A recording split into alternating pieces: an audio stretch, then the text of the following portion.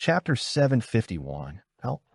Lumian had always assumed that the catacombs administrator, marked with light brown age spots, had been assimilated by the catacombs themselves, becoming part of this peculiar place, and would over time become more corpse-like, losing all semblance of life and forever sleeping within an upright, decaying coffin.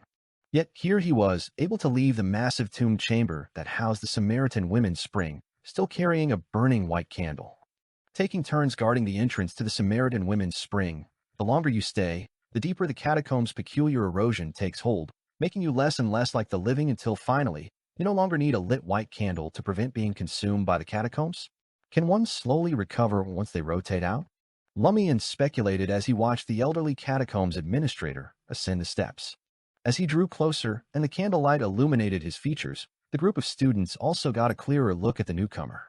They recognized the uniform of the catacombs administrator, but had never met one so aged he seemed nearly decomposed. His face speckled with light brown age spots and his eyes black and icy, coupled with his faint, almost non-existent breath, instilled an involuntary fear in them, prompting them to huddle together for warmth and courage. With each soft step echoing, the elderly caretaker stopped at the entrance to the old ossuary. He then turned, casting his chilling gaze upon Lumian. "I need to speak with you," the catacombs administrator said in a hoarse, matter-of-fact tone. "Me? Do we know each other? Plus, I came here on a whim, driven by impulse, and didn't inform anyone of my plans. Why would you need to see me?" Lumian was taken aback, as were the university students. They hadn't expected this intriguing, skilled prankster to be acquainted with such a frightening catacombs administrator. Had he really explored the catacombs so often that he had befriended the administrators? Perplexed, Lumian stood up and followed the elderly administrator to the side of the entrance to the old ossuary. He wanted to hear what this was all about and why he was being sought out. In the dense darkness, with just the stub of a white candle making his face appear more ghastly, the emotionless caretaker said, "There's been an anomaly with a corpse on the 4th level southwest corner." "Handle it." "Me." Lumian pointed to himself with his empty right hand. "Why are you asking me to deal with this? There are other catacombs administrators, official beyonders for this sort of thing." "Why me? And you're ordering me around as if I'm a mercenary paid to handle such matters, without even discussing compensation." "Correct." The elderly administrator nodded gently. "My body and spirit are nearing decay, and I can no longer engage in combat." Lumian eyed the administrator with curiosity, probing. "Do you know me?" The deep wrinkles on the administrator's face unfolded into a strange smile. "You are one of our kind." "One of our kind." Lumian mused, a guess forming in his mind. "Deal with it now. The longer you wait, the more troublesome it becomes." The administrator turned and headed back towards the entrance to the old ossuary. "I came to stake out Harrison from Resurrection Island, not to work for you." Lumian muttered silently. His curiosity piqued as he followed the more corpse-like than living administrator down the stone steps. During this, he flashed a smile and waved at the students, frightening them into silence. None dared to respond. Once Lumian and the elderly administrator's figures had disappeared deep into the stone stairway, with only a flicker of candlelight remaining, the students finally relaxed and exhaled in relief. That guy really knew the catacombs administrator well. He must be extremely familiar with this place. Were the rumors he shared actually true? Recalling Lumian's description of the dorm anomalies and the consequences of extinguishing a candle, the students shivered in unison, pulling their candles closer to their bodies. Descending layer by layer, past Francois's tomb and the Blood Order Hall, Lumian followed the old administrator, quickly reaching the southwest corner of the catacomb's 4th level.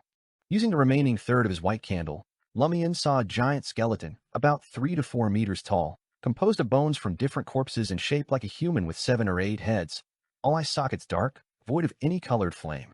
At that moment, the giant skeleton was opening tomb doors, extracting sharp bones, and adding them to its massive bone sword. The candlelight spread only slightly, illuminating the area minimally as darkness flowed like water, bringing an indescribable chill and horror. Even without getting close, Lumian involuntarily felt fear and resistance, as if he were walking towards death. His blue eyes darkened to iron black, reflecting the ghastly pallor of the aberrant skeleton. Deep within its chest, it felt as if he had to cleave through layers of white bones to reach it. "You see it? Take care of it," the old caretaker commanded again, as if ordering a subordinate. "What abilities does it have?" Lumian wasn't averse to lending a hand. He had just acquired a powerful item and was eager to use it, but he couldn't just rush into battle without understanding the monster's capabilities and planning his strategy. The candle in the administrator's hand was now just a stub, its dim flame stubbornly clinging on.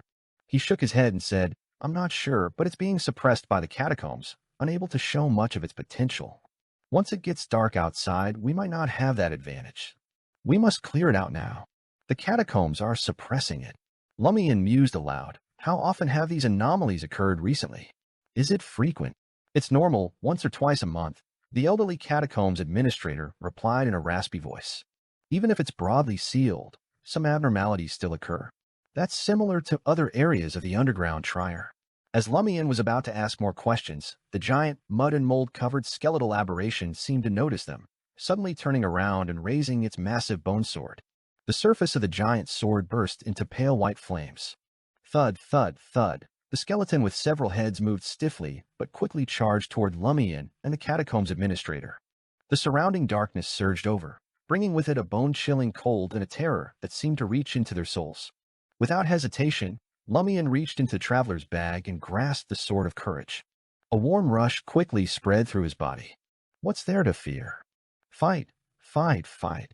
Lumian drew the iron-black greatsword and charged toward the giant skeleton and its terrifying bone sword.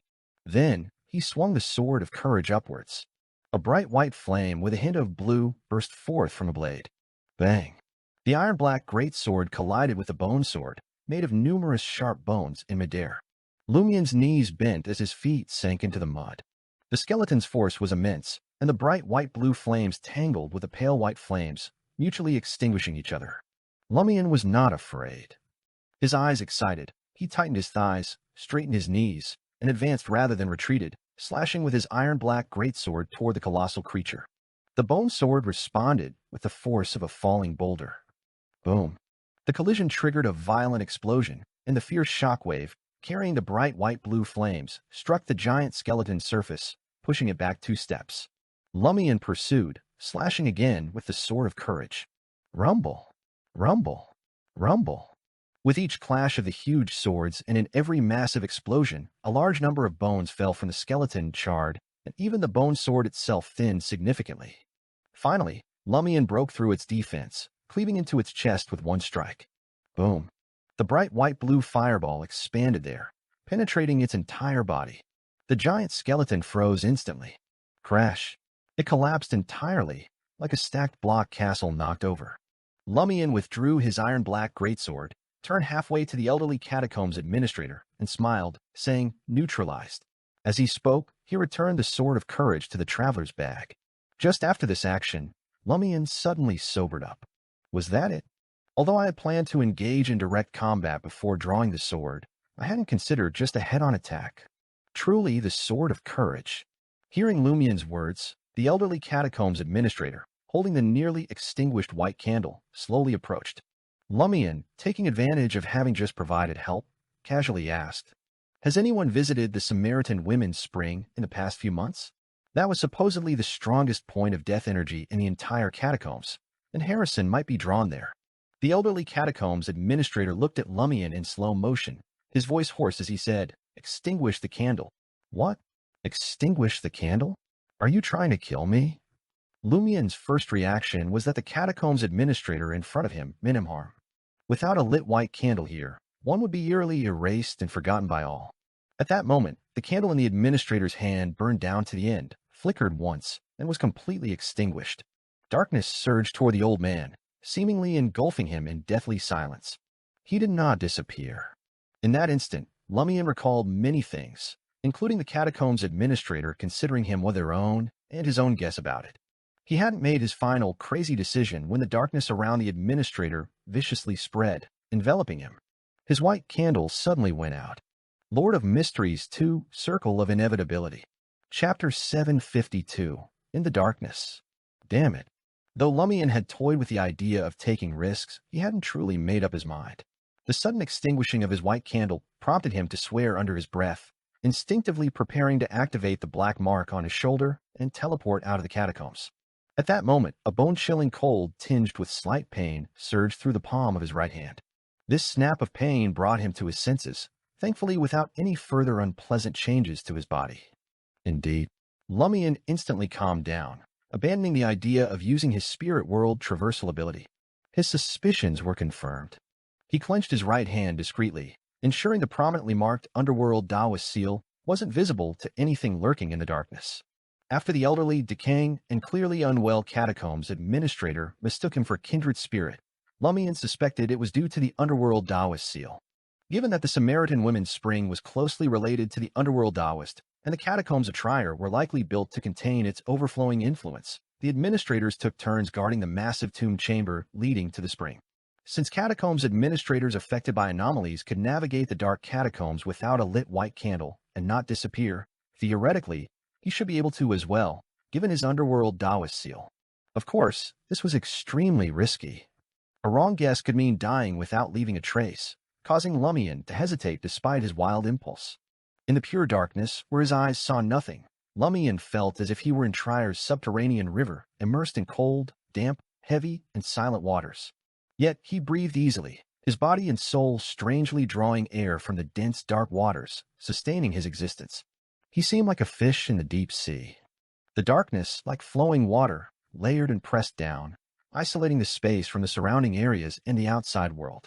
The next moment, Lumian heard the old administrator's raspy, indifferent voice. Recently, 3 people tried to approach the spring, but I stopped them. 3 people. Lumian's spirit lifted as he asked, who were they? One time it was a blessed of darkness and death with a hunter, the old administrator described in his own way. A blessed of darkness and death with a hunter. Isn't that Madame Hella and me? You still remember us? Lumian realized, followed by muttered criticisms. He had thought this elderly administrator, unlike the more active ones like Kindle and nearing a corpse-like state, didn't recognize people by sight but by sensing their presence. Lumian had encountered 2 catacombs administrators guiding visitors when he arrived at the entrance to the old ossuary, and they didn't see him as one of their own. Instead, they advised him not to wander alone and always keep a white candle burning for light. Who was the third? Lumian pressed on. Was it Harrison or Monette, the incarnation of a Mon active in these subterranean catacombs? The old catacombs administrator responded in a monotone, husky voice. An outsider, he felt similar to us but also different, so I stopped him. Similar yet different, an outsider. Lumian pondered these key descriptions and surmised it was probably Harrison from Resurrection Island. What did he look like? Lumian asked, controlling his emotions, seemingly calm. He couldn't see through the darkness, not even the outline of the old administrator, but he sensed the other was right in front of him, no more than 2 meters away. He then heard the old administrator reply, I've been an administrator for so long, I've forgotten many things. Even death itself vanishes here, let alone our memories. I can't remember what he looked like, only that he didn't resemble an Intision, nor a Loanese or Faceation. After a brief pause, the catacombs administrator continued in his flat tone, I should go back to rest now? Lumian did not try to stop him, nor did he ask further questions. Although he hadn't heard any footsteps, nor sensed any movement ahead, a very clear thought suddenly struck him. The person has already left. He didn't look like an Intision, a Loanese, or a Faceation. An outsider. Someone who had been to the 4th level of the catacombs in recent months. Lumian replayed the catacombs administrator's responses in his mind over and over. Suddenly, he remembered something. Franca had mentioned that she encountered a man in the catacombs who she suspected came from the world of the Celestial Master, the world they had transmigrated from. Her judgment was based on the man's appearance, which closely resembled the people from that world, and was distinctly different from those of the Intisians, Loanese, Phaenopaterians, and Faceations. So, the person Franca met was the one the elderly administrator persuaded to leave? And that person could very well be Harrison from Resurrection Island. Is Resurrection Island actually a node where 2 worlds converge? The reason the nautical chart leading to Resurrection Island is incorrect is because it lacks mystical details. Even if one reaches the designated sea area, only danger is encountered, with no sight of the goal. This would nicely explain Franca's divination result that the chart is genuine and why adventurers have failed to locate Resurrection Island. The charts are indeed accurate, but they don't record the method to open the island's door. If this is the case, there should be a deeper explanation for why Franca and the others were transmigrated, and for the purpose of the Resurrection Islanders appearing on the North and South continents. The good thing now is Franca has seen someone who might be Harrison and has drawn a corresponding portrait through a ritual, which will help us in our future search. And Franca and Jenna's exploration yielded quite a lot of crucial information about many important matters, filled with a sense of being arranged.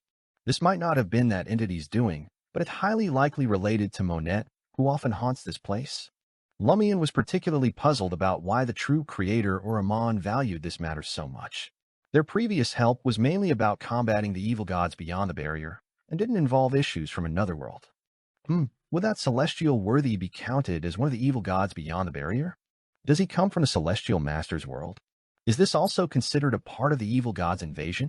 Lumian speculated briefly before pondering another question, whether to inform Franca, 007, Madame Hella, and other members of the Curly-Haired Baboons Research Society about this. Lumian could already picture what would happen, including Franca. Some members of the Curly-Haired Baboons Research Society would desperately set out to sea, searching for Resurrection Island marked on the sea chart, failing to find the island, but finding it being even more dangerous. But Lumian preferred to see Franca remain as she was, conflicted about her gender, but generally happy. After a moment of silence, Lumian laughed a bit out of character, whispering self-mockingly in the environment like the dark depths of the sea.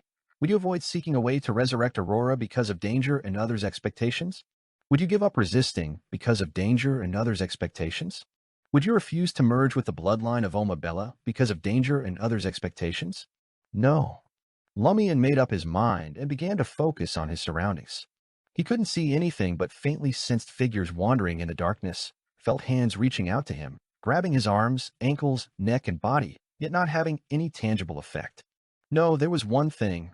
Lumian felt distinctly colder, to the point where, with the physical traits of a reaper, he almost couldn't help but constrict his pores and shiver lightly. He also heard faint, painful, despairing cries but couldn't discern their specific directions. Are these the people who vanished in the catacombs before?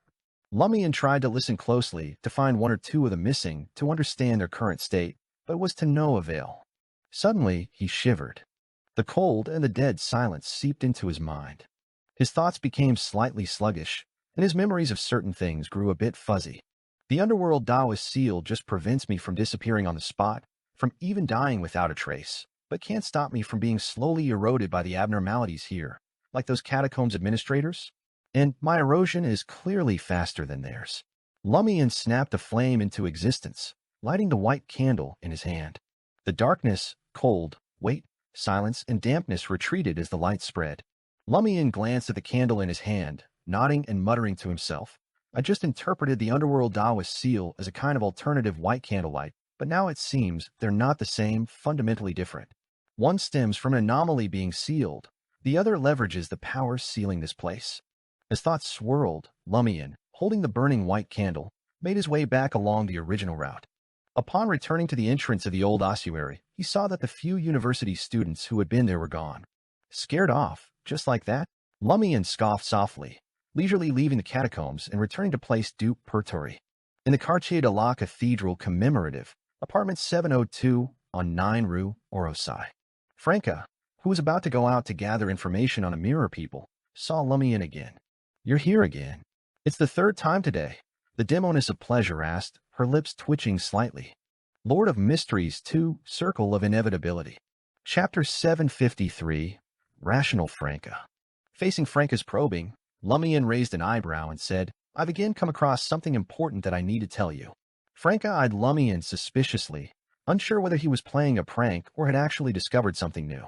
Given the frequency of his discoveries, it seemed a bit much, didn't it? Just this morning, he had returned from the Blue Avenger, having completed an initial exploration that yielded the formula for the Demoness of Despair potion, a sort of courage equivalent to a Grade 1 sealed artifact, and a specially significant corpse wax candle, all important findings. And now he had more gains in the afternoon. Ultimately, Franca chose to believe Lumian. After all, he had proven himself a harbinger of chaos on multiple occasions. She stepped aside to let him into the living room. What's it about this time? Franca asked gravely as she closed the door. Lumian stood by the window back to the outside and said seriously, Do you remember Mr. Hangman's description of Harrison? I remember he might appear in places closely linked to darkness, death, dusk, and decay. Franca replied, the oppressive atmosphere stifling her usual retort of not having forgotten what was discussed just that morning. Lumian nodded and continued, I had some free time, so I went to the catacombs. I met with the administrator guarding the Samaritan Women's Spring area. He told me that recently, an outsider tried to approach the spring but was stopped by him. This outsider's features are quite different from anyone from the northern continent. Franca, initially confused, shivered instinctively and blurted out, Harrison? Was the man with the eastern features that Jenna and I met actually Harrison? She immediately recalled her and Jenna's adventure at the Chrismona Night Pillar. In her urgency, she replaced the more complex description of non-North Continent-bearing features with Eastern features. It's very likely. Lumian nodded slowly. Franco was taken aback. Resurrection Island. Resurrection Island. Her lake blue eyes sparkled with excitement and anticipation. She asked for confirmation. Could Resurrection Island be a node where the two worlds converge? Even if it's not, it's probably closely related to your world, Lumian said, not wanting to dampen her spirits. Franca paced back and forth excitedly, then wailed, "Why didn't I recognize him then? Why didn't I capture him? Now he's gone, and we don't even have a starting point." The Eternal Blazing Sun Church is too slow, not a single piece of feedback. After Franca vented her frustration, Lumian calmly said, "You can't blame 007 and the others for being slow. Harrison might no longer be in Trier." Franca pondered aloud. "I'll announce this at the Research Society meeting, so members in different areas can watch out for anyone resembling Harrison." Before Lumian could caution her, Franca muttered to herself, "I'll tell them not to seek the island until we find Harrison and obtain detailed information about Resurrection Island. It's too dangerous. If they spot Harrison, they shouldn't rush to recognize him or approach him. Pretend they haven't seen him and notify President Gandalf, the chairman, Madame Hella, and us." Lumian listened intently and then playfully complimented her. "I thought you'd be too excited to think straight. But surprisingly, you, who usually seem carefree and not too thoughtful, have considered everything quite thoroughly." Franca wasn't provoked, she replied with a smug grin. "What do you call that? Lou Duan is never muddled in major matters. If I have to think hard all the time, wouldn't that negate the point of relaxing?" That made some sense. Lumian asked, puzzled, "Who's Lou Duan?" "No need to know," Franca answered decisively. Lumian guessed the reason and didn't press further, simply nodding. "We'll share this at the gathering in 2 days." Franca hummed in agreement, then her excitement and joy vanished, her body trembling slightly. "What's wrong?" Lumian asked with concern. Franca pressed her lips together, speaking softly. "I'm excited about the truth and what the future might hold, but I'm also afraid it won't meet my expectations. I'm scared of facing an answer I can't handle." After speaking, Franca leaned on the windowsill as if drained of strength. Lumian offered no comfort. His look one the same as that Madam Magician had when she looked at him, pity. He too feared that the hope for resurrection he so desperately pursued might just be an unattainable illusion. After a moment, Lumian asked, "Want to have a drink?" "Sure," Franca responded with a complex smile. "Getting drunk might help me forget these worries." Ah, typical brotherly comfort, offering a drink. 2 days later, Franca met with Demonis of Black Clarice at a hunting ground on the edge of the East Logans Forest, as agreed. The demigod-level Demonis had swapped her usual black court gown for dark hunting attire and a black hat that covered her long hair, giving her an air of dashing elegance and freshness. Compared to her previously melancholic beauty, Madame Clarice now radiated a different kind of allure, equally captivating and splendid. Franca eyed the Demonis of Black with appreciation, suppressing the desires that instinctively arose, and relayed the intelligence on a mirror people that 007 had provided in detail. Clarice nodded gently, her smile bright as she took a wooden, burgundy-colored briefcase from her horse. "This is your reward," said the Demonis of Black as she handed the case to Franca. Franca did not hesitate, thanking her as she unlatched the metal fasteners and opened the modest-sized wooden briefcase. Inside, the case was divided by pristine ice blocks showing no signs of melting, each compartment containing a bat's head with colorful markings, a gallbladder oozing blood and green bile, a bifurcated tail covered with sleek, sinister scales, and 2 types of dark red blood in glass vials. Affliction's main ingredient, and most of the supplementary ingredients are here. If you're not ready to advance, don't try to break the ice I've crafted. That'd only infect the bearer with various diseases and lead to a slow death, warned the Demonis of Black. "Thank you, madam." Franca quickly counted what supplementary ingredients were still needed. All that was missing was the fairly common Infinitas eucalyptus. Demonis of Black Clarice commented, "You're very efficient and effective in your tasks. Perhaps in another year or 2, you'll be ready to attempt opening the gate to godhood. But then we won't reward you with the formula and ingredients for despair. Instead, we'll inform you of the advancement ritual in advance. Once you're nearly ready, we'll simply give you the despair potion." "Is this to prevent high-sequence potion formulas from being leaked?" Franca asked, understanding dawning on her. The Demonis of Black nodded. "Once you earn the right to have a color precede your title, you'll truly access the high-sequence potion formulas and some of the sect secrets.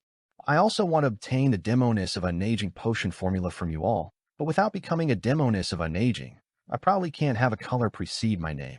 No matter, having prior knowledge of the ritual to see if it's wicked or not is sufficient. Franca didn't hide the anticipation in her expression. She then steered the conversation back to the investigation of the mirror people. Madam, to what extent should we pursue the mirror people? Is it enough to thwart their plans and eliminate those who have escaped from the special mirror world? We couldn't possibly enter that special mirror world and eradicate their leaders and their foundation while fourth epic trier seal remains intact, could we? Franca was probing the demoness sect's ultimate goal regarding the mirror people, trying to gauge the state and thoughts of the primordial demoness. Clarice looked at her and said with a refreshing smile, "Let's do what we can for now. When you advance to affliction, we'll tell you more." Becoming a demoness of affliction means entering the core circle of the demoness sect, eligible to learn some secrets. Franca was both excited to be drawing closer to the secrets of the demoness sect and completing tasks, and somewhat anxious. Late at night, in a quarry cave in underground Trier, Angoulême de Francois, dressed in a brown woolen coat and wearing a gold brooch, entered this dormant area carrying a carbide lamp. His right sleeve was rolled up, revealing a glass syringe tied around his elbow filled with a cloudy white liquid. Behind him followed 4 or 5 purifiers, each with a similar syringe on their arms. Surrounded by the purifiers were 4 tall iron-gray steam robots, responsible for carrying an item over 2 meters long and about 6 feet wide. The item was covered with a red flannel cloth, hiding any details. Angoulême stopped in the middle of the quarry, gesturing for his teammates to halt as well. The iron-gray steam robots then set the item on the ground. As the flannel cover was lifted, a beautifully crafted, classical-looking bed was revealed, making Angoulême and his team feel tired and drawn to its inviting comfort, wanting to lie down for a good sleep. Angoulême quickly looked away and, using the hand holding the carbide lamp, pushed the plunger of the syringe, injecting more of the liquid into his body. Following similar actions from the other purifiers, a figure in a black nun's outfit suddenly emerged from the other side of the quarry. Lord of Mysteries 2, Circle of Inevitability. Chapter 754, Two Spirits. When the feminine silhouette emerged from the darkness, Angoulême and his companions instantly tensed up. They were still unsure how to make the humanoid sealed artifact move towards the bed on its own. They could only hope that the bed, also a grade 1 sealed artifact, would exert its allure to entice beings to lie upon it. Of course, the Eternal Blazing Sun Church wouldn't send merely a team of highest-ranking purifiers for a transaction involving a grade 1 sealed artifact. Undoubtedly, a demigod was overseeing from the shadows, but in the event of an incident, how many could be saved from the clash of 2 grade 1 sealed artifacts was an uncertainty. As soon as the somber yet serene-looking woman appeared, she moved toward the elegant, classical bed as if summoned or commanded. Angoulême and the others remained perfectly still, almost like statues, fearing any sudden movement might startle their target and hinder the positive development of the situation. Finally, the figure in the black nun's attire lay down on the bed. She yawned slightly, then closed her eyes, her whole being radiating profound exhaustion, as if she had spent her life's energy. She fell asleep. Several purifiers stepped forward, placing their differently colored leather cases on the ground. They then pulled up the red flannel cloth to cover both the humanoid sealed artifact and the classical bed together. The iron-gray steam robots also set down another leather case they were carrying. They lifted the bed and, along with the purifiers, left the quarry at a measured pace. Soon, only Angoulême and the 9 cases on the ground behind him remained. At the edge of the quarry, enveloped in deep darkness, a figure dressed in assassin's garb emerged. She did not speak to Angoulême but moved past the purifier deacon to inspect the cases one by one. 8 of the cases were either filled with shimmering gold bars or packed with numerous gold coins, all quite heavy, making Franca's gaze seem disrupted by the gleam of gold. "I've never seen so much gold in my 2 lifetimes combined. Shame it's not mine," Franca thought regretfully as she stowed the gold, valued at 1.2 million Vroldor, along with the cases into her traveler's bag. Another case contained the main and supplementary ingredients for the pleasure potion and 2 folded scrolls. After verifying everything was correct, Franca nodded to Angoulême in a cold, businesslike tone befitting their professional relationship. "You keep your promises well. I will continue to provide you with intel." "Praise the sun. You are the god of deeds," Angoulême exclaimed, spreading his arms slightly in homage, attributing all glory and success to the deity. Franca then left the quarry, continuously circling around and using her demoness powers to erase any traces, countering any potential divination or prophecy. After about 7 or 8 minutes, she met with Lumian in a secret tunnel in underground Trier and was transported away by teleportation. Inside apartment 702 at 9 Rue Orosai, Franca handed over the ingredients related to the pleasure potion along with the leather case to Jenna, while Lumian was already seated on the armchair, engrossed in a reorganized dossier of the sealed artifact which wasn't written in a fixed format. Number 147. Original name, Clemens Athena. This sealed artifact was born in a magistrate's family in Spam village, Zamet region of Upper Hornasis. She was sent to the Zamet cloister upon reaching adulthood and 2 years later entered Suet University to study paleobiology. After graduation, she stayed on as a faculty member. Her research in paleobiology primarily focused on tracing the remnants of mythical creatures to prove their existence. At the age of 29, she abruptly resigned from her academic post and returned to her native village, where she secluded herself in her room. Over the next 2 years, her family suffered a series of misfortunes. Her father, intoxicated, fell into a cesspit at night and drowned. Her mother, overcome with grief, hanged herself. Her siblings killed each other over inheritance disputes. And her sister, who had gone home to intervene, went missing and was never found. The villagers of Spam blamed her for bringing misfortune and sought to expel her.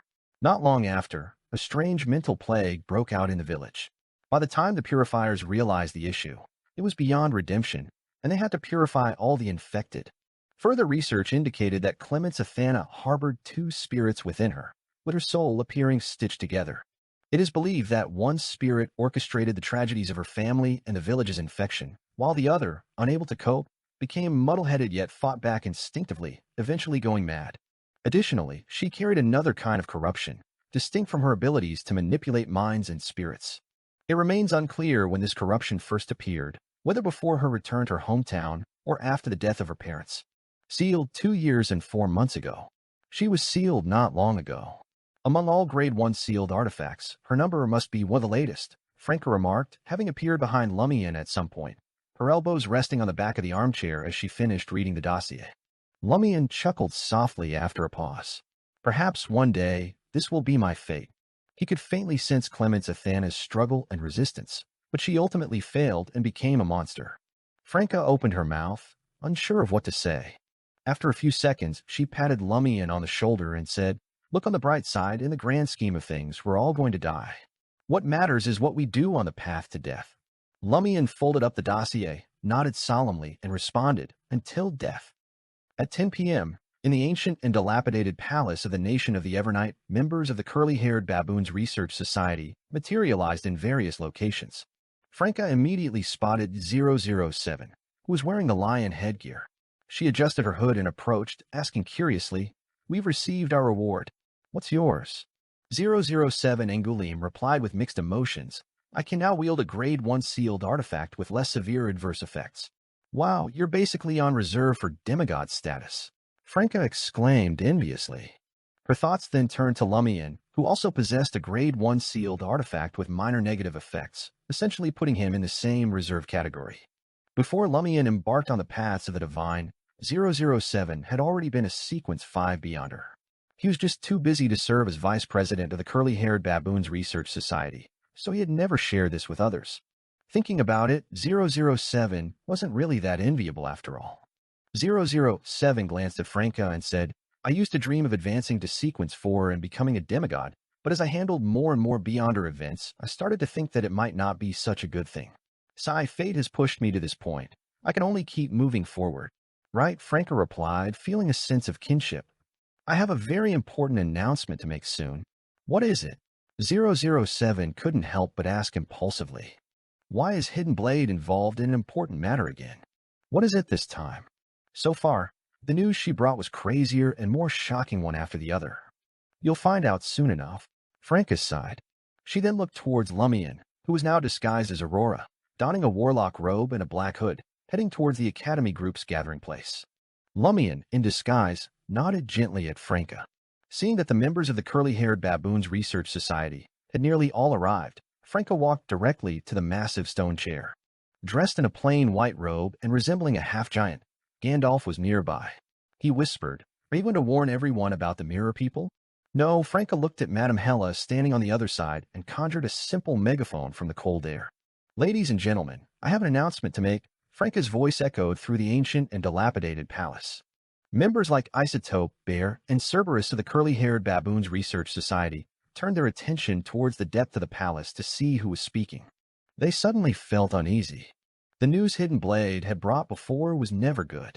Although she helped the Curly-Haired Baboons Research Society clean up its internal saboteurs and established more reliable rules, avoiding foreseeable harm, the surging tide still left every participant unnerved. As everyone ceased their discussions and looked towards her, Franca cleared her throat and started from the rumors about Resurrection Island, recounting her encounter in the catacombs of Trier with a man bearing Eastern looks in their original world. So, it's about this. There's a continuation of that incident. 007 relaxed slightly. A humming sound arose in different parts of the old palace, and members of the Curly-Haired Baboons Research Society couldn't help whispering among themselves. For most of them, they had already accepted reality, adapted to their current lives, and even had different pursuits. But now someone was telling them that the matter of transmigration still had secrets. Maybe they could even go home.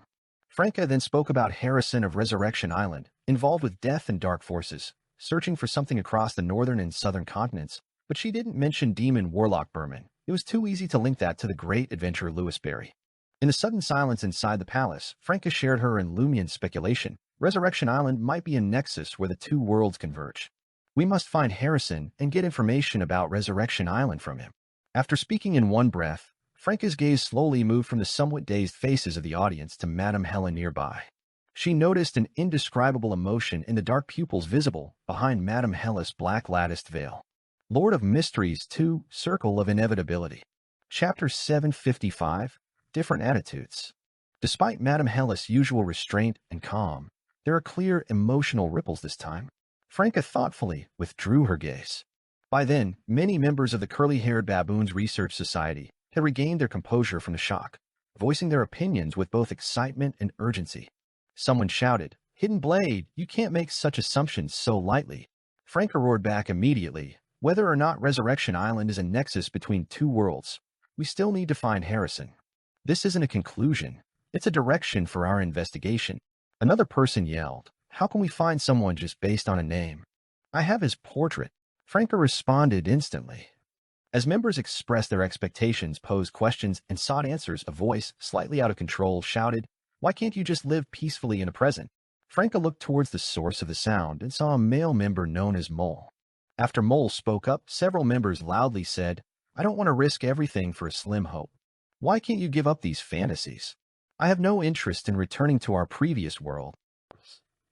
In response to the dissenting voices, Franca wasn't surprised but internally sighed. People vary so much when you gather 100 of them.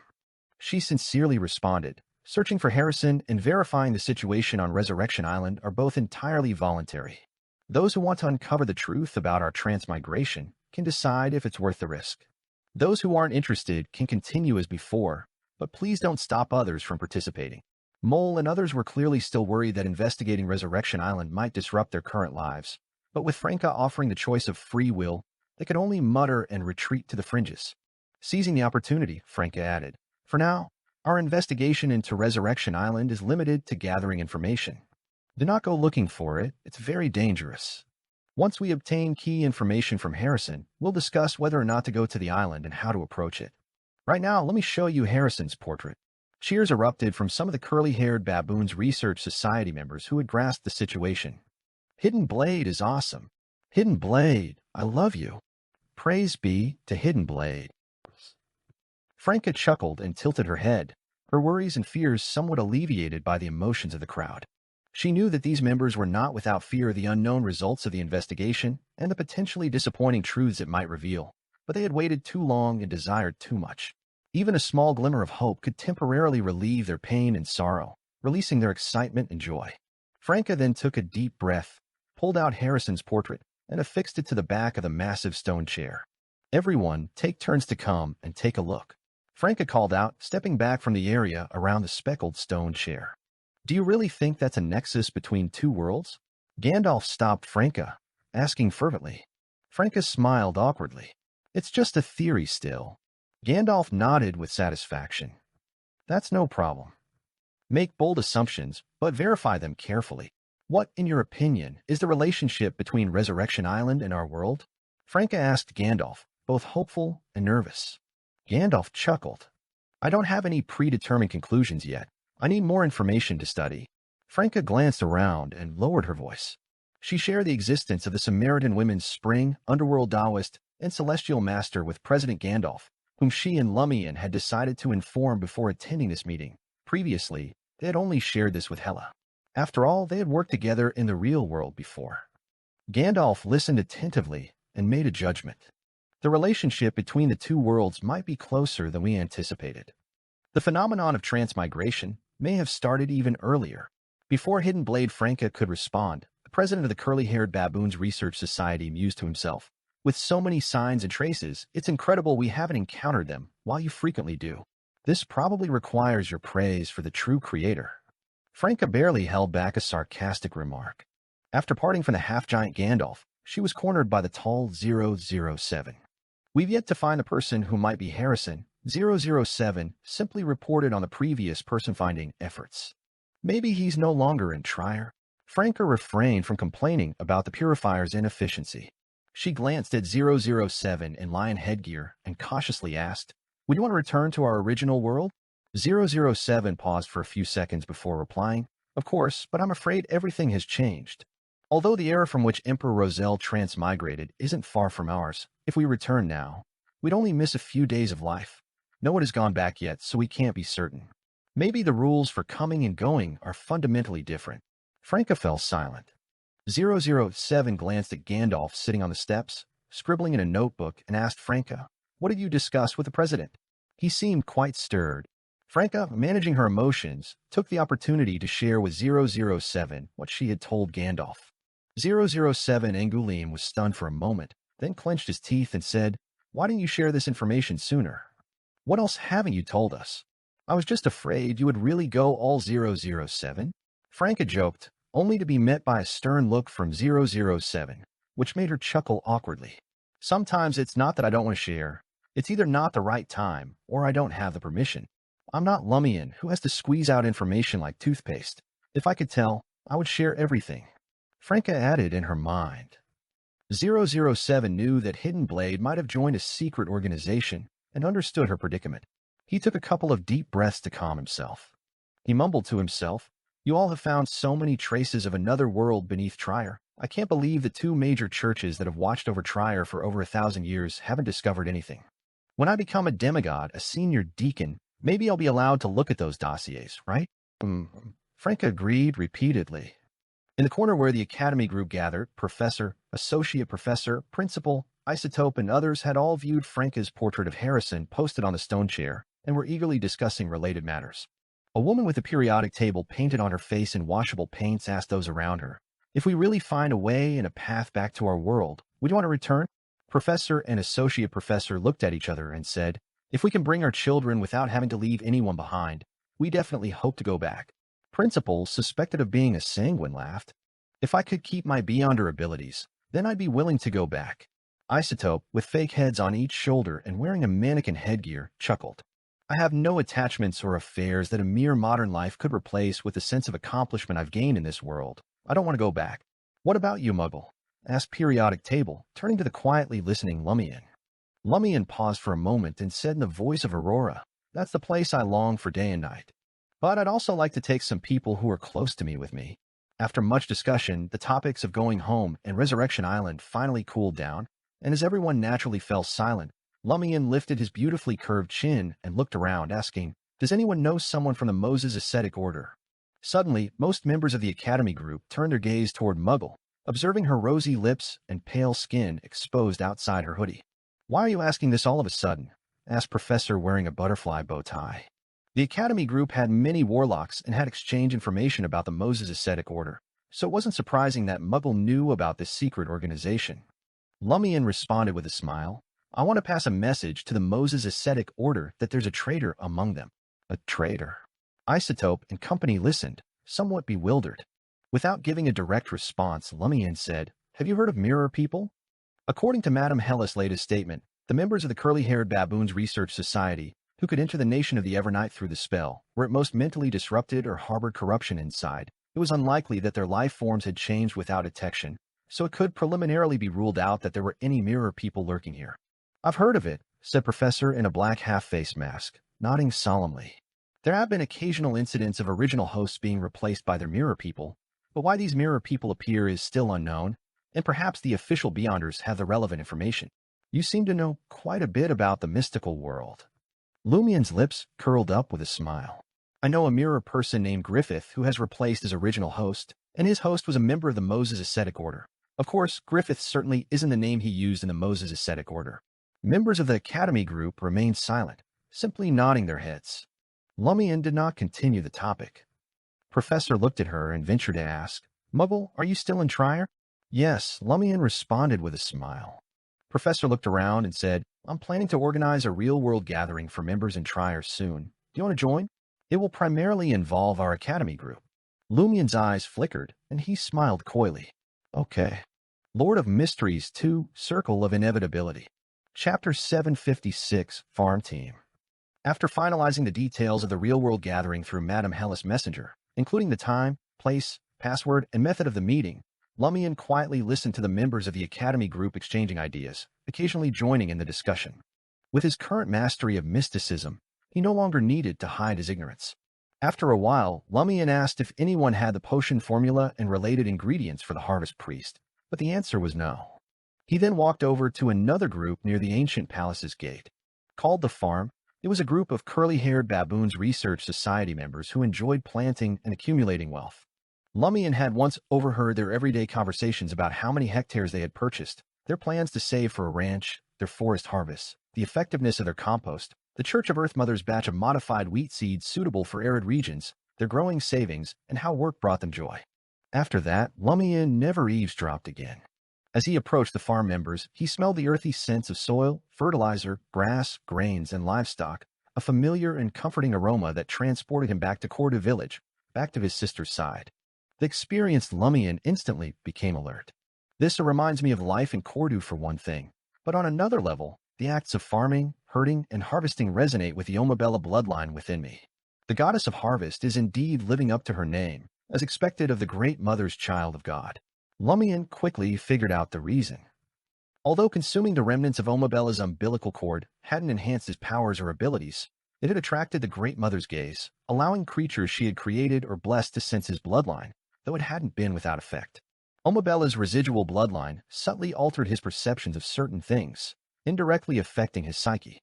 As Lumian listened to the farm group members discussing, he keenly observed each person's reactions. Although only creatures lacking necessary intellect would mistake him for a child of the Great Mother, those who had received the Great Mother's boons or were directly created by her could sense the Omabella bloodline in him, though they wouldn't misidentify him. This would help Lumian determine through any unusual reactions among the farm group members whether they covertly worshipped the Great Mother. After a few minutes, Lumian tentatively confirmed that none of the curly-haired baboons research society members in this area were problematic. He then mimicked Aurora's voice when she pressed her voice down, looked around, and asked, Does anyone have the Harvest Priest potion formula or related ingredients? If you're unwilling to disclose the formula, you could sell me a ready-made Harvest Priest potion. Muggle, I thought you were a warlock, a farm group member called Breeder Master asked, puzzled. He was tall with a rugged, wild demeanor, and wore a primitive tribal mask made from animal fur. I know someone who needs it, Lumian laughed, and I thought I might make a small profit while helping out. Breeder Master further inquired, You should know that a ready-made potion needs to be consumed quickly before it is absorbed by the container and becomes a sealed artifact with strong negative effects. Moreover, trading through Madame Hellas Messenger would delay things. You have to drink it immediately upon receipt. Will there be no issues? Madame Hellas Messenger sure is busy. Lumian teased inwardly. No problem. After questioning and observing, he was sure that the doctor potion from Lugano had been fully digested. This was a doctor who had treated an angel and fake angel. After Ludwig was brutally beaten by Loki, it was Lugano who had treated and healed his wounds. Lumian himself had received Lugano's treatments on multiple occasions. After contemplating for a moment, Breeder Master said, 20,000 gold risit for a ready-made Harvest Priest potion. It's pricier than just buying the ingredients separately, but we have to respect intellectual property rights.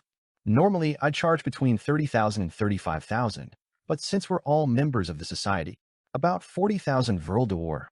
Lumian nodded slightly in agreement. No problem. He already had 19,000 gold risit in bills and coins on him, so he made an upfront payment of 10,000, agreeing to pay the balance upon receipt of the potion. They brought in 007 from the Sanctuary Group to notarize the agreement. "Pleasure doing business," said Breeder Master with a smile to Muggle as he pocketed the deposit.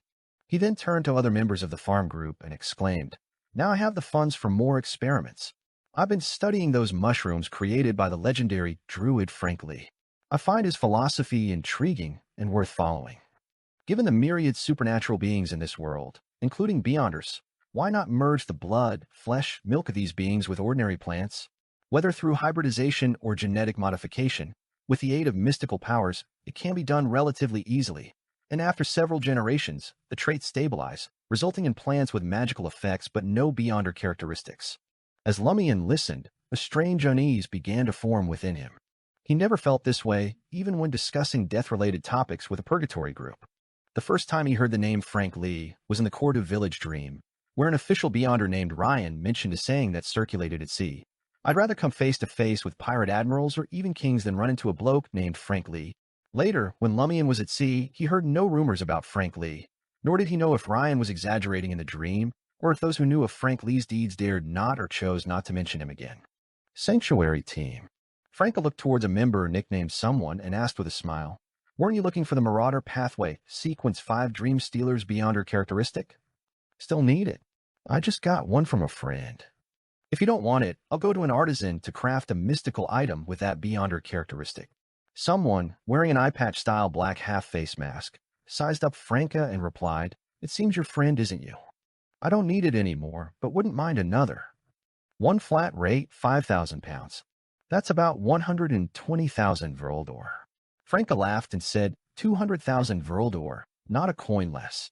Someone calculated for a moment and countered, 150,000 Vrildor at best, or forget it. Franka thought for a few seconds and said, "You can pay in 2 installments, the first right now of 120,000 Vrildor, and the second of 60,000 within 3 months of receiving the Beyonder characteristic, secured by 007's notarization to enforce the contract." Someone paused to think, then asked with a smile, "Aren't you worried I'll default after getting the Beyonder characteristic?" "A notary's notarization isn't foolproof, remember? I was once a renowned swindler." Franka smiled. "Who's better, you or Bard?" Someone fell silent. "Bard has already been dealt with by me and my comrades. Unless you're willing to give up a very useful trading platform over 60,000 Vrildor, I'm not worried about you defaulting. Your Beyonder characteristics are also quite valuable." Franka, who had mafia ties, made her intimidating remark as casually as discussing what's for dinner. "It won't be long before I surpass him," replied someone after a few seconds. "Deal?" "No rush," Franka said with a smile. "The final payment must be in gold." In the following days, Lumian had no particular business and wandered around Trier, tracking several mirror people and looking for Harrison's whereabouts based on intelligence provided by 007. He was supposed to collect a reward from Mr. K, but his heart resisted, and he kept delaying. Franka completed her transaction with someone from the Sanctuary Group, receiving a down payment composed of bills and coins totaling 5,000 pounds. She also gave Jenna 15,000 Vrildor in bills, stipulating that the remaining payment of 60,000 Vrildor in gold belonged entirely to her. Jenna lost the Dream Stealer Beyonder characteristic, but also paid off the 45,000 Vrildor she owed Franka, now possessing 16,000 Vrildor and gold loan pound worth 120,000 Vrildor. She had never been so wealthy before.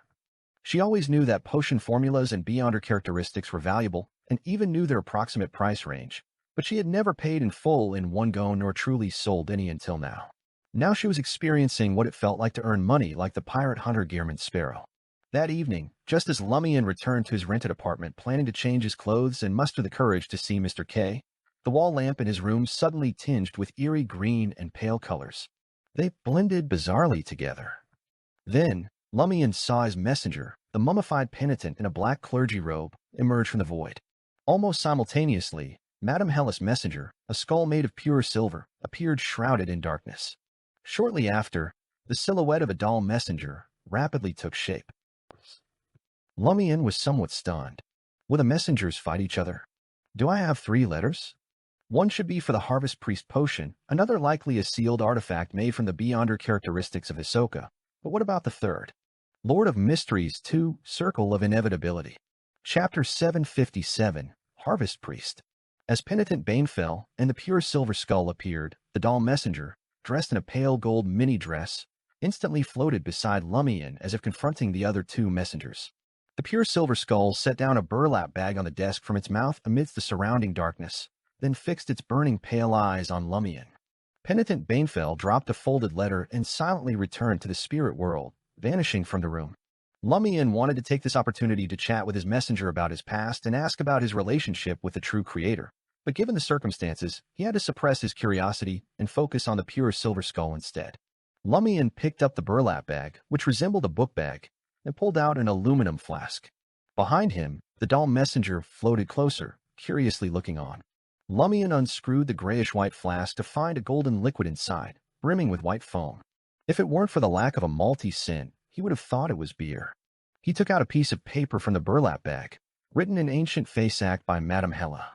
It is indeed the Harvest Priest potion. It needs to be drunk within 15 minutes, or you will end up with an alcohol flask that could bring harvest. Seeing that Madame Hella had helped with the identification and there was a notarized contract in place, Lumian immediately took out the remaining 9,000 gold rizit from his traveler's bag and the 1,000 gold rizit notes he had exchanged in the last 2 days. This is the final payment. Lumian put the gold rizit into the burlap bag and handed it to the skull made of pure silver. The pure silver skull bit down on the burlap bag, merged with the surrounding darkness, and disappeared in an instant. Lumian then turned his head and said with a smile to the doll messenger, "What's your take?" The doll messenger snorted. "I will surpass them eventually. I will become the second most powerful messenger in this world." "Quite ambitious," Lumian replied, half seriously, half in jest. He wasn't surprised by the doll messenger's response. He already knew about the special nature of Penitent Banefell and the pure silver skull. The doll messenger then hurled a dark, translucent orb, resembling a crystal ball but more ethereal, towards Lumian, who easily caught it. Inside the bent, transparent barrier, a glossy black bone ring floated, its surface carved with the twisted, agonizing face of a demon, whose eyes contained 2 vague shadows. After letting the folded letter fall to the surface of the desk, the doll messenger also left Lumian's room. It is indeed a sealed artifact made from Hisoka's Beyonder characteristics. Lumian couldn't afford to check the artifact's effects and impacts right away, so he stored the dark, transparent orb and the folded letter first, and then began to read the letter brought by his messenger. The letter was very brief. 7 of Wands. Do you still remember your promise? We now need your help. If you don't have other important matters recently, please meet us at the following coordinates, where I will tell you the details. Knight of Swords. Knight of Swords needs help. Lumian came to a realization. In the incident of the sea prayer ritual, he had asked this minor arcana card holder, working under Ma'am Hermit, for help. At the time, he did not ask for a payment but mentioned that he might need a bit of help if he went to the southern continent, to which he readily agreed. Fortunately, I'm relatively free lately. Lumian put away the letter from the Knight of Swords, screwed the cap back on the grayish-white flask, and walked out of the room with it in hand. Lugano was cleaning up the plates and cutlery that Ludwig had left behind. Your Harvest Priest potion has arrived, Lumian stated calmly. Lugano froze, a look of confusion washing over his face. After a few seconds, he pointed to the flask in his employer's hand and asked, "This?" "Yes, it looks more drinkable than the potions from the Hunter pathway." Lumian chuckled as he shook the flask. "You have 10 minutes to decide whether you want to drink it." 10 minutes? Lugano exclaimed, startled. Lumian nodded. "No, 8 minutes. If you haven't made up your mind in 8 minutes, I'll find a stray dog downstairs or catch a rat and feed it this potion. Don't I need to prepare mentally and physically?" Fear was written all over Lugano's face. This seems too casual, doesn't it? This is a potion, after all. If his mental and physical state weren't right, he could either turn into a monster or die on the spot. Only 7 minutes left now, Lumian reminded with a smile. Your condition is fine. You just need to relax and remember that you are Ludwig's nanny and family doctor. Is that really okay? Lugano still couldn't believe it. 6 minutes, Lumian said coldly. Lugano was stunned. How could time pass so quickly? Gritting his teeth, he replied, "All right, but I need to drink it in underground trier." Lumian raised an eyebrow. Lugano quickly explained, "I feel that standing on the earth helps me maintain my state while drinking the potion." The earth pathway, huh? Carrying the grayish-white flask, Lumian turned and walked out of the room. Lugano followed, pulling out a bunch of banknotes from his pocket. "This is all my savings, 15,000 Vroldor. You said before the rest would be covered by you." Lumian nodded nonchalantly and accepted the 15,000 Vril d'Or without hesitation. He still had 86,000 Vril d'Or, including a few coins and gold bars. Once on the street, Lumian headed directly to the nearest entrance to Underground Trier. A stray dog passed by, barking as if to threaten them. Lumian chuckled and tested Lugano. "Can you understand what's saying?" With his mind full of thoughts about the Harvest Priest potion, Lugano asked in astonishment, "Why you can understand? Do you have a mystical item from a beast tamer?" Lumian laughed to himself. "It says, I heard you're going to feed me a portion of the Harvest Priest potion. Why haven't you given it to me yet?" Lugano then realized his employer was joking. On second thought, Lugano felt like he was being mocked by his employer. He's implying that I'm a stray dog. I was indeed wondering why he hasn't given me the Harvest Priest potion yet. Once in Underground Trier, Lumian expertly navigated to a deserted tunnel and tossed the grayish-white flask at Lugano. As Lugano fumbled to catch the flask, Lumian coldly reminded, 2 minutes left. Lugano took a deep breath, unscrewed the cap, and saw the potion inside that looked like beer. He began to recall how he had cared for and treated Ludwig, using this memory to slightly relax his tense spirit. After a few seconds and 2 deep breaths, Lugano raised the grayish-white flask and gulped down the potion. Lumian, who made a ball of bright white flame as a light source, silently watched, observing the various changes in Lugano's body. He had not forgotten that his servant was quite unusual. He could stay conscious during the Dream Festival.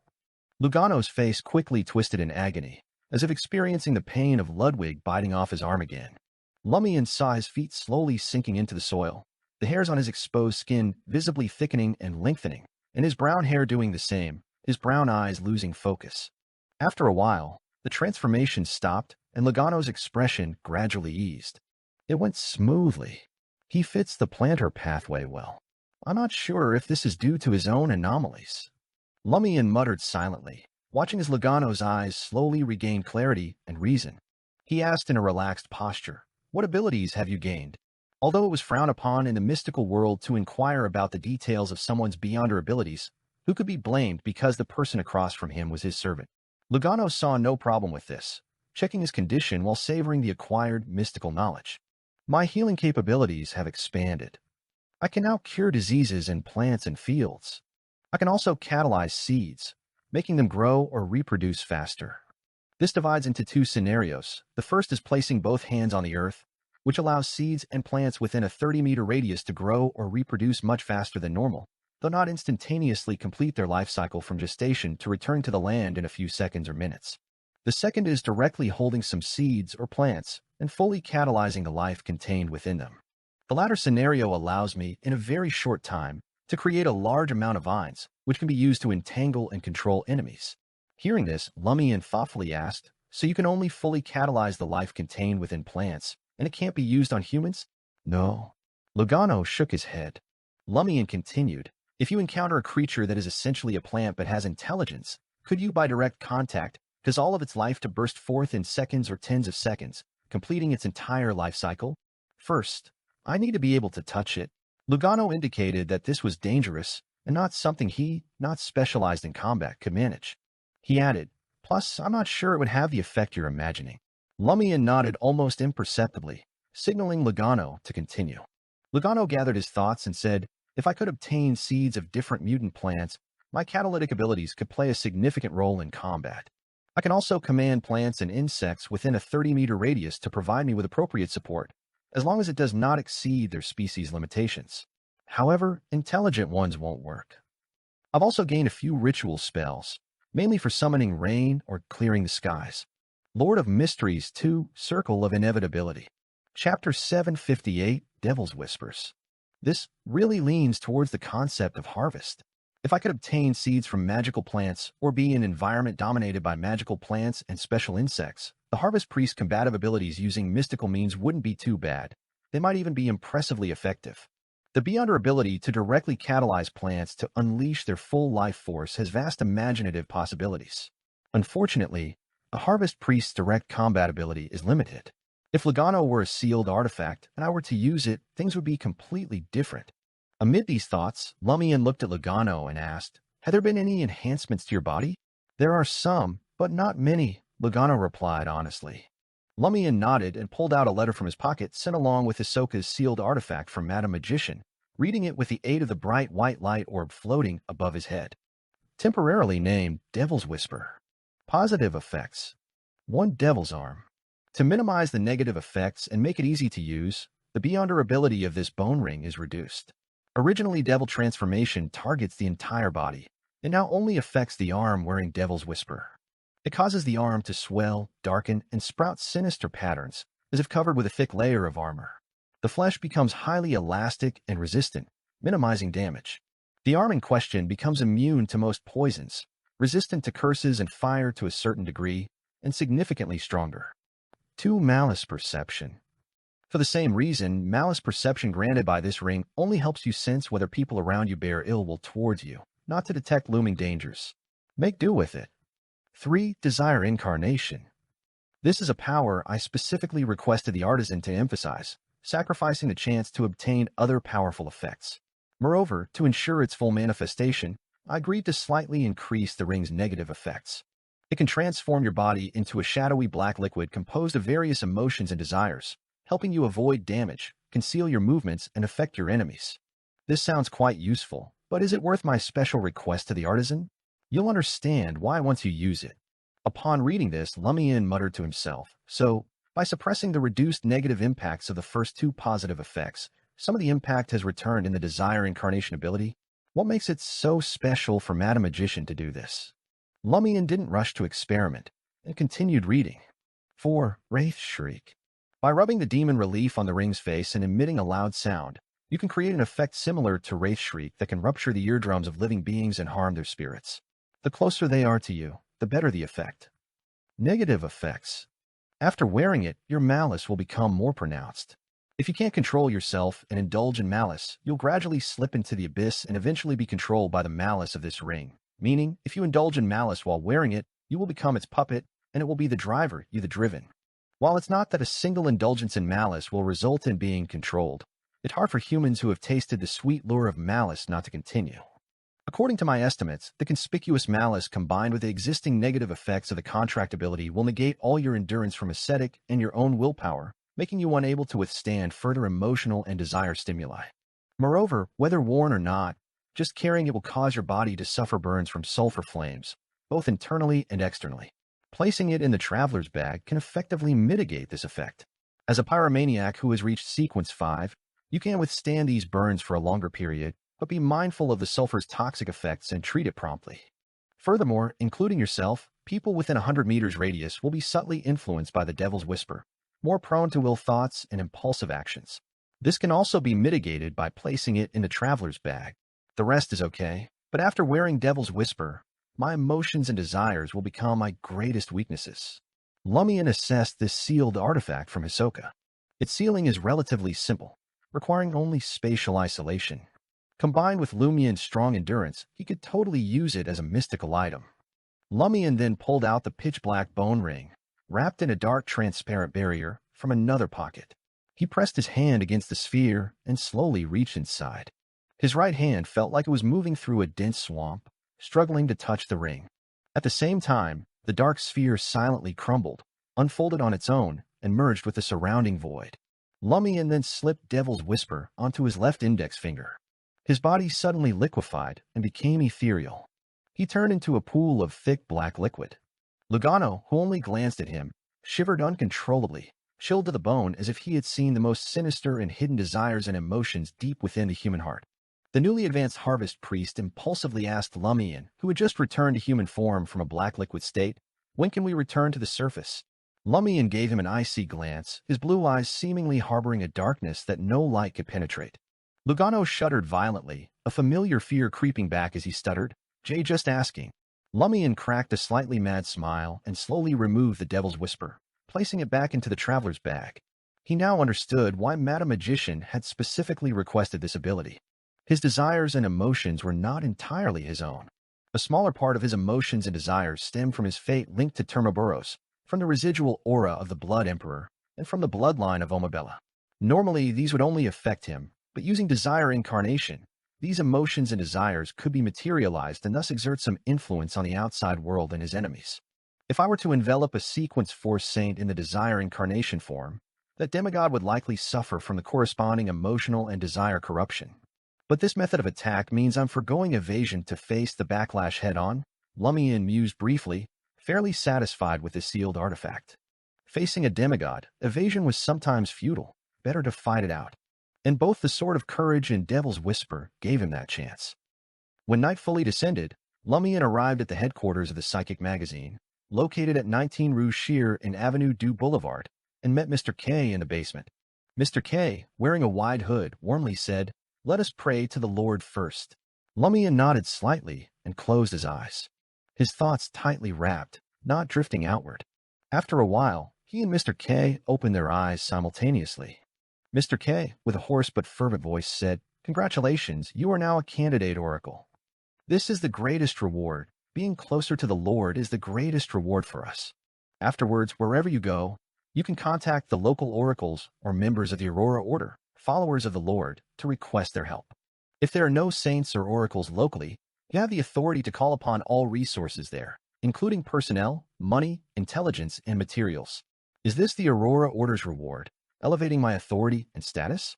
Lumian made the sign of the cross over his chest and said in a hoarse voice, "Praise you for creating all. Praise you for bearing the world's sins." Mr. K nodded in satisfaction. "There are no other rewards for now. Let's continue to investigate the matter of the vortex." "Okay." Lumian quietly breathed a sigh of relief. If Mr. K had offered material rewards, he would have hesitated to accept them. It's not that he was worried about the items themselves being marked by that entity. After all, he was already under surveillance, so a little more wouldn't make a difference. His reluctance was more psychological. Lumian pondered for a moment and then informed Mr. K, "I might be heading to the southern continent again soon to wrap up some previous matters. Not sure how long I'll need." "All right," Mr. K nodded gently. "Which area specifically?" "Not sure yet," Lumian answered truthfully. He really didn't know. Mr. K didn't inquire further. "We have saints and oracles on the southern continent, and many followers of the Lord operating secretly there. Once you determine the specific location, I can help you contact the person responsible for that area." "Thank you, Mr. K," Lumian said, expressing his gratitude. Mr. K corrected him. "No need for thanks. We are all oracles now. Not being equals is disrespectful to the Lord." Lumian was momentarily speechless. He casually asked, "Mr. K, that cathedral you took me to last time, does it have any significant meaning within our Aurora Order?" Mr. K replied fervently, "That was the first cathedral established by our Aurora Order." "Is it related to Banefell?" Lumian asked a few more indirect questions from different angles, then took his leave. Returning to Quartier de la Cathedral commemorative, he informed Franca and Jenna about the Knight of Swords' request, and then activated the black mark on his right shoulder, beginning the teleportation. He moved between layers of pure color blocks and indescribable bizarre creatures, not knowing how long it took, but he finally arrived at the location indicated in the Knight of Swords' letter. The first thing that caught Lumian's eyes were several pale-faced men and women, like bodyguards, surrounding the Knight of Swords with somewhat disheveled brown hair, a suppressed look in his eyes, dressed in a white shirt and black vest. Lord of Mysteries 2, Circle of Inevitability. Chapter 759, Spiritual Intuition. Beside the Knight of Swords lay a boundless lake, its quiet crimson waters shimmering under the moonlight of the night, occasionally stirred by breeze. Lumian couldn't help but lift his head to gaze upward, feeling the night sky, hung with a crimson moon, seemed closer and much clearer than usual. Even the stars, obscured by the moonlight, were faintly visible, dense as if forming a brilliant, vast river. A chilly wind blew past, and Lumian, dressed in a thick jacket, turned his attention back to the Knight of Swords and asked, "Aren't you cold?" Although it was summer in the southern continent, their high altitude and thin air made it feel significantly colder, especially at night, with temperatures likely below 15 degrees Celsius. Originally gazing at the highland lake, the Knight of Swords turned to Lumian and said, "For me, temperature has lost its meaning, and besides, the cold suits me better." "Is that so?" "Then extreme temperatures over 100 degrees Celsius or close to absolute zero don't affect you." Lumian replied, his tone relaxed. The Knight of Swords fell silent, his gaze dark, seemingly suppressing something, before Lumian steered the conversation back on track. "What exactly is the matter?" Without asking the pale-faced, simply dressed men and women around him to leave, the Knight of Swords spoke in a low voice. "This is the Radcliffe area of the former Highlands Kingdom. I would like you to help find someone here." The Highlands Kingdom, known for its mummies across the northern and southern continents? Lumian did not hide his confusion. "What can you not find that I can't?" Having worked together before, Lumian knew that the Knight of Swords, a holder of a minor arcana card in a sequence 5 Wraith of the Prisoner pathway, mainly controlled by the Rose School of Thought with its splinter group, the Temperance faction, joining the Church of the Fool, must have his reasons. Combining this information, Lumian guessed that the Knight of Swords was a member of the Temperance faction, representing his faction within the Tarot Club, also serving Mr. Fool. Moreover, having seen a Temperance faction angel suspected of being a messenger of Mr. Fool, Lumian knew this organization was not weak, but rather strong, especially in divination, endowed with potent spiritual intuition. Considering these, if the Knight of Swords truly needed to find a person, it would be simpler to request assistance directly from the Temperance faction. Is he thinking that it's a waste of my promise if it's not used? Or like me, do you prefer to rely on your own abilities and the goodwill you've accumulated to complete tasks as a way to hone yourself? It's more likely you're relying on my mystical ability to attract evil god bestowed to locate the target. While Lumian made these guesses, the Knight of Swords, his voice suppressing his emotions and desires, said, "Someone's spiritual intuition tells her that you can solve our current problem and provide the most effective help. A wraith becomes a charlatan after becoming skilled at divination?" Lumian thought sarcastically, but didn't inquire further. "What do you need me to do?" The Knight of Swords took a few steps forward. "Please allow me to introduce myself. My name is Merrick, the Knight of Swords of the Tarot Club's Minor Arcana, and also a member of the Temperance faction of the Church of the Fool. You're aware of the origin of the Temperance faction, aren't you?" Lumian nodded and pointed at himself. "Lumian Lee." The Knight of Swords continued, "We are looking for an important member of the Primordial Moon faction within the Indulgence faction." Lumian's first reaction was to look around for any companions the Knight of Swords, Merrick, might have. But he found no one. As for the pale-faced men and women, he didn't use his eye of calamity, simply observing their weaknesses and confirming they were all zombies. Lumian retracted his gaze and frowned. The Primordial Moon faction? Wasn't the Rose School of Thought only known for the split between the Indulgence and Temperance factions? Where did the Primordial Moon faction come from? From the series of events involving Hisoka and the Dream Festival, perhaps there was also a devil faction within the Rose School of Thought. Is this something learned from the Tamara family? Infinitely divisible. The Knight of Swords earnestly explained, the Primordial Moon faction joined the Indulgence faction later, originally a branch of the Life School of Thought. They grasped the Apothecary, which is also the Moon pathway. Later, guided by the Primordial Moon, they defected from the Life School of Thought and joined the Rose School of Thought. Life School of Thought. Lumian's head throbbed. Why does this keep getting more complicated? And which secret organization is this now? Seemingly sensing his thoughts, the Knight of Swords, Merrick, spoke succinctly. The Life School of Thought primarily follows the Fate pathway and is now an ally of the Tarot Club. This matter has nothing to do with our current search. Lumian nodded, signaling the Knight of Swords to stick to the main issue. Aurora once said, "Do not add unnecessarily entities. If irrelevant, best leave it be to save energy." Glancing at the pristine, boundless lake, the Knight of Swords, Merrick, said, "The member of the Primordial Moon faction we're looking for possesses a very important item. That is our target. How are you so sure they are in, the Racklef area?" Lumian engaged more seriously now. The Knight of Swords paused for a few seconds before responding. "2 incidents here and some residual traces point to him, but we haven't found him yet. Meanwhile, another event occurred that proves he's still here, possibly right in Racklef City." "Is he from the Apothecary pathway?" Lumian asked cautiously. The Knight of Swords gave a slight nod. "Yes." "Which evil god is their Primordial Moon?" Lumian didn't rush to ask about the incidents and the traces left behind. The Knight of Swords' expression turned gray for a moment. "It's likely an incarnation shared between the Great Mother and the Mother Tree of Desire." "The Great Mother?" Lumian's eyelids twitched. Has the Primordial Moon's important follower received a boon from the Primordial Moon? Or should I say, the Great Mother? Possibly. The Knight of Swords wasn't too certain. A follower of the Great Mother receiving her blessing would mean they could sense my child of God lineage within a certain distance. The Knight of Swords hadn't thought of asking for my help before. I had only recently received the lineage of Omabella, and his companion then had a strong spiritual intuition. Are they trying to lure out the target using my child of God lineage? Lumian's understanding of the situation became instantly clear. That person's spiritual intuition is spot on. The Knight of Swords regained his composure. That person is named Oxido, a Sequence 4 Shaman King of the Apothecary pathway, a demigod. Don't worry, we will discreetly provide you with protection. While speaking, the minor arcana card holder bent down to pick up an oil painting from the ground, depicting a handsome young man in his 20s, his skin pale as if he hadn't been exposed to sunlight for a long time, with deep features and slightly curly black hair cascading to his shoulders. This is a portrait of Oxito, the Knight of Swords briefly introduced. If there's a boon, the target's current appearance and gender might be uncertain. Lumian pondered aloud. Tell me about the incidents that occurred in the Raclef area and the significant traces left behind.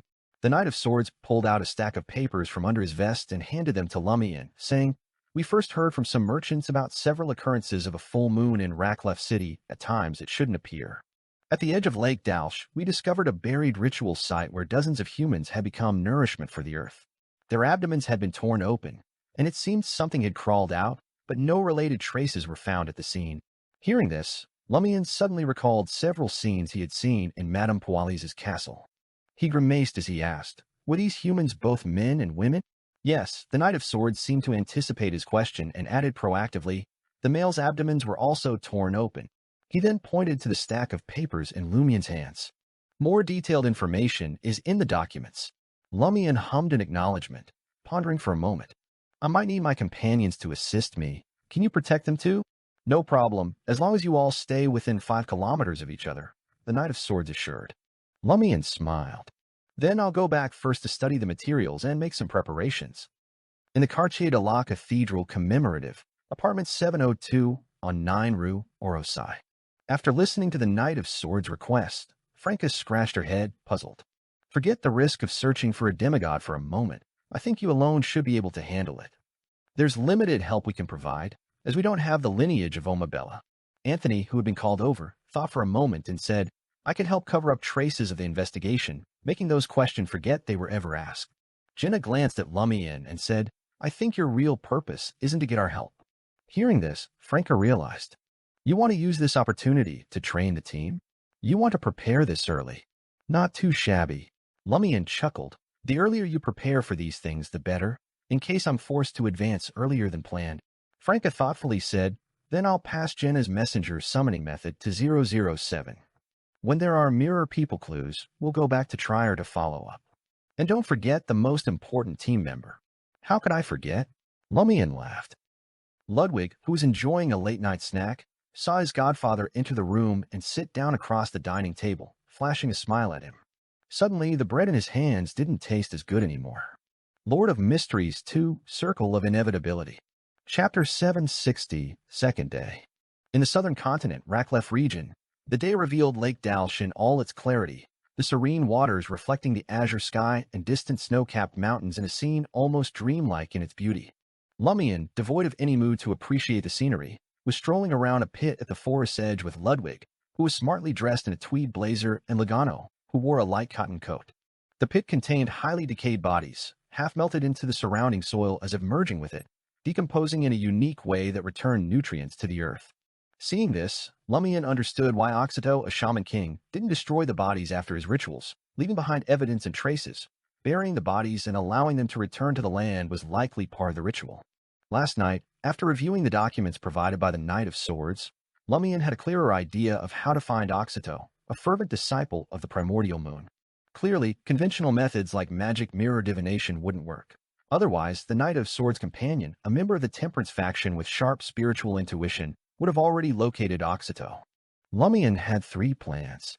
First, since Oxito was a member of the Rose School of Thought and often mingled with Indulgence faction, he started by sending Franca and Jenna, both demonesses, to casually stroll through Raclef City in full regalia, hoping to encounter Oxito. This shaman king, who never resisted his desires, might approach them, all under the watchful protection of the Temperance faction. Additionally, Anthony would use psychological invisibility or disguise himself as a commoner to follow them and observe the reactions of those around the demonesses to discern any malice before Oxito made a move. Whether or not Oxito had received the Great Mother's boons and transformed into a woman was a detail that didn't affect the demoness's ability to seduce him. Lumian deduced from Madame Poalis's and Franca's experiences that Oxito would still be attracted to women and might as well have an interest in men. Second, using his own lineage from Omabella and the unique ability of the Great Mothers blessed to sense others within a certain distance, he planned to roam the Raclef area in hopes of drawing out Oxito. Similarly, Logano, who also bore an anomaly possibly linked to the Great Mother, would serve as excellent bait. Third, he considered revisiting the sites Oxito had been before to see what could be eaten. Pinching his nose, Lumian carefully inspected the traces around and inside the pit along with the numerous bodies for a while, then turned his head to ask Ludwig, "Is it dirty?" "Very dirty," Ludwig nodded emphatically. "Dirty from the Great Mother?" Lumian pressed further. Ludwig hummed affirmatively, his expression filled with conflict. Unsurprisingly, he heard his godfather ask, "Is it edible?" At this question, Lugano couldn't help but gag, while the usually stoic knight of swords, Merrick, slightly raised his eyebrows. Ludwig replied reluctantly, "Yes. Can you sense the child born from these corpses after eating?" Lumian further inquired. Based on his experience, these bodies had likely been impregnated during the ritual, carrying rapidly growing clawed bird-like creatures in their wombs, which then tore through their parents' abdomens, absorbing the remnants and emerging on their own. From a mysticism standpoint, whether voluntarily or forcibly, the clawed bird-like creatures and the corpses shared a deep blood connection, making it easy to trace one from the other, or even cast curses across distances.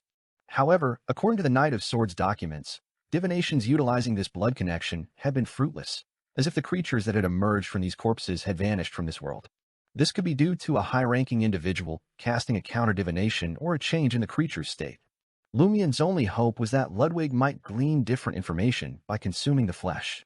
Ludwig, with a sullen face, said, "You can extract a bit of the bloodline from the corpses through a certain cooking method.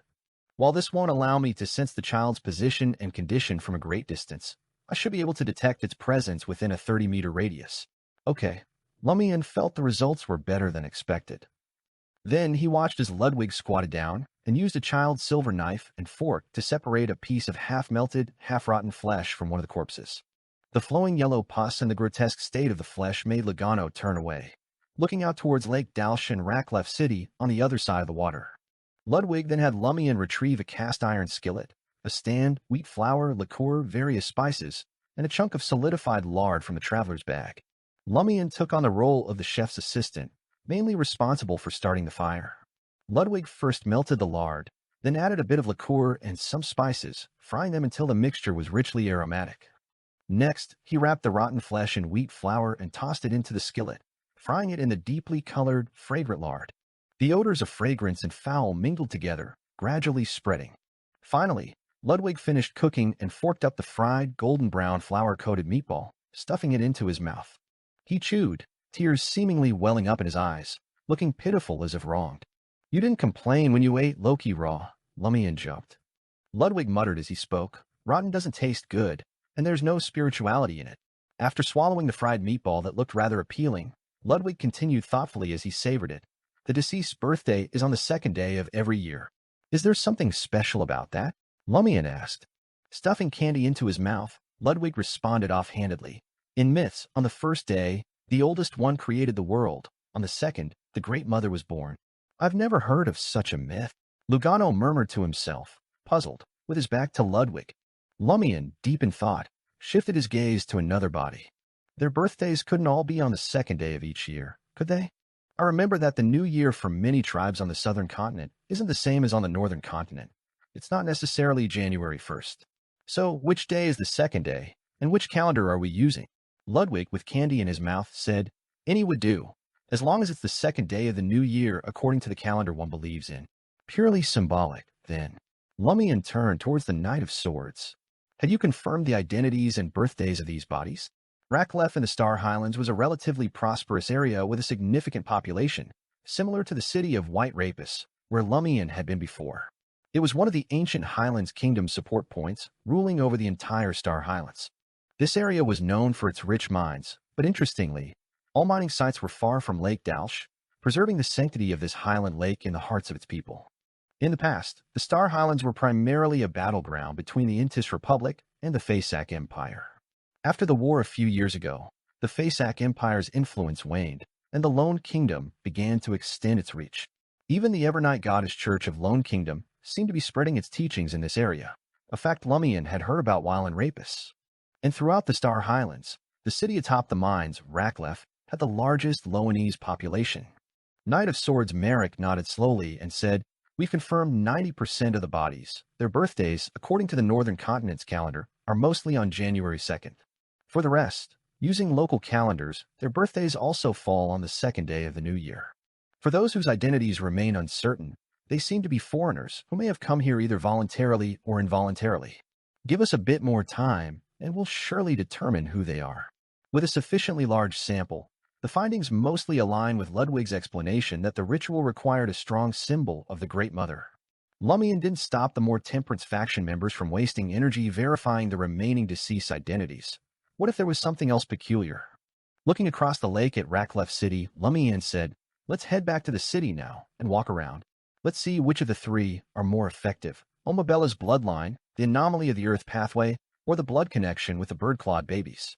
Walking towards the city, made of numerous gray and white stone houses, along the shimmering Lake Dalsh as blue as the sky, Lumian suddenly had a thought. He asked the quiet knight of swords walking beside him. In the Rose School of Thought, was Oxido in charge of the Raklev area? Not previously, and now it's uncertain, replied the knight of swords succinctly. Lumian nodded, musing to himself. If he isn't in charge of Raklev and merely initiated a ritual here on a whim, he should have left after it ended. Why is he still here? Does he have a deeper purpose in the Raklev area? Or perhaps the Rose School of Thought is planning something for this place. The Knight of Swords paused for a few seconds before responding. We suspect there might be a deeper purpose. Pausing momentarily, he added, before the Highlands Kingdom was established, many areas of the Star Highlands worship death, and Raklev was one of the places most influenced by this belief. Even today, some local customs still carry remnants of this death worship. As they spoke, the 3 adults and 1 child arrived outside Raklev City.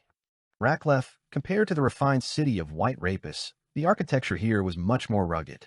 Although there were people in dark red robes and bright dresses, most wore more durable canvas work clothes.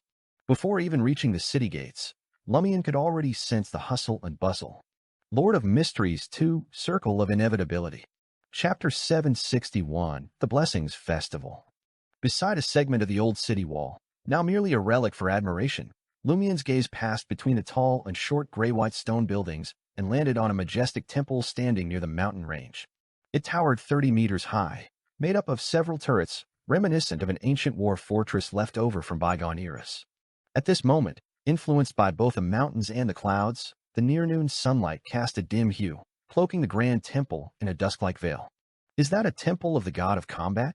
Lumian didn't turn his head as he asked the Knight of Swords beside him.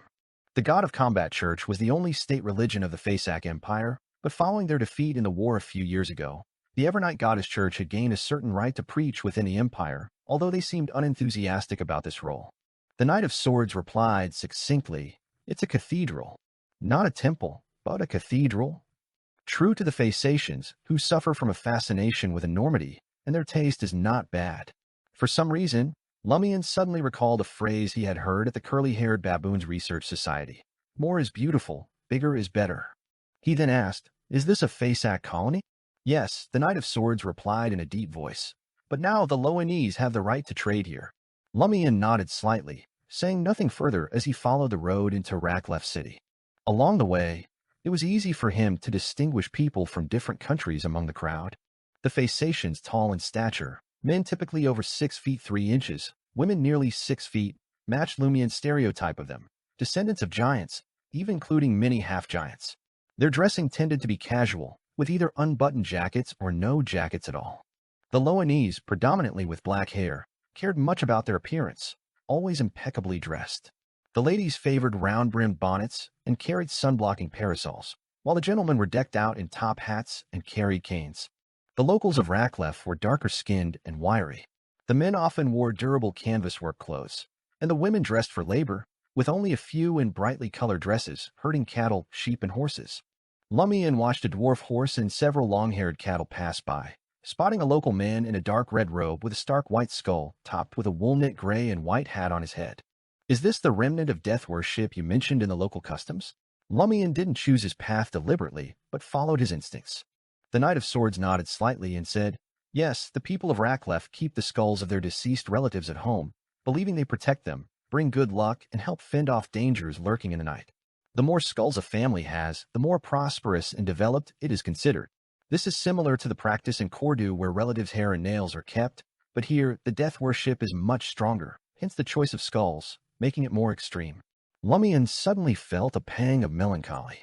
The Knight of Swords continued, "Some even make amulets from the skulls of their deceased kin to carry with them at all times. What you saw earlier was just such a case." During the annual Blessing Festival, all the locals in Raklev take the skulls from their homes into the streets, dress them solemnly, and join in the revelry and prayers together. One Blessing Festival. Lumian perked up, asking with gravity. Having experienced Lent, Sea Prayer Festival, and Dream Festival, he felt like he had developed a sort of festival-induced PTSD, with a headache starting whenever he heard of another special day. Oxydo, a shaman king of the Rose School of Thought and a key follower of the primordial moon, couldn't be staying in Raklev just for the Blessing Festival, could he? The Knight of Swords responded somberly. The Blessing Festival has long since passed. It was in November last year, more than a month before the Dream Festival. You know about the Dream Festival? Lumian first breathed a sigh of relief, then asked anxiously, did Oxydo first appear in the Raklev area before or after the Blessing Festival? The Knight of Swords thought for a moment before replying, before. So during the Blessing Festival, he was likely still in the Raklev area? Lumian furrowed his brow slightly. That seems to be the case, the Knight of Swords answered, very cautiously. Franca's gaze drifted away from a local woman with colorful skulls sewn onto her shoulder, and she turned to a tall, blonde, blue-eyed woman from Faceac with a smile. Sorry, I already have a lady companion. Isn't this Faceation a bit too forthright? Flirting with me and Jenna, and to think, aside from men, there were also beautiful women inviting us over. The Faceation chuckled. I don't mind if you both come over to my place. I mind, Jenna spoke up for Franca. They had been wandering around Raklev City for nearly 2 hours. Although Franca hadn't actively unleashed the demoness of pleasure's charm, to avoid suspicion of fishing purposefully, the carefully styled demoness appearance alone, in terms of looks, demeanor, and figure, was enough to draw plenty of attention. Here, the Faceations were bold and direct, both men and women, while the Loanese were conservative and reserved, only daring to approach after finding a good reason. The locals mostly just watched from a distance, quietly following, with a few gathering the courage to speak up, but only in the guise of offering guidance. All right, then. The female Faceation, a bit taller than Franca, waved her hand in disappointment and turned to enter a nearby cafe. Franca and Jenna were now in the heart of Raklev City, on a street that boasted the grand and elegant architectural style typical of Faceac. It's almost noon. How about trying some Faceac cuisine? Franca looked up at the sun, bright but not warm. She was referring to the St. Millum restaurant diagonally across from them. St. Millum was the capital of the Faceac Empire, and naming a restaurant after it seemed an attempt to offer an authentic experience. Sure. Jenna nodded gently. As the two demonesses stepped into the grand and intricately decorated restaurant, Anthony sat down on a bench across the street and quietly started on his lunch, a corn tortilla wrapped around beef and lamb, seasoned with various spices. Lumian walked with Ludwig and Logano until they reached the temple-like Holy Lake Cathedral. But once they truly entered the city, the Knight of Swords, Merrick, disappeared. However, Lumian's instincts told him that this minor arcana card holder was still nearby. Feeling anything unusual, Lumian inquired of Ludwig. No, Ludwig shook his head. Lumian then turned to Logano. What about you? Me? Logano looked baffled. Isn't it Ludwig's job to locate people? What does this have to do with me? Do you sense anything unusual? Lumian calmly repeated the question. For some reason, Logano felt that his employer had become more approachable lately, so he honestly replied, no. Gurgle, gurgle, a strange noise sounded next to both him and Lumian. Both turned their gaze to Ludwig. Touching his stomach, Ludwig looked eager and said, it's time for lunch. All right, Lumian agreed readily.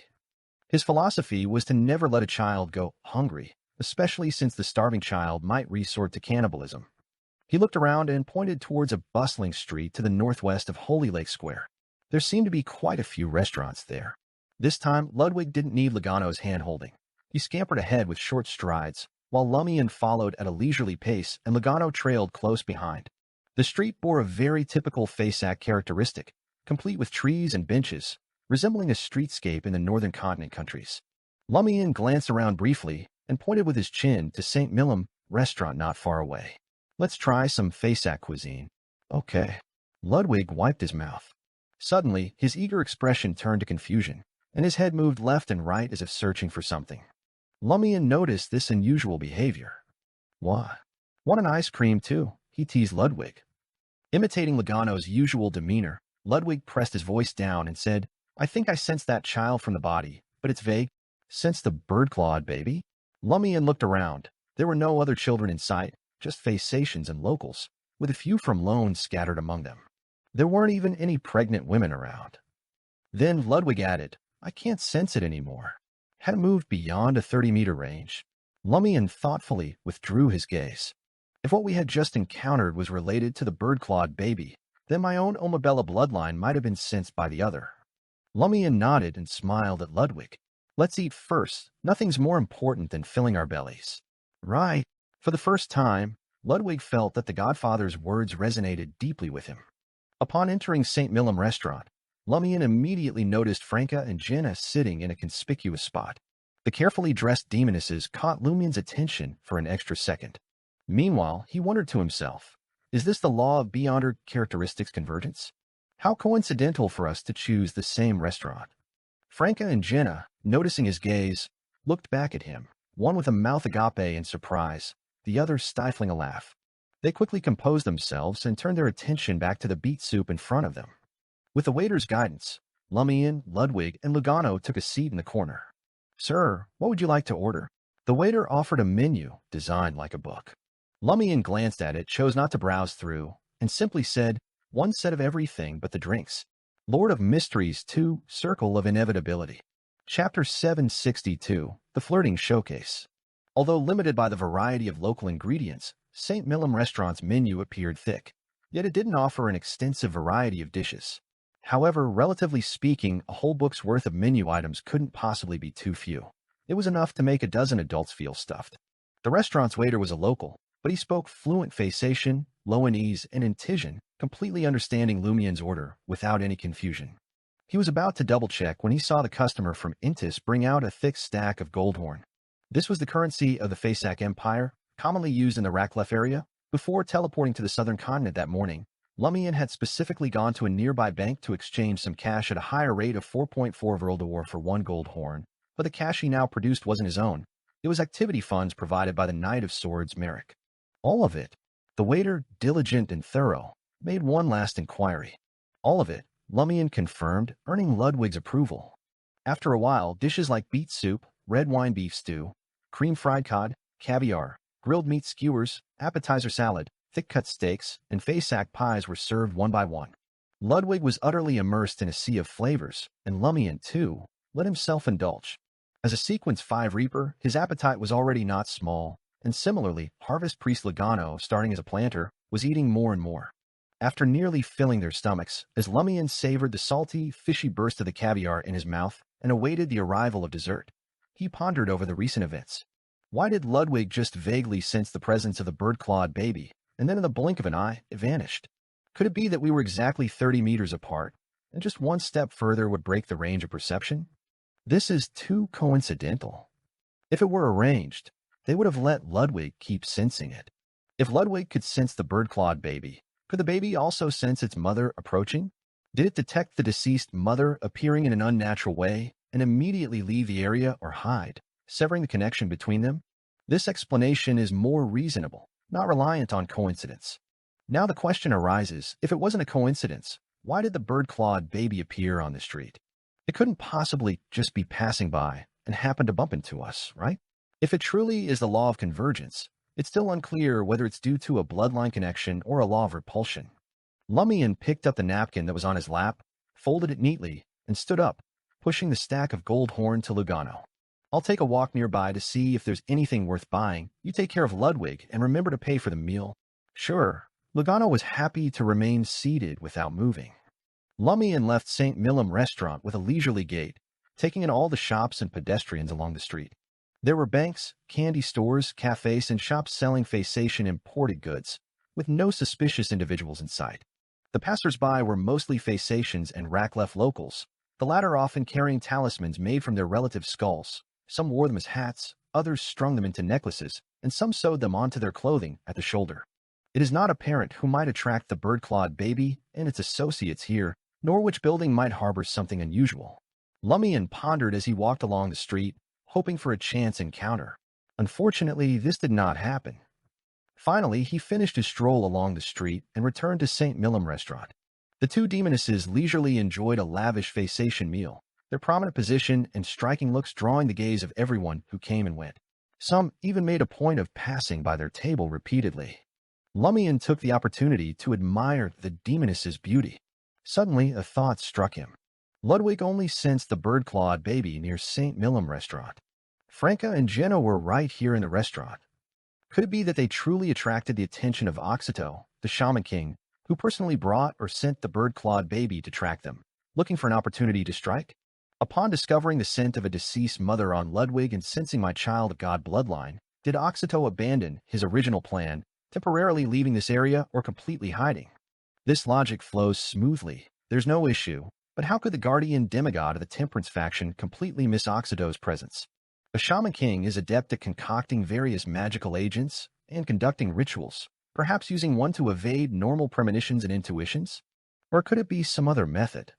Lumian quickly reviewed the intelligence provided by the Temperance faction about the Shaman King. His steps slowed, seemingly captivated by the beauty and charm of the two demonesses, reluctant to look away. After analyzing the information on the apothecary pathway up to sequence 4 Shaman King, Lumian considered that Oxito might have also received a boon, transitioning to female, and he recalled the information he knew about the heretic spellmaster pathway. In a flash of thought, a term came to mind: Paramitha.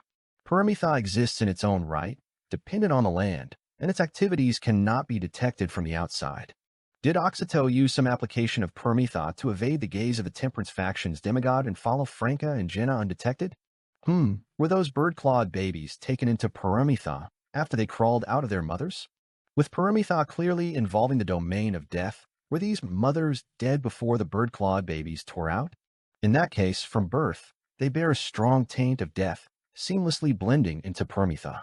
Just now, Paramitha was unfolding, watching Franca and Jenna, waiting to make a move, and upon sensing the presence of a deceased mother and the bloodline of a child of God, Paramitha immediately retracted, cutting off this close connection. No wonder Ludwig's sensing of the bird-clawed baby was so vague. It was because it was inside Paramitha. Moreover, the local skull blessing festival clearly reveres death, which can be linked to Paramitha. Could Oxito's deep-seated purpose for coming to the Raklef region be hidden in this? With his speculation, Lumian approached Franca and Jenna's table with a genuine smile and politely asked an Intision, like any real Intision would do. "May I have the honor of sitting here for a few minutes, beautiful ladies?" Franca replied in amusement. "Are you also from Intis?" She knew Lumian's approach wasn't simply to chat her up. He must have another purpose, so she played along very cooperatively. "Yes, which is why I felt a connection as soon as I saw you."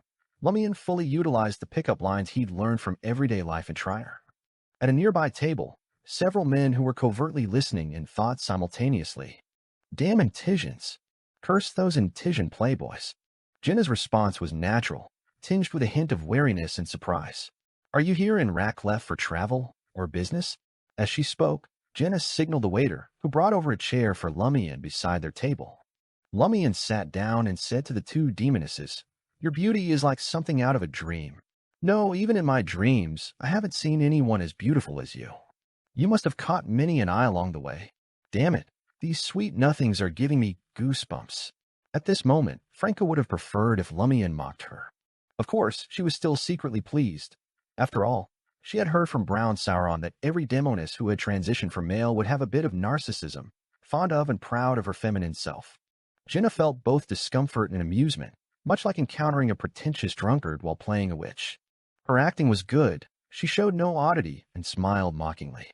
"Really? Would you dare to look into my eyes and say that again?" Seeing the handsome young man genuinely sit beside the beautiful ladies and engage in pleasant conversation, seemingly stirring emotions, the surrounding men lamented, "How can they be so superficial, only considering looks? That's how you get deceived." Lumian laughed, looking into Jenna's eyes and said, "The moment I saw you, I knew what true beauty was." How can this guy say such things without feeling nauseous? Jenna avoided Lumian's gaze, answering his earlier question. "You know, some gazes make one feel uncomfortable. Any gaze more peculiar than others?" Lumian asked with a smile. Franca, understanding what he was probing for, shook her head. "No." Lumian nodded pensively. "The weather here is rather cold. Did you feel something similar earlier?" Franca recalled for a moment, pursed her lips, and said, "It started a bit on Chapin Street and lasted until just before the beet soup was served.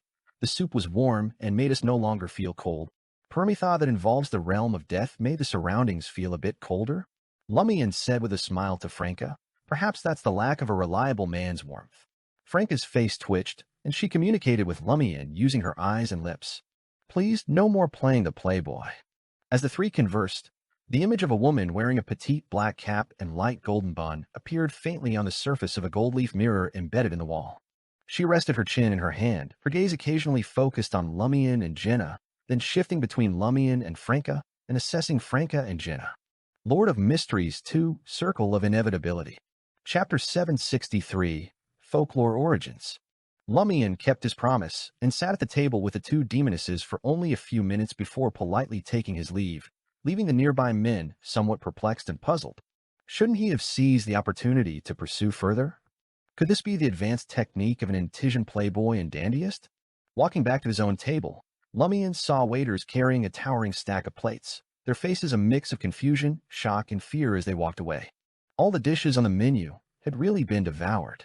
The look in their eyes towards Ludwig and Logano was as if they were staring at monsters who had crawled out of the abyss. If you knew that 2/3 of those dishes and mains were consumed by Ludwig, and Logano and I only share the remaining third, you'd be even more scared, worried you might be eaten too. Well, that worry would be justified. Lumian muttered silently as he sat down. Before him, Ludwig and Logano, there was now a slice of apple cake and a cup of richly flavored ice cream. Ludwig's face was unmasked in satisfaction, the most fulfilled he had felt in a long time. This was not only because the Faysation meals were generous in portion and tasty, but also because it didn't hurt Lumian to spend someone else's money. Lumian pushed his slice of apple cake towards Ludwig and appeared to concentrate as he scooped up the milky ice cream with a spoon and placed it in his mouth. As he savored the melting frost and the spreading taste of milk, he whispered to himself, "Have any of you noticed anything unusual around 2 of cups and 7 of cups?" After a brief silence, a faint, ethereal voice echoed in Lumian's ear. It was from the Knight of Swords, Merrick. "We did notice something from Chapin Street until you approached St. Millum restaurant, but only a slight abnormality was detected, and we couldn't pinpoint its origin. This matches Franca's description and my speculation, confirming each other. The Temperance faction's demigod is unable to catch Oxito, even though they have started tracking Franca and Jenna. Can we only wait for Oxito to make a move?" Lumian thought for a few seconds and pulled out a pair of non-prescription, plain gold-rimmed glasses for disguise from his traveler's bag, placing them on his nose. He immediately saw the image of the Knight of Swords dressed in a shirt and vest highlighted in the lenses, then disappearing. The voice of Merrick became clearer. "We occasionally find such slight abnormalities and corresponding traces too, and that is also one of the main reasons we are sure that Oxito is still in the Raclef area. Can Permitha alone achieve this, managing to move undetected under the nose of a demigod with strong spiritual intuition?" Lumian, lacking a deep understanding of Permitha, could only speculate based on his past experiences. He had entered Permitha more than once. In Cordu, whether in reality or in dreams, he had entered Permitha several times, but at that time, without high-level forces involved, he couldn't judge the normal state of Permitha and whether it could deceive a demigod's senses and intuition when it unfolded. In Trier, during the Tree of Shadow catastrophe, he was involuntarily drawn into Lady Moon's Permitha, which effectively isolated the inside from the outside, preventing Trier's demigods from detecting the growth of the Tree of Shadow and the fighting in that area. It was only through Franca's use of the Judgment card and the unique properties of Madame Judgment that they managed to establish a connection with the outside world, allowing the Tarot Club's demigods to pinpoint and descend into Permitha.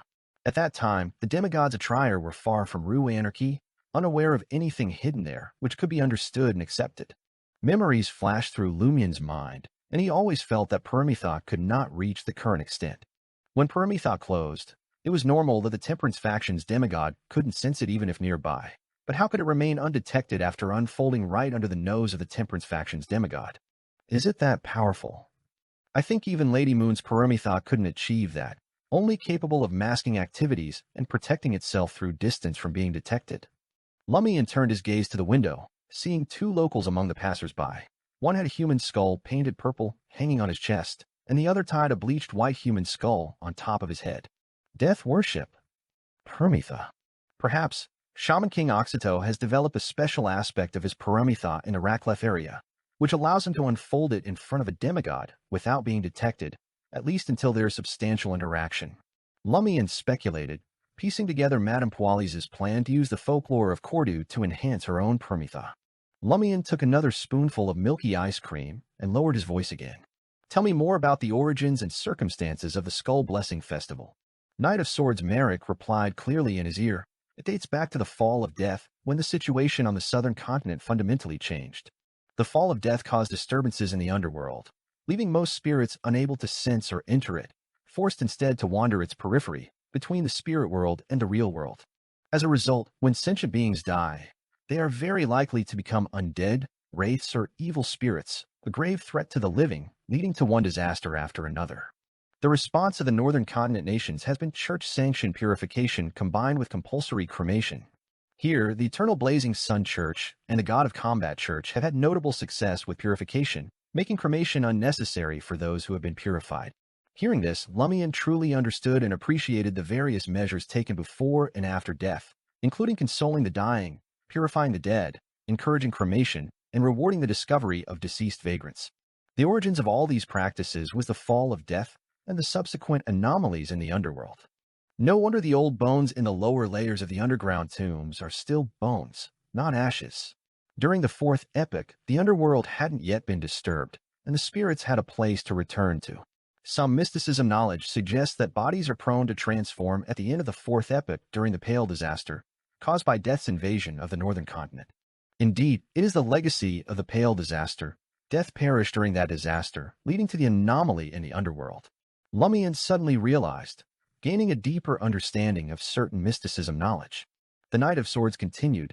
The same issues arose on the southern continent, but the Balam Empire, home to many Beyonders following the death pathway, swiftly devised several solutions that quell the undead outbreaks in certain areas without resorting to mandatory cremation, thus restoring normalcy. In other regions, however, due to ongoing independence efforts from countries like Hajini, Paz, and the Highlands, faith in death began to wane, leading to a period of rampant undead plagues and a power vacuum. The people in these areas had no choice but to fend for themselves. Lumian nodded slightly. Is the Skull Blessing Festival a solution for the Raklev area? The Skull Blessing Festival is just one manifestation, explained the Knight of Swords simply. According to records left by the Highlands Kingdom, it appears that the people of Raklev, with the help of a former official from the Balam Empire, established a mini-state for the spirits, allowing the dead to enter and rest there without emerging again. However, this is in the underworld. It cannot truly offer rest, nor can it completely bind the spirits. They just have to gradually fade away. The annual Skull Blessing Festival is a day for the spirits to emerge, revel, and be liberated. Keeping the skulls of loved ones at home helps to protect the family from any spirits that might stray from this mini-state, preventing them from causing harm. In essence, they created a rudimentary, localized version of the underworld for spirits to return to. A place to return to. The concept of Paramitha is similar, where souls return to the earth and wander the wilderness. Moreover, in Paramitha, spirits can return home on special days to enjoy the joy of reunion, much like the Raklev area's Skull Blessing Festival. The only difference is that here, the spirits have no path to rebirth. They can only slowly fade away. Lumian compared the local state for the deceased to Paramitha and grasped something subtle. He recalled something Louis Lund once relayed from Madame Poalis. What's been established is merely a small, caricature Paramitha, a part of the complete Paramitha. Lumian inhaled sharply, muttering under his breath. Could Oxito be planning to merge this local spirit realm into his own Paramitha to make it more complete? Has he know she already partially succeeded, which is why you haven't detected her? Knight of Swords Merrick paused for a moment before responding. It's a possibility. After a brief pause, he added proactively, we also haven't seen that spirit realm. Seen. Lumian was initially startled, but then understood what the Knight of Swords meant. The prisoner pathway could directly turn into wraiths, and they should have been able to see the spirit realm, but they found nothing in Raklev this time. Lumian didn't respond, but considered another issue. If Oxido has indeed begun to merge with that mini-spirit realm, she essentially becomes a local version of death, and she must have sensed the Omabella bloodline in me. What would her reaction be? Instant anger, or seeing it as something to be exploited? Why didn't she act directly? Right, she also used the bird-clawed monster baby to discover that Ludwig nearby had the aura of a corpse mother, adding up to what clearly looked like bait, obviously a trap. That's why she, accustomed to indulgence, held back. What she needs to do now is seek assistance. With that thought, Lumian removed his glasses and abruptly stood up. Lord of Mysteries 2, Circle of Inevitability. Chapter 764, There's always a corruption that can be used. Lumian took off his glasses and whispered, the target should have noticed something unusual about me, but Ludwig is right beside me, giving off the mother aura from that corpse. With both of these factors together, the target will surely be highly suspicious and may seek assistance. Be prepared. If it were just the Omabella bloodline alone, Oxito might think it was merely the law of convergence at work, bringing the blasphemer of the child of God into her presence. Similarly, if it were just the mother aura from the corpse, she might become wary or suspect that the corpse's return to the earth had contaminated the local water, leading to the corruption of certain individuals. But put together, anyone who could sense these would immediately see there was a big problem. This couldn't just be a coincidence. There was clearly a dangerous trap. Knight of Swords Merrick's voice seemed to come from farther away. We're already ready, sensing the hidden danger and preparing even before I thought through everything and issued a reminder. They have strong spiritual intuition and rich experience. Lumian mused as he noticed Logano, startled by his movements and deep voice, also standing up. Ludwig wasted no time in pulling the ice cream they had abandoned closer to him and happily ate away, completely unconcerned about what might happen next. Lumian's gaze swept over Logano and Ludwig before moving to Franca and Jenna, who were enjoying their dessert. He was now considering a critical question. Should they act together or separate like they did in the morning? If the earlier speculations were broadly accurate, then the bait phase to lure out Oxito should already be over. What lay ahead would likely be probing attacks from the Shaman King and her companions. In that case, moving together would allow them to better receive protection from the Temperance faction, without worrying that Oxito might strike at a less guarded spot and capture one or two as hostages. But if the attack was fierce enough to force the Temperance faction's hidden forces into a defensive position, staying together could lead to total annihilation. Which choice was safer and more reasonable in this environment was a decision the team leader needed to make. Lumian walked slowly toward the restaurant's entrance, mentally filtering through the questions and speculations he considered earlier. He thought of his own description of the spirit realm in Raklev, a rudimentary, localized underworld. Underworld. Lumian's eyelids twitched, and he quietly asked again, "Can any of you see or sense the underworld?" He was asking whether zombies and wraiths could detect the underworld. Knight of Swords Merrick quickly answered, "No, unless someone directly opens the door to the underworld or is already from there. Otherwise, it can only be sensed through certain traces. Before the underworld anomaly, it was possible. It was possible before the underworld anomaly? Is this inferred from ancient records?" Lumian wasn't particularly concerned about this. Instead, he was more interested in something else. If Oxito has indeed begun integrating the local spirit realm into her Paramitha, does that mean her Paramitha qualifies as a small-scale underworld?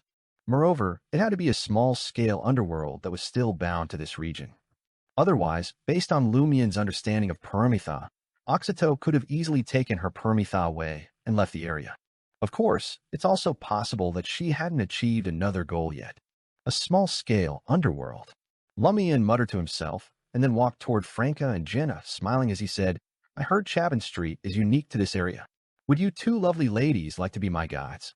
Chabin Street was where Franca and Jenna had first noticed the temperature drop slightly, indicating that they might have encountered Oxito there. In the eyes of the nearby customers, Lumian's invitation was a blatant attempt to arrange a date. However, Franca and Jenna exchanged a glance and understood that Lumian was suggesting they should act together, with Chabin Street as their destination. Sure.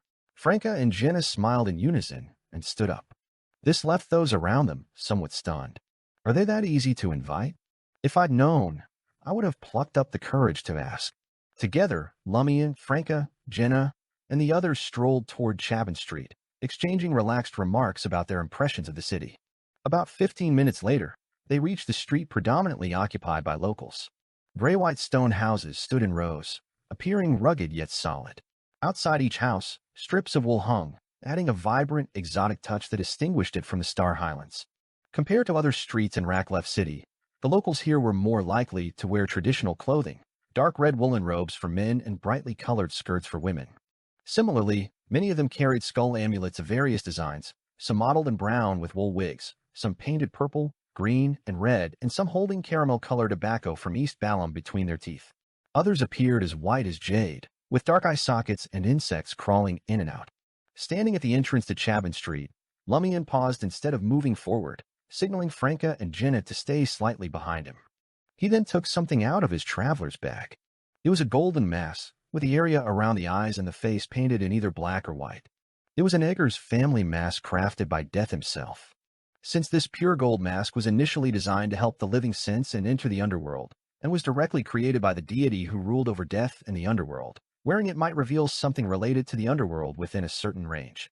In the Raklef region, the local spirit realm was akin to a small, rudimentary underworld. If the local spirit realm had really been integrated into Oxyto's Paramitha, seeing it would be equivalent to seeing that Paramitha, revealing Shaman King Oxyto. Without hesitation, Lumian donned the Golden Egger's family mask. His breath rapidly cooled, becoming increasingly still. His body went cold in an instant, losing the sensation of life, and his blood ceased to flow. Through the golden mask, Lumian noticed the surroundings dimming slightly, with the colors fading and the temperature dropping a little. Apart from that, everything appeared normal. So, this is the world through the eyes of the undead? I can't see any trace of that spirit realm. Is it hidden deeper due to being integrated into Paramitha? I can sense the spirit world directly, but can't detect the underworld. No wonder one has to wait for an opportunity to enter the underworld instead of simply locating it and teleporting there after wearing the Egger's family mask. Lumian muttered silently, not giving up on his original theory, and tried to stimulate the lingering aura of the Blood Emperor. The purpose of activating a listed tutor's lingering aura was to highlight the seal left by the underworld Taoist. This powerful being from Franca's world was clearly related to the pathways of death, darkness, and warrior. According to Madame Magician, he might have also had contact with the deranged death and made some agreements. His seals could potentially enhance the Egger's family's masks. As a slight pain pricked his right palm and the cold, rotten sensation spread, Lumian's vision abruptly changed. Along the entire Chabin Street, the fabric strips hanging from the walls lost their color and turned gray, while the people walking there became inexplicably blurry, as if shrouded in thick fog. However, the skull amulets they wore remained unusually clear, their colors even more vivid by contrast. Lumian also saw pale or dark red flames ignite in the hollow sockets of those human skulls, flickering and exuding an eerie chill of death. In that instant, Lumian realized he was seeing the spirit realm of Raklef. It overlapped with the entire Raklef area, where spirits wandered in the shadows while humans lived openly. Standing on the edge of the spirit realm, Lumian didn't attempt to step inside, but instead searched from a distance for any signs of Paramitha's presence. He saw a vast black cloud hanging over the sky in the direction of Lake Dalsh, saw some skulls floating midair on the streets with ghostly childlike figures flickering within their burning sockets, and saw how the wilderness below the mountains seemed to have encroached directly, blending into the city seamlessly. As expected, Lumian immediately had a clear realization. Oxyto is inside this Paramitha, which has merged with the spirit realm. With this understanding, the first thought that flashed through Lumian's mind was, my mission ends here. Next, I'll lend the Egger's family's golden mask to the Knight of Swords and the Temperance faction, leaving them to organize their forces to enter Paramitha and fight Oxyto, while we return to Trier to avoid the potential danger. But on second thought, Lumian realized that wouldn't work. Because if they only had the Egger's family's golden mask and not the Underworld Taoist seal, even a wraith wearing it wouldn't be able to directly see Oxyto's mutated Paramitha. A possibility vaguely came to Lumian's mind. He said in a low voice to the hidden Knight of Swords Merrick, I found Oxyto's Paramitha. First, take the Two of Cups and the others to safety. Then, as wraiths, attach yourselves to me, and I'll lead all of you into Paramitha. All right. The Knight of Swords' somewhat ethereal voice couldn't conceal his joy and malice. It was directed at Oxyto. Lord of Mysteries 2, Circle of Inevitability. Chapter 765 Howl. Lumian thought for a moment and then specifically reminded, don't forget the Four of Swords. To be honest, he almost overlooked Anthony's presence, but because he was constantly thinking about what his teammates were doing and how to coordinate with them, he didn't forget entirely. When he invited the two demonesses to Chabin Street at St. Millum Restaurant, Lumian didn't think of Anthony right away. It was only when he reached the street that he remembered their teammate. But he couldn't find a hypnotist who would use psychological invisibility. He could only trust that Anthony, with his rich experience, would realize that once the rest of the team had gathered together, it was clear the next actions weren't suited to splitting up, and he would follow. Anthony's habits as an information broker combined well with psychological invisibility. After a 2-second pause following Lumian's reminder, the Knight of Swords said, we won't forget. It seems like you already did, but the Temperance faction's demigod shouldn't be affected much by Anthony's psychological invisibility, so when sending Franca and Jenna away, they shouldn't really forget about Anthony. If that's the case, one major cause of death for a hypnotist would definitely be that psychological invisibility works too well, causing teammates to forget or overlook them. As Lumian mused to himself, the special Paramitha before him suddenly changed. A deafening crash sounded from Lake Dalsh as gray-white water surged upward like a tsunami, reaching into the air. The wilderness, already intertwined with the city of Ratcliffe, began to dominate. In an instant, it crossed squares and streets, swallowing Lumian, who had not yet reached Chabon Street, while avoiding Franca and the others. Oxito, blessed by the Great Mother, seemed to realize she had been exposed. Her choice was to use the nature of Paramitha to temporarily separate the blasphemer of the child of God from the Temperance faction's demigods, then exploit the brief time difference to achieve her desired goal regarding Lumian. Almost simultaneously, Lumian, wearing the Eggers family's golden mask and transformed into an undead, felt his body grow heavier, as if cold masses had taken residence inside him. In the next second, he saw the indistinct human figures on Chabon Street vanish, along with Franca, Jenna, Ludwig, Logano, and possibly Anthony behind him. It was as if they were in two separate worlds. The human skulls in various states became increasingly distinct, their eye sockets burning with pale or dark red flames as they all turned to face Lumian.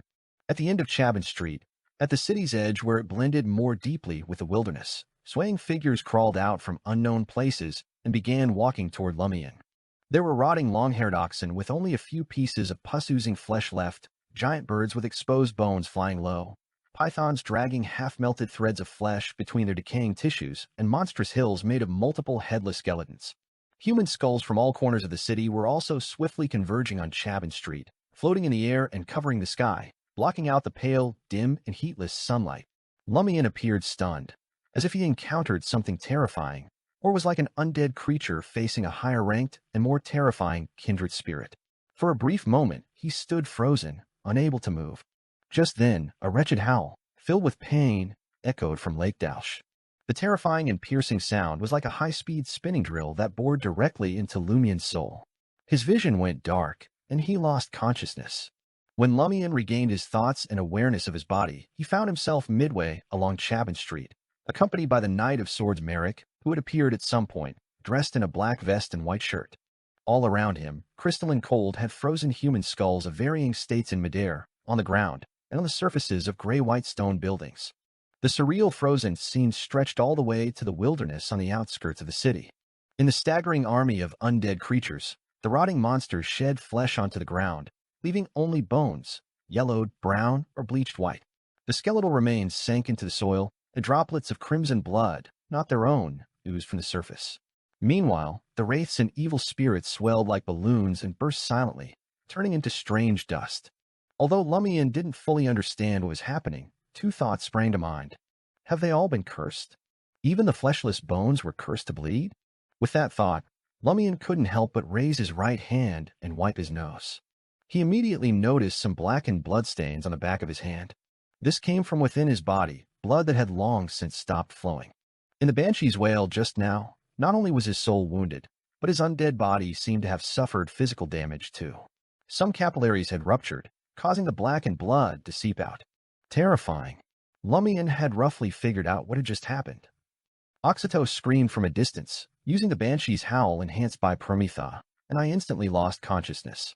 Did the Temperance faction's demigods attach themselves to me as wraiths before Paramitha expanded, pulling me into Paramitha right away?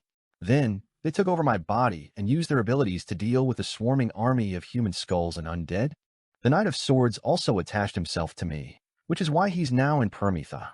After grasping the recent encounter, Lumian had a clearer and more accurate understanding of the terror of demigods. Oxito isn't even a full angel, but just a Banshee's howl knocked me unconscious, robbing me of my ability to fight. It took me over 10 seconds to wake up. Without the presence of Temperance faction demigods, those 10 seconds would have been more than enough for Oxito to kill me 10 times over. This isn't something a drawn demigod can compare to. Facing a real demigod, if I don't seize the initiative, I won't even have the chance to draw the Sword of Courage or use Desire Incarnation. There's no time for the animated shadow to take the damage from me, unless I anticipate it in advance. With these thoughts swirling, Lumian regained control of his body. Then he heard the Knight of Swords, Merrick, mutter softly, "Oxito has retreated.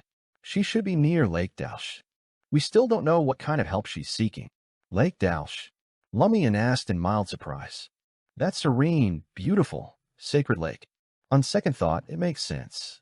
All mining operations in the Ratcliffe region have avoided Lake Dalsh, leaving it entirely unpolluted. The Knight of Swords surveyed the surroundings, but didn't immediately dash off into the wilderness toward Lake Dalsh. He nodded slightly and said, Lake Dalsh itself is special, connected to the fallen death. The establishment of this small spirit realm in the Raklef region was made possible due to Lake Dalsh.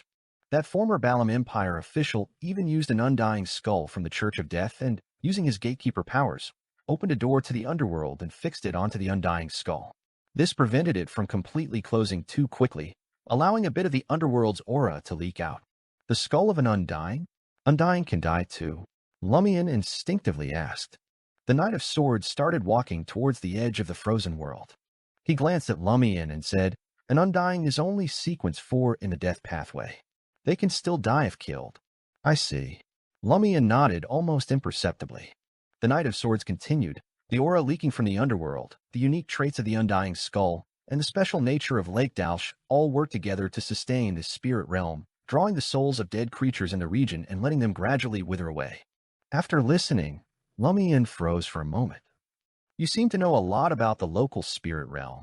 The Knight of Swords replied, The Rose School of Thought ruled here for over 1,000 years. Apart from the uniqueness of Lake Dalsh, everything else was long understood. Then why didn't you say so earlier? Lumian blurted out. If you told me sooner, I might have guessed Oxito's intentions earlier. We didn't initially connect Oxito to the spirit realm, so that intelligence wasn't included in the information, explained the Knight of Swords. After that, I answered whenever you asked, but didn't elaborate. Speaking is also a desire that requires temperance. Lumian suddenly understood how Franca felt every time she heard him say, I'll have to start with the events at the Samaritan Women's Spring, where Madame Hella and I... While talking, he and Merrick reached the edge of the city, where the frozen world met the desolate wilderness. Lumian instinctively glanced at the thick layer of ice encasing the gray-white buildings.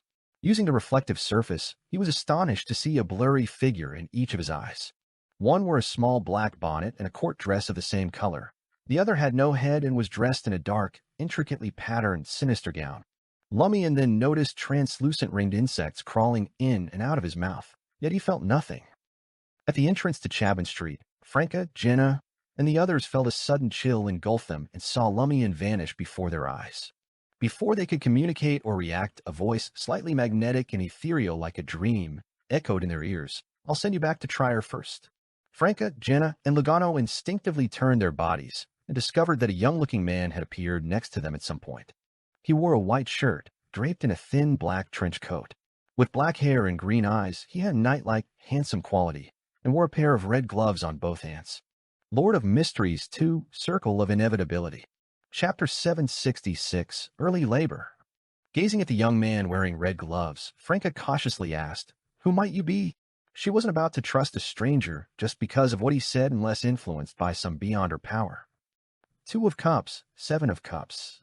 You don't need to be involved in what's coming next, said the young man in red gloves directly, calling Franca and Jenna by their minor arcana names. His voice carried the natural authority of someone used to leading many people, instilling a faint sense of fear in Franca and the others. He knows our Tarot Club code names. A member of the Tarot Club? One of the Knight of Swords helpers? His outfit looks like those red gloves from the Church of Evernight Goddess. As Franca pondered, she didn't sense any warning from her spiritual intuition. Before she could respond, the young man in red gloves pulled out a tarot card. The card's front depicted a goddess pouring holy water under a sky full of stars. Major Arcana, the star. So it's Mr. Star. Franca and Jenna hesitated no longer and nodded in unison, saying, Okay. Lugano stood there, a bit dazed. Why did he take out a card? I think I've heard of something like this, but I can't remember. Almost simultaneously, Anthony appeared out of nowhere and squeezed in beside Franca and Jenna. Franca was startled for a moment, muttering to herself, I really did forget about you. Mr. Star didn't say much more. He opened his mouth slightly. In an instant, Franca and the others were enveloped by a vast, invisible spirit, and then they ascended into the layered, colorful spirit world, like they were traveling in a hot air balloon. Along the city's periphery, covered in crystalline ice, Lumian, wearing the Eggers family's golden mask, withdrew his gaze. He could roughly guess that the blurry figures in his eyes were the Temperance faction's demigods responsible for this operation. One of them, headless, seemed to resemble the Temperance faction's angel he had seen before. The translucent insects crawling in and out of his mouth were likely helpers invited by the Temperance faction.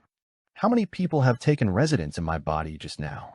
Lumian grumbled internally as he followed the Knight of Swords, Merrick, in a mad dash. They entered the wilderness outside Rakleff under the pale, cold sunlight, heading swiftly toward Lake Dalsh. Due to the unique influence of Permetha, Lumian couldn't teleport anywhere beyond his line of sight. He had to use a visual lock to establish a position, which made it challenging to appear instantly at the edge of Lake Dalsh.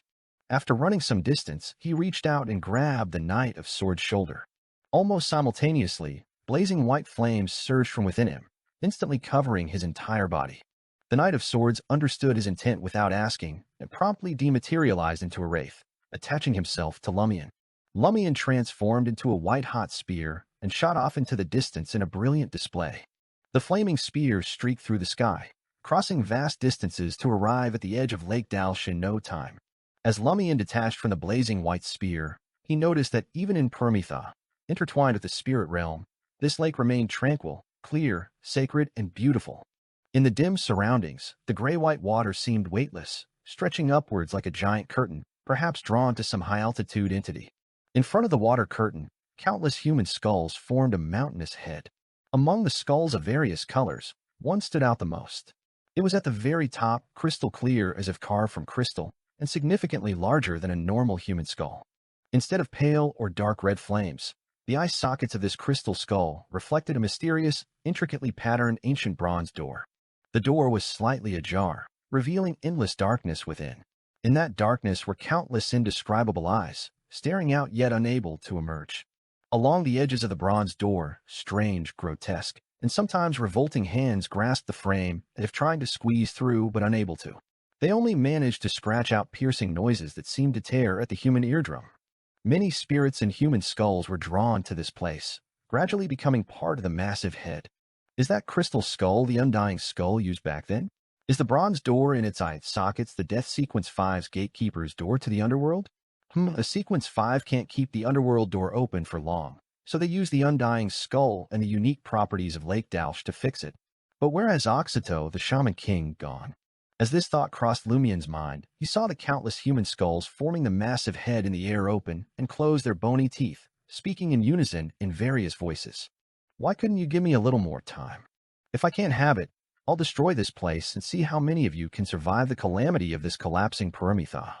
And I have already abandoned this place and left the Rakleff region using my prior preparations.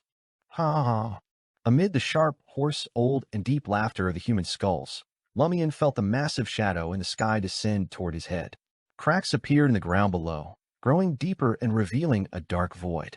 All the skulls, including the crystal one, developed tiny cracks, seemingly ready to shatter completely in no time. At that moment, Lumian felt a chill leave his body, and all the skulls stopped cracking as if temporarily held back by an invisible external force. This also halted the process of Permetha's collapse and destruction. Although it didn't reverse, it wasn't going to happen immediately. Is this the Temperance faction's demigod or their invited helper using their ability? It seems Oxito really escaped. After testing the waters with a banshee's howl, she decisively abandoned this Permetha, clearly stronger than other madams, and used her prior arrangements and the unique properties of this place to escape before the Temperance faction could act. A series of thoughts flashed through Lumian's mind as he took in the scene before him. An ancient voice suddenly echoed in his ears. Don't just listen to what Oxito says. In my experience, anyone who leaves behind so many words before running away is either already insane or trying to cover up something. Oxito did indeed flee here decisively before we locked onto her and planned to destroy this Permetha. But why would she tell us her objectives? Purely to vent her emotions? That may be one reason, but there should be a more important one. She wants us to focus on the collapse and destruction of this Permetha and overlook something else. Lumian hadn't entirely dismissed his doubts after Oxito's proclamations through those human skulls, but such behavior wasn't unusual for the Indulgence faction of the Rose School of Thought. Those accustomed to indulgence were always eager to express their emotions. The ancient voice finally said, "Time will provide us the answer." As soon as these words fell, Lumian saw the insects with translucent rings flying out. Suddenly, everything around him slowed down. A grayish-white fog settled over everything Lumian saw, making it all look surreal. Soon after, everything projected on the foggy curtain started to rewind. The human skulls were no longer cracked in countless places. The ground returned to smoothness, and the thick shadows receded into the sky. Time wasn't moving backward. Rather, recent history and events were being displayed. Lumian then saw a pair of brown wings that could blot out the sky, leaving the current shadow behind. Between the wings, each feather as large as a human head, stood a female figure with an exposed abdomen. The woman was as beautiful as the moon at night, her face radiating maternal brilliance, but her hands and feet were arched, with sharp nails that gleamed coldly. This was the Shaman King, Oxydo. Having seen her male form, Lumian recognized her instantly. Her features were softer now, and her facial details were more delicate. Her belly was swollen, stretched taut with black veins visible on the surface. The skin was so thin that it was almost transparent, revealing the merging forms of numerous bird-clawed monster infants inside. She stuffed all those corpse-born bird-clawed infants into her belly. What kind of monster is she nurturing? No wonder the bloodline connection didn't work directly, only indirectly within a certain range. As Lumian came to this realization, Oxyto reached for her belly in a scene from the past. With a tearing sound, she ripped her abdomen open, blood pouring out. Oxyto forcefully pulled out an infant slightly smaller than Ludwig. Its skin was pale, its flesh decayed, and remnants of 4 or 5 heads and 7 or 8 bird claws remained on its surface. A pure, clear membrane, seemingly from Lake Dalsh, covered the baby's body.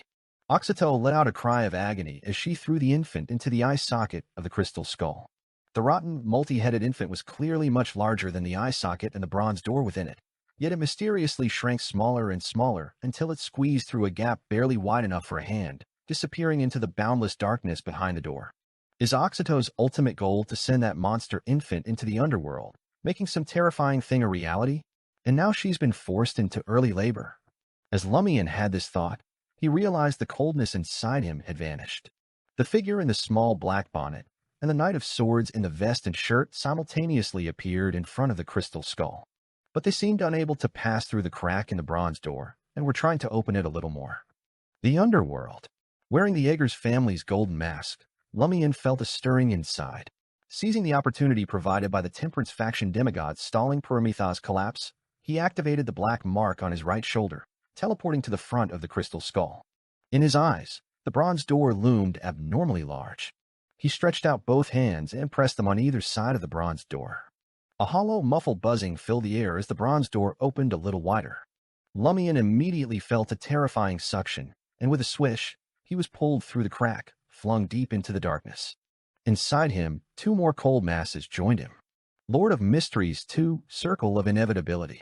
Chapter 767, Underworld. With Lumian vanishing before the crystal skull, the human skulls, already covered in countless cracks, lost their support. They shattered with a thunderous crash, bringing down the shadows from above and splitting the grassy wilderness into fragments. Oxydo's Prometheus crumbled toward the cracked crystal skull, and everything there silently turned to dust. The spirits dissipated, the light vanished, and the void of darkness swallowed everything. No one knew how much time had passed before a gentle light began to glow in the absolute blackness, revealing a barren, dim, pale, and almost frozen wilderness. In the center of the wasteland lay the tranquil and sacred Lake Dalsh.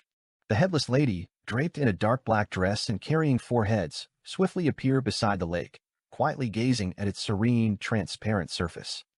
As soon as Lumian was pulled through the bronze door, he felt countless eyes upon him, chilling his body further and numbing him. Meanwhile, arms of unknown origin reached out, grabbing at his head, neck, torso, and legs. Some had dull skin with white, bony teeth. Others were so decayed that their flesh was falling off, slowly wriggling with equally decayed worms. Some lacked skin altogether. Others were merely illusory spirit bodies. What they all shared was a bone-chilling cold that could freeze the soul. On Lumian's face, the golden mask painted with black and white oil sparkled with a faint yet pure light. The reaching arms halted momentarily before retracting. The eyes watching him from the darkness also withdrew their gaze. Lumian regained his thoughts and his sense of his body. Below him, he discovered a deep pit with no visible bottom or boundaries. The edge of the pit was made up of layers of blurry worlds, spiraling downward to the limits of his vision. These jumbled worlds layered atop each other, and Lumian couldn't make out what lay within them, only knowing that each was vaster than the Star Highlands, with all previous watching eyes stemming from the pit's bottomless dark. Lumian plummeted suddenly, falling into one of these blurry worlds in the blink of an eye. Miraculously, he stood on a barren wilderness exposed with gray-white rocks, surrounded by heaps of bleached bones, densely packed and stretching toward various distant places. At this moment, these bones lay still, as if slumbering through time. Is this the underworld? I wonder where the abscessed hand's body part might be. Lumian looked around, muttering to himself in silence. It was the chance to enter the underworld that had prompted him to help voluntarily, using the Eggers family's golden mask and the underworld Taoist seal to push open the bronze door inside the crystal skull. Now, the problem was that the underworld was much more vast than he had anticipated, and he had no idea where to start looking. Similarly, the whereabouts and intentions of the decaying infant that Oxito had sent were unknown. Perhaps I could rely on the contract I had signed with the abscessed hand. Essentially being part of the same body, they are mystically connected. The contract I had signed is, to some extent, also with the rest of its body. Lumian quickly formulated a plan and spoke in a cold, hoarse voice. Knight of Swords, have all of you entered as well? Yes, came the faint voice of the Knight of Swords, Merrick. Pausing momentarily, he added, a companion of mine has also entered. Lumian nodded. Why aren't both of you coming out? You are now in a wraith state, so there's no need to worry about dying instantly in the underworld. You're essentially undead beings now. What's there to fear about the underworld's unique conditions? The Knight of Swords responded, but we are fundamentally still living beings. If we stay in the underworld as wraiths for too long, we won't be able to revert to human form, and will forever exist as wraiths or evil spirits. By using your body, we can temporarily avoid the influence of the underworld, emerging only when it's crucial. I see. Lumian looked up at the pale, dim sky. I also can't wear this Eggers family's mask for too long. We have about 3 hours. As he spoke, Lumian tried to activate without using the black mark on his right shoulder, which was the abscessed hand's spirit world traversal ability. With this mark, he faintly sensed something at the end of the wilderness on his right calling to him. Is that the body part of the abscessed hand in the underworld? Just as Lumian had this thought, a figure appeared ahead. It was an extremely delicate-looking young woman with an unnaturally pale complexion. Her deep blue eyes were profound and devoid of any emotional fluctuation. Her light golden hair was tied in a stern bun adorned with a small black bonnet with a fine black veil, and she wore a complicated, exquisite black Gothic court dress. Is this the Temperance faction demigod that was attached to me earlier? Lumian recalled the 2 blurry figures he saw through the crystalline eyes. One of them matched the lady before him perfectly. The Temperance faction's demigod floated in midair, slowly turned around, and then pointed in a direction, nodding at Lumian. She was pointing toward the end of the wilderness on the right. Do you mean that Oxito's prematurely born, decayed child might be over there? Lumian asked for confirmation. The lady in the black bonnet nodded gently in affirmation. She then vanished into thin air, and Lumian felt another chill inside him. It's all in that direction, huh? A coincidence? No, not a coincidence. It's more likely that something in that direction is drawing them there. Lumian turned his body, ready to teleport to the edge of his vision. As soon as Lumian started to become transparent, his body was suddenly grabbed by pale hands that appeared out of nowhere, seizing his arms. Lumian felt a paralyzing sensation throughout his body, as if his soul was being torn apart by an invisible force. This time, the faint glow from the golden mask had no effect. Lumian attempted to ignite a blazing white flame to ward off the cold, stiffness, and numbness, but he was overwhelmed by an invisible terror, trembling uncontrollably, unable to respond effectively. When he regained his clarity and composure, he found himself still standing in the same spot, but surrounding layers of bleached bones had all risen up, encircling him as if to protect him. At the same time, Lumian heard the voice of the Knight of Swords, Merrick. Once you put on the Eggers family's mask and become a pure undead being, you will also possess all the traits of an undead, one of which is being suppressed by higher beings of the death pathway, making it difficult to resist and your body and mind willing to accept enslavement. In contrast, we wraiths, who aren't pure and can switch states freely, are less affected. Was this why I couldn't resist just now? I wonder if the Sword of Courage can counteract this effect. It theoretically should. Lumian realized with a start. Did both of you save me just now? The Knight of Swords didn't continue on this topic, but instead reminded Lumian, it seems that in the underworld, you can teleport but not teleport freely, as that is considered a desecration of death and attracts the punishment of the underworld. According to the mystic knowledge mentioned by Madam Magician, teleporting should be normal in the underworld since it stems from the spirit world, but considering it as desecration of death seems a bit too strict, typical of the oppression by higher-ranking beings of the death pathway. Lumian pondered for a few seconds, slightly bending his back. A blazing white radiant spear of flame immediately shot forth, illuminating the pale, dim half-sky, casting towards the far reaches of the wilderness. As the white and red trail of the flame spear disappeared inch by inch, Lumian, transformed into the spear, hurled himself forward at the fastest speed he could achieve. During this process, he noticed the wilderness sloped downwards, and the destination he, the Knight of Swords, and the Temperance faction demigod aimed for was at the bottom of this hillside. After a while, the blazing white lights scattered in all directions, and Lumian, now clad in a thick jacket, descended toward the ground. Ahead of him lay a wide, surreal black river, so vast he couldn't see the other side. The river flowed silently from the edge of the sky to its limits, exceptionally quiet. "Is this the river Styx?" Lumian inquired of the Temperance faction demigod within him. Responding to Lumian was still the Knight of Swords, Merrick. "It should be. It spans every layer of the underworld. Crossing it is like entering the depths of the underworld. If you hadn't stopped earlier and ended up flying above it, you would have fallen straight into the river, and no one would have been able to pull you out. Good thing the issue with teleporting just now gave me a warning. It's best to pause in uncertain environments." Lumian glanced left and right, noticing the wilderness was dotted with withered blood flowers, each concealing a multitude of corpses, bones, and shadows.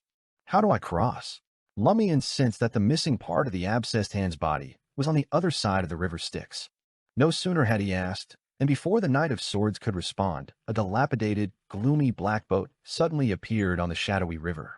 A figure draped in fragments stood on the boat, rowing with a long oar, guiding the vessel to Lumian's side before stopping at the river's edge. Peering closely, Lumian saw that the ferryman was a severely decayed male corpse. Large portions of his body were exposed, and his eyes appeared gouged out, leaving hollow sockets entwined with thick blood vessels oozing yellow pus. "Take this boat across?" Lumian asked, lowering his voice to consult the Temperance faction member inside him. Knight of Swords Merrick replied in an ethereal but slightly grave tone. "It's the only way. But be careful of the boatman. The underworld has mutated, and it could be affected too." Lord of Mysteries 2, Circle of Inevitability. Chapter 768, Ferryman. Lumian nodded, his right hand naturally falling on the traveler's bag. He then walked over to the dilapidated, gloomy boat, noticing the severely decayed boatman turning aside to make way, as if signaling for him to hurry aboard. "Can you ferry me across the Styx?" Lumian asked politely in Dudanese. Given that the former death hailed from the southern continent, Lumian figured that speaking Dudanese might be more readily accepted by all parties in the underworld. After all, in an environment so rich with the stench of death that a living person couldn't last a second, using mystical languages like ancient Hermes, which could manipulate natural forces, might have unexpected effects. For instance, merely uttering the words "river Styx" could forge a strong connection with the dark, ethereal river before him, possibly causing it to whip up a massive wave and sweep him away. The boatman, its eye sockets filled with thick blood vessels and oozing yellow pus, faced the river, wide enough that the opposite bank was out of sight, and remained motionless. It seemed it was answering Lumian with his actions. "Why would you try to communicate with a corpse? I can't hear you, nor can I make a sound. It seems ordinary language won't do. I've heard that the death pathway includes a language of the dead, but unfortunately, I don't speak it." Lumian muttered to himself quietly as he let his eyes take on a silver-black hue and slowly stepped onto the rickety, gloomy boat. In his eye of calamity, the boatman's destiny was pure black, dead and void, showing no signs of change. Does this mean no matter how much the boatman struggles, it can't change its status as a corpse, and its only fate is to wither away with time until even its existence vanishes? But that doesn't mean the boatman can't do anything during this time before its demise. Its actions can still affect the fates of others, including mine and other undead beings. From this perspective, the boatman, or rather the summoned undead, should still have a destiny, only that the outcome cannot be changed. Indeed, they have destinies, but my current rank isn't high enough to see them, is it? After all, objects have destinies too, but I can't see them now. It might also be that the destinies of the dead need to interact with others to manifest in the destinies of those others. Perhaps because he had temporarily become an undead himself, Lumian couldn't help but ponder the destinies of these residents of the underworld. With the mystical knowledge he currently possessed, he couldn't define destiny precisely, nor did he know how much the Mercury River of Fate encompassed, or whether there were unseen aspects or hidden parts he wasn't aware of yet. He felt there must be, which stemmed from a few simple questions. Could it be that by donning the Eggers family's golden mask and becoming an undead, the river of fate that still existed for me simply disappears, turning utterly black and void? And when I take off the mask, does the river of fate instantly return? What then is the river of fate? A plaything at our disposal. Although the golden mask of the Eggers family was made by death, it didn't contain Beyonder characteristics and was only of a higher rank. It surely wasn't simple enough to manipulate the River of Fate so easily. Later on, if there's a chance, I should have a monster pathway Beyonder observe my fate to see the changes before and after donning the golden mask. Never mind, unless I find a demigod-level monster pathway Beyonder. Otherwise, it would only harm them. Even when I had only Mr. Fool's seal, the false angelic rank, and the residual aura of the Blood Emperor, the patrol team's Machine Colobo from Port Pilus was already too afraid to look at me, thinking it would bring him great danger. Now, I have also added the Underworld Taoist seal and Omabella's bloodline. Lumian positioned himself at the center of the battered boat, allowing the golden mask to turn his eyes iron black. He wanted to preemptively spot the boatman's weaknesses to prepare for any potential mishaps. At that moment, the highly decayed boatman began to row, slowly steering the dark boat towards the other side of the surreal, shadowy river. His body was entirely cloaked in dark colors, and Lumian struggled to find any sign of a vulnerable pale spot amid the black. Of course, these dark colors also meant that the boatman was completely vulnerable to sunlight and lightning. The next second, Knight of Swords Merrick's voice rang in Lumian's ears. Its weaknesses might not be here. Not here? What do you mean they're not here? Can weaknesses be separated from the person? Just as Lumian was filled with intense curiosity, he remembered several stories his sister had once told him. In those stories, a type of monster called a lich would create phylacteries and hide them in heavily protected, secret places. As long as the phylacteries were not found and destroyed, the lich would not truly die, effectively separating its fatal weakness from itself.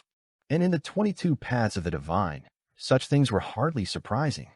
The Knight of Swords continued. Were you trying to discern its fate earlier? It holds a considerable rank. This is a dangerous endeavor. A considerable rank?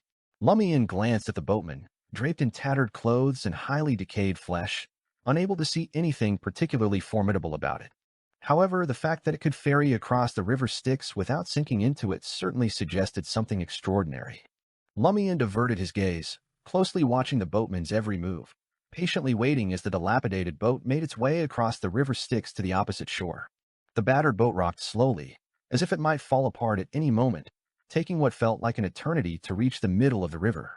Suddenly, the highly decayed boatman raised its long oar and turned toward Lumian. As the gloomy boat came to a halt, the boatman's mouth abruptly opened, splitting down to its decayed chest, its hollowed-out navel, and further down to its groin. Its body unfolded like a coat unbuttoning, stretching out to the sides, revealing no darkened organs or bones of its own, but rather a heap of half-melted, decayed limbs. Once again, Lumian felt a chill that made him shudder, daring not to harbor any thoughts of resistance. He clenched his right hand, which had been ready. He grasped the sword of courage from the traveler's bag, holding the hilt of the iron-black broadsword. Courage swiftly filled Lumian's body, prompting a manic smile on his face. What is there to fear from a mere boatman? Even if death himself stood before me, I would strike him down with my sword. Lumian drew his broadsword, now ablaze with white-blue flames, and slashed fiercely at the boatman, who was lunging at him with its skin peeled open. With a thud, the sword of courage cut through the pile of melting limbs in the boatman's stomach and struck the layer of rotting skin riddled with holes behind its chest. But the broadsword failed to split the seemingly fragile, decayed skin. As Lumian readied a second strike, one accompanied by a massive explosion, the boatman swiftly recoiled, slowly closing its opened chest and abdomen. At the same time, the voice of the Knight of Swords rang in Lumian's ears. Stop. We've got it under control. This is our chance to finish it off. Lumian responded without hesitation. He and the Knight of Swords were communicating in Intis. The Knight of Swords paused for a second and said, I know you're not afraid of it and you could kill it, but if it dies, we can't cross the river Styx. Seeing Lumian calm down a bit, the Knight of Swords added, Besides, killing it won't grant you any Beyonder characteristics. It's merely the skin of the true ferryman. It seems to have been consuming other corpses, trying to regain a body but never succeeding. Lumian accepted the Knight of Swords' explanation. Having courage didn't mean being deaf to others' words. It's just selectively ignoring dangerous warnings. He then placed the Sword of Courage back among the ordinary straight swords in the traveler's bag. This time he didn't feel the post-event fear, because this was the purpose of using the Sword of Courage. The only thing he feared was, the demigod's skin has been peeled off? What in hell happened in the underworld back then? Lumian watched as the boatman slowly and strugglefully pinched together the split skin and rotting flesh on its chest, like buttoning up a coat. Following this, the boatman plunged its long, dark, decayed or into the surreal, shadowy river Styx, moving it at an even slower pace as if resisting something. Has the demigod of the temperance faction possessed the boatman, forcefully taking control and making it continue to row? It looks like this control is met with strong resistance. Lumian remained ready to draw the sword of courage again in case of any unforeseen incidents. As the gloomy boat rocked its way towards the opposite shore of the Styx, Lumian, having nothing better to do, started a conversation with the Knight of Swords. I saw the entire underworld as a series of descending layers earlier. Crossing the Styx should just get us to the other side of this layer, so why did you say it's like entering deep into the underworld? The Knight of Swords simply replied, the geography of the underworld doesn't completely align with the real world. According to the many notes of the Eggers family, there are two ways to enter the depths of the underworld. The first is to descend layer by layer through the worlds encircling the Styx, which are used to punish sinners, ultimately arriving at the realm where the blessed of death reside. The second is to cross the Styx directly. Is that so? Lumian mused aloud. So our destination is the realm once inhabited by the blessed of death? The Knight of Swords paused for a second and said, Death's palace should be there as well. The palace of the former death? Lumian's eyelids twitched at the thought. As he and the Knight of Swords alternated between silence and conversation, the boundary on the other side of the Styx finally came into view. Lord of Mysteries 2, Circle of Inevitability. Chapter 769, Incomplete Corpse. Unlike the wilderness Lumian and company had passed through earlier, strewn with grayish-white rocks, the soil on this side of the river Styx was pitch black. There were no withered blood-colored flowers, no ghostly skeletons, and no decaying corpses to be seen. The sky above was no longer lit by pale, dim, cold sunlight. Instead, a rich darkness dominated this boundless world. Deep within the darkness, clusters of pale white greenish-hued flames hung quietly in midair, spaced far apart as if serving as street lamps. Using the illumination from the nearest pale flame, Lumian quickly leaped from the gloomy boat to the shore. Once his feet hit solid ground, his heart steadied considerably. As he crossed the river Styx, the scent of death in his undead body became more intense and evident, while his spirit and consciousness, tightly protected by the Eggers family's golden mask, felt a slight chill. Following that, a sinister coldness pervaded his body, but the highly decayed boatman, with its hollow eyes, simply reinserted its long oar back into the river's current. It made no new move to attack Lumian. It seemed incapable of attacking targets on the shore. Watching the gloomy boat and the boatman, now facing away from him, slowly drift away, Lumian mused, not going to finish it off? With its rank, that decayed human skin would match her messenger quite well. This referred to the Knight of Swords' messenger, the half-fairy, a spirit being missing the outer half of her body, meaning she was precisely lacking human skin, while the boatman was just the peeled skin of a demigod from the death pathway. The Knight of Swords was silent for a few seconds, letting his voice echo in Lumian's ears. She only lacks her own skin. This reply was curt and restrained, yet Lumian almost heard the Knight of Swords roar, Don't just find any skin for my messenger to wear. Pausing for a second, the Knight of Swords continued, We might need to return across the river Styx, and we don't know how many ferrymen are left there. A need to return across the Styx? Lumian then pondered a very serious and important question.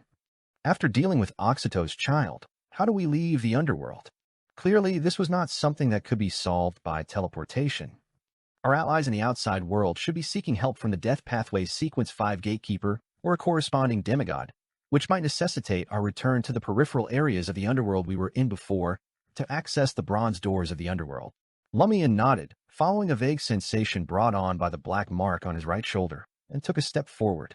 He didn't ask the Knight of Swords and the Temperance faction demigod if he was veering off the path to find Oxyto's child. If he were wrong, they would inform him.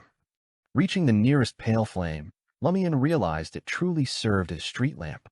It was crafted from gold, shaped like a kneeling figure with hands bound behind its back, its head tilted back and torso bent outward. A dark, sinister wick protruded from the statue's mouth, coated in a layer of pale yellow, translucent grease. The pale white flame burned quietly, seemingly for thousands of years without a hint of extinguishing. From this human-shaped lamp onward, the ground was covered with dark, cracked stone slabs. Lumian could imagine just how somber and solemn the path to Death's palace must have been. He walked along the path, which was inexplicably cracked and shattered, quickly but cautiously heading deeper into the darkness, towards the place suspected to hold the abscessed hand's body part. The path also presented a slightly downward trajectory. This reminded Lumian of Hotel Orella he had once stayed in, Recalling the words spoken by Velsta, a descendant of death, many believe that the true hell and the origin of death lay deep underground, so one had to continually descend, delving deeper and deeper. This is reflected in the underworld, too. After walking a while, Lumian suddenly conjured a large, blazing white flame in his hand. The bright light quickly dispelled the darkness further away, allowing Lumian to clearly see the surroundings. Mausoleum-style buildings were either completely collapsed or half-fallen, deathly quiet, with no bones or bodies. These buildings varied in color, not just black, but also pale white, golden, dark red, and sinister green. Did the blessed of death once live in these houses? Lumian asked the Knight of Swords, who was well-versed in the history of the southern continent and the legends of the underworld. The Knight of Swords replied succinctly, "I don't know." He then added, "Only by finding a creature that entered and exited the underworld before the fall of death can we be sure." All right. Lumian didn't press further and quicken his pace. This was because he felt that the body part of the abscessed hand was not far ahead. His right hand went back into the traveler's bag, ready to draw the sword of courage at any moment. As for the Devil's Whisper's ring, he didn't plan to wear it yet. He didn't think becoming undead would immunize him against the malevolent effects unleashed by that sealed artifact. Undead beings could harbor malice, too. After all, undead beings such as wraiths and evil spirits were formed around the core of their own obsessions and residual malice. Moreover, Lumian's spirit and consciousness were still protected by the golden mask of the Eggers family, remaining in a living state. After a quick jog, guided by the pale white flame of the human-shaped street lamps and the blazing white orb above, Lumian discovered a grand structure along the side of the cracked stone slabs. It appeared to be a cathedral, entirely black and about 50 to 60 meters tall, but its upper half had already collapsed into the lower part. Lumian concentrated, listening intently, and heard faint, strange sounds emanating from the grand but ruined cathedral. It was as if someone was using a blunt sword to slice through flesh and saw through bones, causing a headache to the listener. "I have another matter to resolve inside this cathedral." Lumian finally disclosed his intent to the Knight of Swords and the Temperance faction demigod. He then firmly added, "It should be quick." He remembered what Madam Magician had said: the true danger of the abscessed hand would only manifest once all its parts were assembled, and currently, 2 parts were still in the city of Exiles Morora, so there was no need to worry about that. The enemy he might face next could be the undead being creating the sound just heard. All right, the Knight of Swords did not inquire about the specifics. "Thank you," Lumian responded sincerely. The Knight of Swords and the Temperance faction demigod neither objected nor disengaged from Lumian's body, indicating their tacit approval to provide the necessary assistance when needed. Lumian extinguished the blazing white orb hovering above his head to avoid provoking the undead within the dilapidated cathedral. He transformed into a shadow, blending into the areas not illuminated by the pale white flames, and silently infiltrated the building whose upper half had entirely collapsed inward. From the shadows, Lumian saw columns thrust into the ground, a dome shattered into pieces, and a bird statue broken in half. After winding through the ruins for a while, Lumian's path brightened suddenly. 10 meters ahead on a crumbling wall, several bone torches burning with pale green flames were inserted, the dense darkness above streaming through a large hole created by the collapsed dome, blocked outside by this dim light. Beneath the bone torches, a long table made of grayish-white stone was set up, upon which lay a half-corpse, head severed and vertically split open. The corpse wore no clothes, its body bluish-black and swollen with decay, oozing yellowish-red pus everywhere. It appeared significantly larger than a normal human, unclear whether it was a half-giant in life or merely bloated by post-mortem gases. Lumian recognized it instantly. This was the body of the abscessed hand. It comprised the left half, including 1 hand and 1 foot. In front of the abscessed hand's corpse stood a towering figure, about 4 meters tall. The figure's skin was pitch black, etched with numerous sinister patterns, most of which had decayed, exposing bare, ghostly white bones or appearing as half-melted, viscous tissue.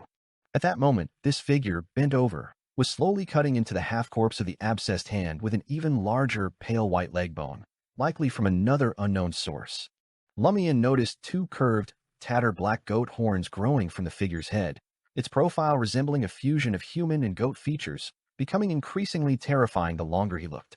An undead being transformed from a beyonder of the devil pathway after death? Just as Lumian had this thought, he saw the goat-faced giant slice off a chunk of bluish-black decaying flesh and stuff it into its mouth, chewing vigorously, causing pale yellow pus to splatter. On the half-corpse of the abscessed hand, the decaying flesh writhed and grew, filling in the cuts made. A cycle of one eating, The other growing? Lumian was pondering a plan to take the abscessed hand's corpse when the devil-like undead suddenly turned around, looked towards the shadows where he was hiding, and spoke in an unintelligible language using a hollow, decayed voice. Though he couldn't understand the words, Lumian felt a strange pulsation in his flesh, compelling him to leave his shadow form and revert to his undead appearance with a golden mask. However, the decaying, goat-faced devil did not take the opportunity to attack. After 2 seconds, the voice of the Knight of Swords reached Lumian's ears. It's asking, "Do you need flesh? Do you need flesh?" Lumian was first stunned, then relieved that he had a translator. Looking at the hunched-over, devil-like giant undead, Lumian suddenly had a strange thought. Is this considered making a deal with a demon? Has the after effects from using the authority holders under the table transaction finally caught up with me? Lord of Mysteries 2, Circle of Inevitability. Chapter 770 Egg. For a moment, Lumian was unsure whether the authority holders under the table transaction, a beyonder item from the broker pathway, actually had negative effects. On the one hand, encountering a deal with demons and other evil beings surprisingly prevented a potential battle. Without this negative effect, Lumian suspected he would have been attacked the instant he was spotted by the goat-faced demon, instead of being asked if he needed flesh. This seemed like a manifestation of how a shadow merchant could reduce the malice from dangerous creatures and mysterious entities.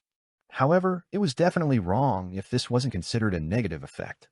Dealing with a demon wouldn't be simple or easy. It might even be very dangerous, even if the demon was already dead. After a few seconds of deliberation, Lumian, pointing to the half-body of the abscessed hand on the grayish-white stone table, asked, "I want it all. What must I give in return?" He planned to gauge the difficulty of the transaction first. If it proved too challenging, he would ask for help from the Temperance faction demigod to confront and collectively eliminate this decaying goat-faced demon. Having a deal offered by a demon didn't mean you had to accept it. As soon as Lumian spoke, he felt his body stiffen and a coldness spread within him. He understood what was happening and didn't resist or struggle, then found himself involuntarily speaking in a gravelly, metallic voice, as if using dead vocal cords. His words were repeated in an unknown language by the goat-faced giant, and every word struck a chill into Lumian's spirit, feeling as though they were piercing his spirit body. Bent over and goat-faced, the black-skinned decaying demon responded in the same hollow language, its voice echoing ominously. One of the words seemed to grasp Lumian's spirit body and body as if by a giant hand. If it weren't for his dead state and the protection of the Eggers family's golden mask, just this interaction alone could have severely harmed him. Soon, the ethereal voice of the Knight of Swords resonated in his mind. "I want Farbody dead." Farbody? The devil monarch, Farbody, the true form of Naboritusly. The terms of the deal require me to kill an ancient god? Lumian narrowed his eyes at the towering goat-faced devil, regaining control of his voice to say, "That's an ancient god. I can't do it." Change the terms. If the goat-faced devil refused to change the terms, then there was no need for negotiation. Facing an ancient god might be beyond me, but taking you down certainly wasn't. It was just a matter of owing a favor to a demigod. That debt could be repaid slowly over time. It was unclear whether it was the Knight of Swords or the Temperance faction demigod who then took control of Lumian's body, translating his words into a language the goat-faced demon could understand. This also brought Lumian a strange sensation. The goat-faced demon, capable of standing 4 to 5 meters tall but appearing only a bit over 3 meters due to its bent back, fell silent for a moment before speaking in a deep, hollow tone. "I want that egg." "Egg?" Lumian muttered to himself in confusion. He understood directly because the Knight of Swords had already translated it synchronously. "Where is this egg?" Lumian inquired. As a member of the Temperance faction took control of his mouth to relay the question, the decaying goat-faced demon let the massive thigh bone in its hand drop to the ground with a loud thud. In the palace, the goat-faced demon answered simply, making the Knight of Swords' job of translating much easier. This also made the Knight of Swords' translation job much easier. Lumian asked, seeking confirmation, "The Palace of Death? Could a former divine residence be extremely dangerous?" The goat-faced demon's eyes, oozing blood and pus, shifted slightly. "Yes. An egg within Death's palace." Lumian hesitated between agreeing to the deal or just seizing it. As he surveyed his surroundings, he further inquired, "What does this egg look like?" While waiting for the member of the Temperance faction to translate, Lumian noticed a broken statue by a half-buried stone pillar, with only parts of its body remaining. It was vaguely recognizable as an avian statue, its feathers seemingly woven from mystical patterns, pale white and dim. An avian statue. Lumian thought, connecting this with the egg the goat-faced demon wanted. Once the translation was finished and control of his mouth returned, he added, "A bird's egg?" After about 10 seconds, the goat-faced demon dragged its pale thigh bone forward a few steps, which scraped against the ground, producing a grating sound. The goat-faced demon spoke slowly and intermittently. "Yes, it's large. Black within flames. It really is a bird's egg, and obviously from an abnormal mother." Birds. Lumian suddenly remembered the prematurely born child they were tracking, associated with the banshees in their full might. They resembled birds, with claws and wings. Although there are clear differences from this bird statue, they are at least all birds. Moreover, since there is an abnormal bird's egg inside Death's palace, it implies the existence of a mother in the mystical sense. Lumian vaguely grasped the reason Oxito had conceived such a stillborn and cast it into the underworld. Was her goal also this egg to use it to do something to the underworld? Whether integrating the realm of the dead in the Raklef region into her own Paramitha or conducting a ritual to impregnate corpses and bear children, was it all for this purpose? Sheesh, does she intend to merge the underworld with her own Paramitha? That's quite ambitious, isn't it? This is a legacy of a true god, a former divine kingdom.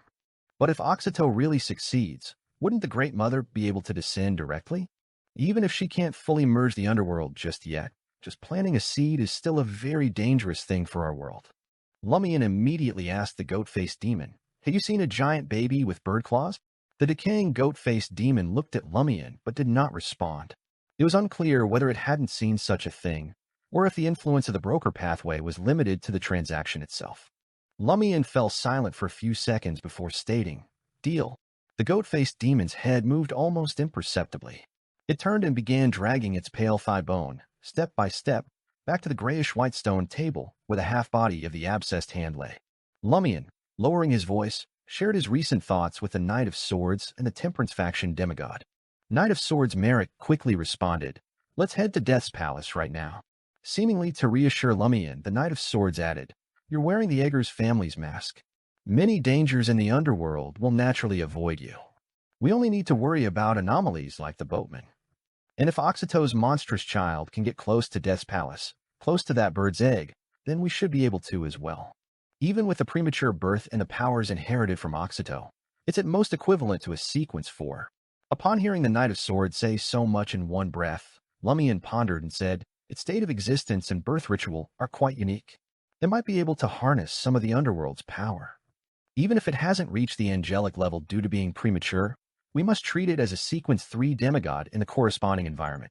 After all, this was a baby born through the integration of Permitha and the spirit realm, facilitated by Lake Dalsh. And this baby had undergone gestation within a corpse, birth post-mortem, and then returned to its original form through a process of mutation and integration. It absolutely couldn't be considered a living creature, for living beings would instantly die in the underworld." "Yes," the Knight of Swords answered succinctly.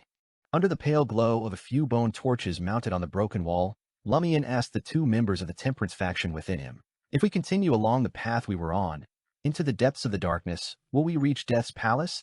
Lumian remembered that the Knight of Swords had mentioned reading many notes from the descendants of Death. Before the Knight of Swords could reply, the goat-faced demon standing at the gray stone table suddenly lifted the large, pale thigh bone. It used the bone to point toward a dark, deep hole that had been smashed open by a dome-shaped stone block near the broken statue.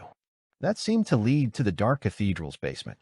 Lumian paused, then blurted out, "You mean this leads directly to Death's Palace?" Based on the Knight of Swords' explanations and what he had seen earlier, Lumian believed Death's Palace was situated at the bottom of the dark underworld. One would have to keep heading downward, deep into the ground, to reach it. But since it was a descent, jumping directly into the seemingly bottomless basement might also be feasible. Emperor Roselle once said, "All roads lead to Trier." The decaying goat-faced demon nodded slowly. It was only then that Lumian realized, this fellow understands my Intis language. Why did I even bother getting a translator? Is a demon still a demon even after death? Lumian didn't waste any time confronting the decaying goat-faced demon. He ran a few steps to the edge of the dark, vast hole. He formed a clump of blazing white flame and placed it at the edge of the hole, illuminating some of the interior. Massive stone pillars, blackened wood racks, collapsed stone slabs, and a winding staircase extending downward, disappearing into the darkness. "No problem."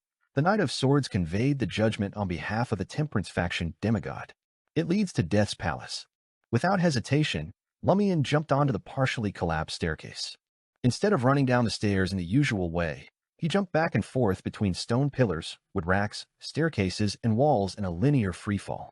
During this process, Lumian occasionally transformed into a blazing white flame spear to leap over completely collapsed parts without footholds, and at other times turned into a shadow creature to navigate around special areas. The surrounding darkness seemed to hide something even the blazing white light couldn't illuminate, but Lumian ignored it, pretending not to notice. After descending for an indeterminate amount of time, Lumian's feet finally touched the ground. In the light of the blazing white flame, he saw that the area was littered with broken bones, some white, some yellow-brown, and some dark brown. Not too far from Lumian, a deep black stone wall stood, set with a heavy wooden door large enough for a giant to pass through. Lumian walked up to the door, bent over, and extended his palms, beginning to push outward with all his strength. His instincts told him that beyond this door lay Death's Palace. Lord of Mysteries 2, Circle of Inevitability. Chapter 771, Pale White Nation. Amidst the heavy tearing sound of a long unmoved wooden board, the chestnut-brown door slowly opened outward. The first thing Lumian noticed was the dim light, unlike the darkness typical of the deeper parts of the underworld, emanating not from golden humanoid street lamps but from all objects ahead. He then got a clear view of the exterior. There lay a cluster of palaces half-sunken into the void, with a majestic main hall, several high towers, and aerial corridors connecting them. Deeper into the palace complex, the structures seemed to sink further into the void, while those in the periphery stood solidly on a barren wilderness. Even so, the main hall and the core area towered much higher than the rest of the buildings. Now, most of the structures were completely collapsed, leaving only ruins and broken walls. The relatively intact palaces and towers were concentrated on the periphery, with the only visibly towering structure in the core area being the main hall and its 4 attached spires. At this moment, whether it was the broken palace complex or the surrounding wilderness in the sky above, all had faded to a dim pale white, enveloping and infusing the entire world with pallor. They brought light. This pale white world still retained a few other colors, gold embedded on the surfaces of buildings, and the black at the bottom of the palace complex representing the void. The latter had 2 other sources. One was the silently falling illusory dark river Styx from above, cascading behind the main hall, and the other was a creature long enough to be described in hundreds of meters, nestled among the 4 spires atop the grand main hall. It was an exaggeratedly large bird, its wings woven from pale white flames and mystical patterns, quietly sprawling on the roof of the main hall. Many of its pale white fiery feathers had shed, revealing the black, decaying skin underneath. Despite the considerable distance, and even with just a few fleeting glances, Lumian couldn't help but feel his death accelerating. He lowered his head to look at his hands and found his already pale, dull, and withered undead skin now marked with spreading patches of blue-black decay. These marks moved slowly, deepening continuously. Moreover, his clothes were also beginning to be infected by the pallor of this world, all colors turning dim. What kind of monster is that? Lumian dared not gaze at the distant giant bird anymore, and could only look directly at the palace complex itself. After a few seconds, the increasingly ethereal voice of the Knight of Swords, Merrick, rang out. It might be the corpse of Greg Race. Greg Race? The Phoenix ancestor, the ancient death among the 8 ancient gods of the Second Epoch? Lumian blurted out in astonishment. Why would her body be here? After posing the question, Lumian felt it was somewhat meaningless. This was the underworld, and it was not strange for any deceased body to appear here. The Phoenix ancestor, ancient death, had perished before the underworld anomaly. On the other hand, the absence of the Eggers family's death's corpse, hidden somewhere, was an anomaly. Lumian didn't expect the Knight of Swords to actually answer his question. It might be that the ancestor of the Eggers family, the former death, placed it here. Does that mean the Eggers family's death not only acquired the beyonder characteristics of the Phoenix ancestor Greg Race, but also brought her body back to the underworld, hiding it somewhere in the palace complex? How did she know it ended up on top of the palace? Is it just a corpse? Was it placed there initially? Or did the anomaly in the underworld come from this ancient god's corpse? With the reigning death dead, has the ancient god's corpse reanimated? Lumian suddenly had some thoughts. At that moment, he heard the Knight of Swords add, Sharon just saw the egg. The egg? The one the goat-faced demon wants? Is Sharon referring to the Temperance faction, demigod within me? Lumian's heart leaped with joy before he quickly asked, Where is the egg? below the belly of what seems to be the corpse of the phoenix ancestor. It has a pitch-black shell and is engulfed in pale white flames, about a meter in diameter. The Knight of Swords briefly described the egg. Protected by the corpse of the ancient death? Lumian's scalp tingled at the thought. How am I supposed to retrieve it? This might as well be no different from slaying the devil monarch Farbati. Of course, for those of high stature, a living ancient god and a beyonder characteristic lacking one reduced to a decaying corpse were not on the same level. The difficulty of these tasks was as different as heaven and the abyss. But for Lumian, they were equally insurmountable, both falling under the category of impossible even with self-sacrifice. Son of a sow, that goat-faced fellow really is a demon turned undead. Fine, if it can't be completed, then so be it. Just finish off the contractor as if there was no task at all. As malicious thoughts spread throughout his body, the Knight of Swords added, "It's not entirely impossible to retrieve the egg. The state of the Phoenix ancestor's corpse is somewhat strange." Strange state of the corpse? Are there only two states for a corpse, eternal rest and reanimation? Lumian dared not use his own eyes to inspect the decaying corpse of the ancient death, Greg Race, and could only inquire of Sharon, the only one present who could withstand looking at the body of an ancient god to some extent. What's strange about it? The one responding was still the Knight of Swords. It's a sleep, the kind of deep sleep that's hard to awaken from. This doesn't align with the current state of this pale white nation. Asleep? Dead and transformed, yet still needing sleep? Lumian frowned slightly and asked, "Why does that not align with the current state here?" The Knight of Swords paused a few seconds before explaining. From what we've seen, one of the reasons for the original anomaly in the underworld was the reanimation of the Phoenix ancestor. It destroyed Death's palace, killed all of Death's blessed present, and turned his place into a pale white nation. We've encountered a few demigods from the Death domain. Since the underworld anomaly, they could still manage some affairs in the underworld, even enter directly, but none dared to venture deep into the underworld to search for the treasures within Death's palace. Their instincts told them it was too dangerous, absolutely not to be approached. But Sharon didn't have such a premonition for danger, so she agreed to come here. That means, for a long time after the underworld anomaly, the body of the Phoenix ancestor still roamed this pale white nation, keeping the high-ranked beings of the Death domain at bay, but now it lies asleep. Lumian found the oddity from Merrick's description. When was the last time a high-ranking beyonder of the Death pathway felt danger approaching deep into the underworld?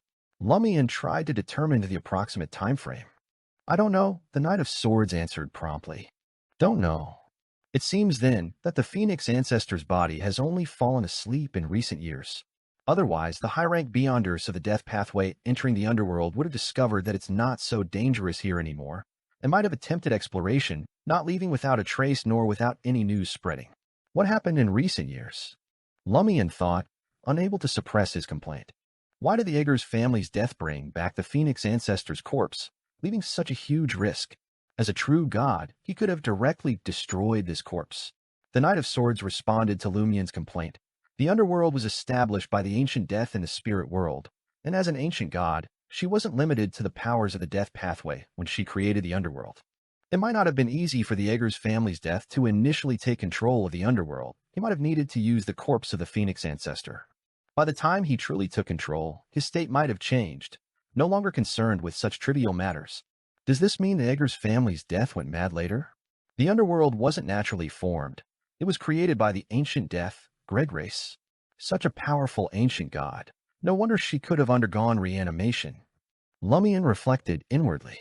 The Knight of Swords, sensing his sigh, simply said, "It said that even among those mad ancient gods, the Phoenix ancestor, Greg Race, was particularly fond of stirring things up, much like the Blood Emperor Alista Tutor of the Fourth Epoch." Now that you put it that way, I can understand perfectly. Lumian's gaze continuously shifted among the pale sky, the wilderness, and the collapsed palace complex, pondering whether to seize the opportunity of the ancient god's corpse being asleep to steal the enormous black egg burning with pale white flames. Suddenly, he spotted a figure still capable of movement. It was a creature with a human head but the body of a giant bird. The creature's limbs were bent, with nails that flickered with a cold light. Its back sported wings covered in half-pale white, half-chestnut-brown feathers. The development of its head seemed incomplete, resembling several infant heads slowly merging together. Oxyto's premature child. It's indeed here. Lumian recognized the creature's identity. That was the target he and the members of the Temperance faction had been tracking. At that moment, Oxyto's monstrous child was flapping its wings, continuously circling and stealthily drawing closer to the sleeping ancient god's corpse. Its target appeared to be the enormous black egg pressed beneath the corpse. We must stop it. Sharon will handle cursing and controlling it, and we'll take care of the attack. The voice of the Knight of Swords echoed in Lumian's mind. Okay. This time, Lumian didn't hesitate and sprinted out from the base of the pitch-black cathedral. As soon as he stepped into that pale white nation, his entire being was dyed pale white, devoid of any additional colors. This caused him to shiver both body and soul, wanting nothing more than to kneel down on the ground, lying prostrate and motionless. Silently, Lumian drew the sword of courage. The blade, now color-eroded by the pale whiteness, suddenly ignited with a bright white flame tinged with blue. Lord of Mysteries 2, Circle of Inevitability. Chapter 772 Curse. Filled with the courage to battle against the heavens and to strike at true gods, Lumian stood straight and tall, unflinchingly facing the ruined palaces within the pale white nation. Just then, his eyelids dropped uncontrollably, shielding his eyes. Almost simultaneously, the voice of the Knight of Swords resonated once more in his ear. Our target is Oxyto's child, not the ancient god's corpse. This was to prevent Lumian from looking directly across the pale white wilderness at the corpse of the ancient death god. There's nothing to fear, Lumian quickly responded. His voice, once it left his mouth, was also infected by the pallor governing this world, becoming weak, hollow, and devoid of emotion. The Knight of Swords earnestly advised, but this will affect our battle with Oxyto's child. We must resolve it quickly. Once that's done, you can do whatever you want. Lumian fell momentarily quiet before responding. Okay. Honestly, wearing the Eggers family's golden mask and in his undead state, Lumian felt a bloodline-based fear and an awe towards the Phoenix ancestor's corpse atop Death's palace, which the courage did not dispel and even somewhat weakened, creating a balance. Otherwise, Lumian, wielding the Sword of Courage, would not have been so agreeable. Immediately, Lumian ignited into a bright white flame, transforming into a long spear of light, hurling towards the still intact buildings at the edge of the palace complex. As the fiery spear cut through the sky, it too was eroded by the pallor, dissipating and dimming even faster, which meant Lumian only managed half the intended distance. Finally, as the pale white light extinguished, Lumian appeared midair, plummeting straight towards the ground. He landed softly on the wilderness, making only a slight sound, and all around was deadly silence. The bright, blazing spear of flame took to the air once again. After repeating this 5 times, Lumian finally reached a high tower adorned with numerous golden patterns and stood at its top, with the figure of Oxyto's monstrous child becoming clearer in his sight.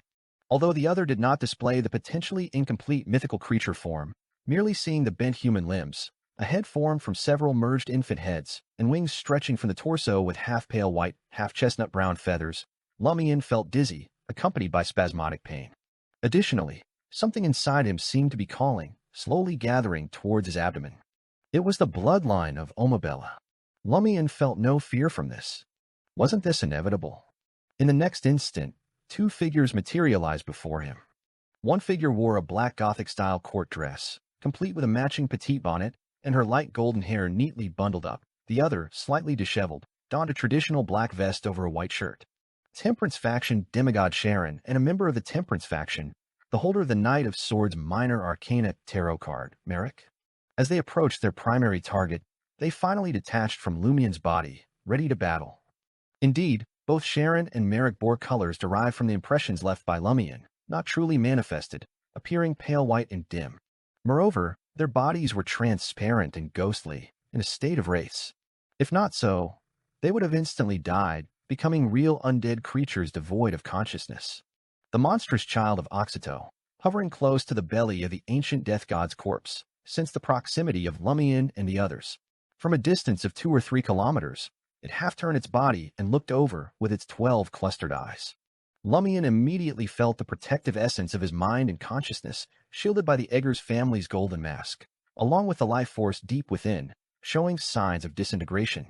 In his eyes, the Temperance faction demigod named Sharon, using the reflective mirror effect of the pure gold surface, flickered twice between the crumbling palace and the high tower, coming within 300 to 400 meters of the Phoenix ancestor's corpse. She opened her mouth towards Oxyto's child and emitted a piercing scream. This was Lumian's first time hearing Sharon's voice. Eroded by the pallor during its journey of over 2,000 meters, the sound reached Lumian's ears as a faint echo, almost like an illusion. Oxydo's child didn't see it that way. The feathers on its wings, half pale white, half chestnut brown, rapidly fell off. One by one, the eyes on its face burst open, the flesh on its uncovered body festering down to the bone, as if struck by a potent curse. Seeing this, Lumian, fearless, transformed once again into the fiery spear of flame and hurled himself at the creature. Meanwhile, the Knight of Swords flickered forward on various reflective surfaces. Oxydo's child let out a mournful howl. Though distant and further muted by the dense pallor within Death's palace, the sound was soft when it reached Lumian, yet it still made him dizzy for a moment, a bloody stench of decay filling his nostrils, involuntarily causing him to revert from his fiery spear form. With this howl, Oxydo's monstrous child morphed into a writhing, twisted, huge pale white bud. The exploded eyeballs, festering flesh, and fallen feathers were all absorbed into the bud. In a blink, the bud blossomed, sopping wet, and produced two children. One was intertwined in pitch black and dark red, its sores festering rapidly until it stilled, turned pale, and fell to the ground. The other was an unscathed, massive bird-clawed monstrosity. Through this transformation, Oxydo's monstrous child shed the curse and was reborn. But Sharon seized the moment, her figure reflected within its clustered 12 eyes. Oxydo's monstrous child froze midair, just a few dozen meters from the Death's main hall where the Phoenix ancestor's corpse lay. In its 12 gleaming, beautiful eyes, the figure of Sharon, wearing her petite bonnet, flickered in and out of view, soon illuminated by intense, bright white light. A flamboyant spear of flame shot forth, striking an ancient, partially collapsed tower nearby. As the light dispersed, Lumian, single-handedly wielding the Sword of Courage, appeared. He did not hesitate or feel fear. Despite the dizziness and pain in his head, his eyes turned an iron black. This iron-black shade emerged only to be eroded by the pallor, harmonizing completely with this nation. This did not impede Lumian's observation of his target's weaknesses, though all he saw was pallor. Compelled, Lumian relied on his hunter-kin senses to detect weaknesses, picking the most appealing and battle-raging spot among those pale hues. Once again, he became the increasingly pale and dimming fiery spear of flame, positioning himself above Oxydo's monstrous child. His figure outlined, he grasped the Sword of Courage, blazing with bright white and blue flames, and plummeted like a boulder towards the body of Oxydo's monstrous child. As they drew close, Lumian struck at the monstrous bird-clawed infant's abdomen with his broadsword, now tainted with pallor. He was using his call. Before this, the Knight of Swords, Merrick, appeared atop the half-collapsed tower, slipping on a ring carved in the shape of the sun god's bird. In his hands, he quickly formed a lance as clear as pure sunlight. This caused the nearby pallor to fade slightly, erasing shadows and causing the wraith-like state of the Knight of Swords to melt inch by inch. Droplets of dim liquid fell like wax in a fire. The droplets evaporated quickly, leaving behind a bit of dust that slowly dispersed. Enduring the melting of his right side, Merrick's expression twisted into one of madness as he hurled the lance of sunlight towards Oxydo's monstrous child. Considering that Oxydo was a shaman king of the moon pathway, the Temperance faction had prepared a sun pathway sealed artifact in advance, which unexpectedly proved useful at this time. This sealed artifact, both in effect and trait, would bring significant harm to the wraiths. The clean and bright spear of flame became an anomaly in this pale world. It too was being eroded, but was also dispersing the pallor, appearing to be able to strike the body of the monster child before Lumian's Sword of Courage could. Although the monstrous child of Oxydo was possessed by the demigod Sharon and forcibly controlled, it wasn't completely turned into a statue to be slaughtered at will. It struggled against the influence of the wraith as its reborn body slowly contracted, seemingly returning to an embryonic state, seeking the comfort of its mother's embrace, while unleashing its own Permitha. The pale white wilderness quickly engulfed the surrounding ruined palaces and the half-collapsed tower, also drawing the bodies of a few blessed of death who had died in this area into its scope. In the deathly silence, a horrific giant snake, bearing only bones and some rotting flesh with exaggerated wings, sprung from the collapsed palace into the air, blocking the path of the Knight of Swords' spear of sunlight. The blinding sunlight burst forth, filling Lumian's eyes. His strike with the Sword of Courage did not slow down. He firmly slashed downwards. The sunlight blackened his pale, dim skin, sparking a burning smoke. A soft clang sounded as Lumian's Sword of Courage struck the head of the winged giant snake, splitting the target, which had become exceptionally fragile after absorbing most of the sunlight damage. In a barely audible silence, the snake's bones either evaporated or shattered, completely losing their support and falling like rain to the ground. With the help of the giant bone snake blocking a strike for him, Oxito's monstrous child, controlled by Sharon, contracted even more fiercely. Its half-pale white, half-chestnut brown wings and bent limbs had merged with its body, forming a sphere, with only its head, formed from several merged infant heads, still visible. Its perimetha then encompassed the entire main hall of death and the corpse of the Phoenix ancestor. Lord of Mysteries 2, Circle of Inevitability. Chapter 773, Cries. The pale white light quickly engulfed the bird-clawed infant's perimetha, rendering the spread-out wilderness dull and indistinguishable from the surrounding ruined palaces, towers, and corridors. This perimetha lost the features distinguishing the interior from the exterior, effectively withering and dying. As the bone serpent collapsed, Lumian fell straight down, landing amidst the broken walls and debris scattered across the wilderness. With a forceful bend of his waist and a forward flip, he landed firmly, not relying on his burning white spear form to avoid the damage from such a fall. In this pale white nation, even the rules of the world seemed corrupted. Falling from 50 meters felt no different than jumping from a 5-meter building. At this moment, the monstrous child of Oxito retracted its head into the pale white flesh sphere, forcing the Temperance faction demigod Sharon to detach and hover in midair. In the area near the main hall of death, 5 or 6 terrifying undead creatures, influenced by perimetha, shakily rose to their feet. Among them were 2 giant serpents with feathered wings and hairy corpses, a bloated, rotten giant, a humanoid mountain of white bones, and a woman with hair like thick snakes and a face 2/3 decayed. Each of these risen dead, summoned by the bird-clawed infant, exerted immense pressure on Knight of Swords Merrick. As a sequence 5 of the prisoner pathway, he knew he couldn't control these corpses. Attempting to wake them would only result in his own immediate dismemberment. The undead, immense and horrifying, locked onto the Temperance faction demigod, Sharon. But their movements were sluggish, as if hindered by an unseen force, unable to attack immediately. Sharon, too, could control corpses and command the dead, and she was a true demigod with a higher rank than the premature bird-clawed infant. Sharon's divided focus to influence the former blessed of death gave Oxito's monstrous child a chance for rebirth. The pale white flesh sphere bloomed like a flower, revealing a giant baby cleansed by pure water, while the sphere itself withered rapidly, turning pale and decaying as it fell to the ground. Just as the giant baby spread its half-pale, half-chestnut wings, Sharon abandoned her control over the corpses. In her pale white eyes, the floating bird-clawed infant was reflected. She opened her mouth and let out a scream that seemed to come from the depths of her soul. The giant baby froze, instantly transforming into a lamb covered in pale fur. Unable to fly or use any beyonder abilities, it plummeted towards the ground, towards Lumian, who stood with the sword of courage. Transfiguration curse. Without the monstrous child's support, perimetha began to collapse. The risen dead lost the foundation of their existence, gradually halting their movements and toppling over in the ruins. The lamb covered in pale white fur seemed corrupted from within.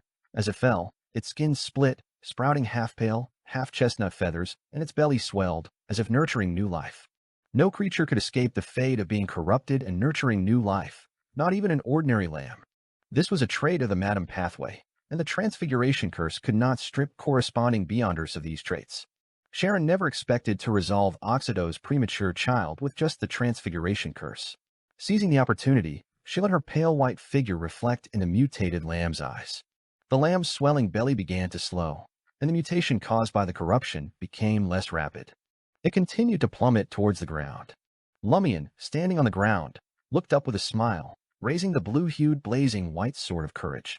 As the lamb entered his attack range, a spear of pure, intense sunlight shot from the half-collapsed tower. Knight of Swords Merrick, enduring significant pain and damage, once again projected the spear that illuminated the pale white world. This time the bird-clawed infant, still in lamb form, could not evade or find a helper to block the spear. It only watched as the golden spear of sunlight pierced its abdomen and exploded. At this moment, as the scorching white sunlight engulfed the target, Sharon used Lumian's eyes and the pure gold in the nearby ruins to jump away from the bright, sunlit, and fading pale area. Although the lamb's body shielded her from the direct harm of the sunlight explosion, she, as a spirit-like beyonder, still suffered significant impact. When she reappeared in a golden pattern embedded in a wall hundreds of meters away, her figure had thinned noticeably, dripping waxy liquid like sweat. Lumian stood close to the pale white lamb, filled with courage, not dodging, but standing firmly, welcoming the spreading sunlight. Wearing the Yeager's family's golden mask, his entire body ignited, blackening and melting like a candle, bringing extreme pain. Fortunately, he was not at the explosion's core, most of the damage falling on the bird-clawed infant, with Sharon taking some as well. Otherwise, the sunlight spear might have purified him in one blow. The Sword of Courage also absorbed half the damage, making his injuries not as severe as they appeared.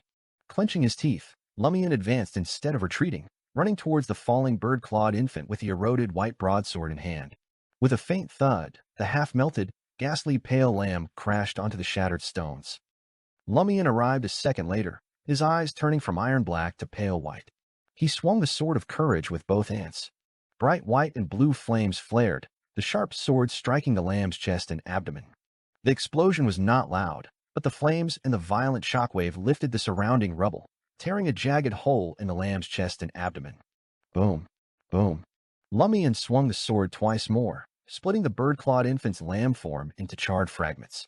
The charred pieces were immediately eroded by the pale white color, bringing a sense of dark, dead silence.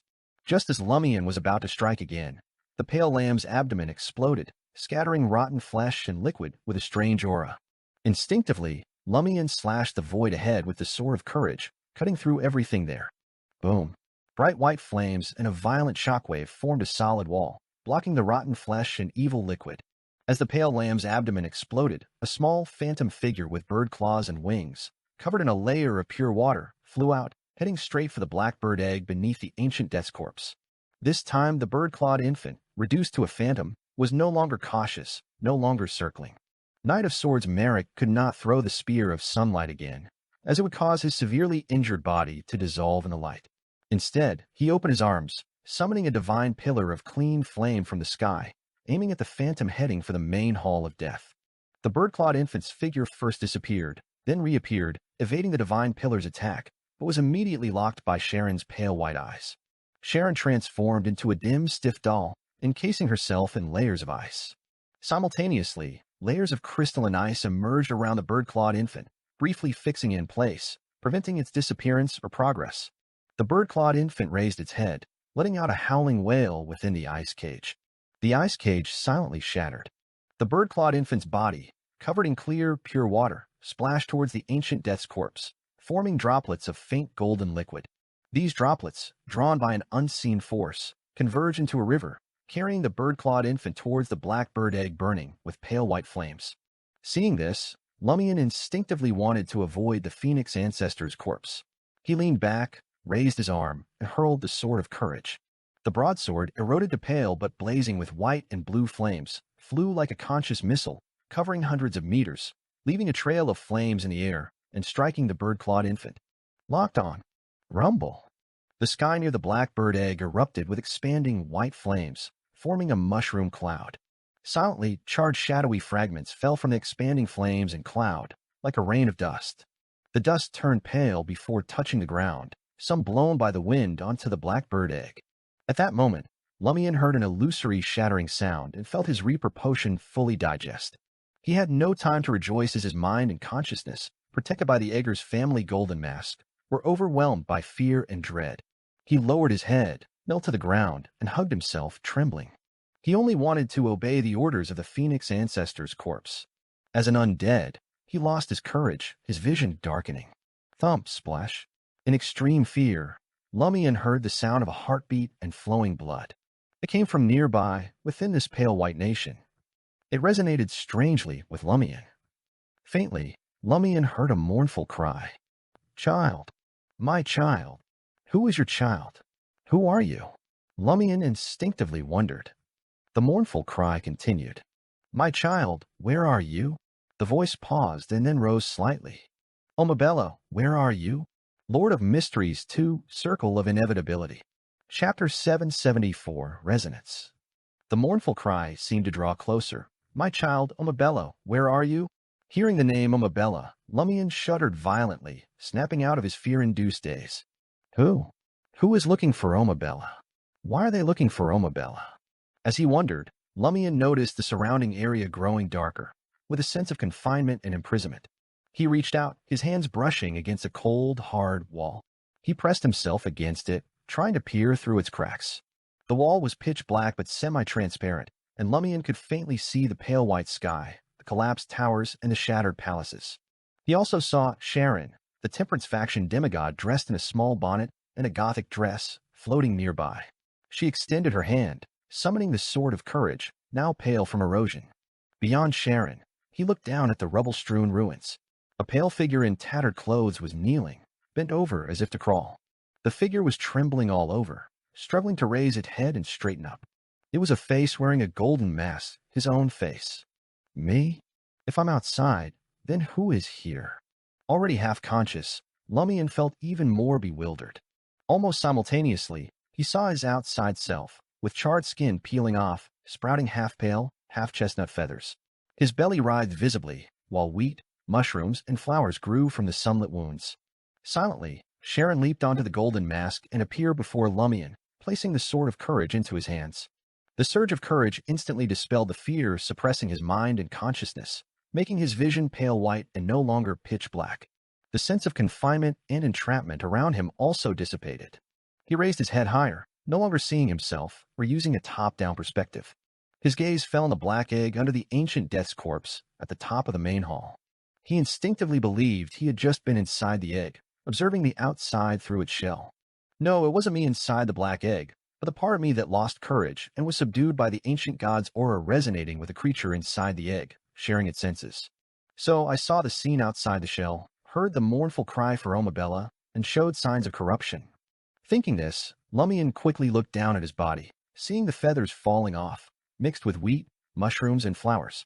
They had all lost their color, turning pale and dim. Lumian also saw his belly flattening, feeling his blood, meant to be solid as a deceased, flowing throughout his body. Suddenly, he understood why Oxito risked so much to nurture a fetus with undead traits and an aura of the underworld.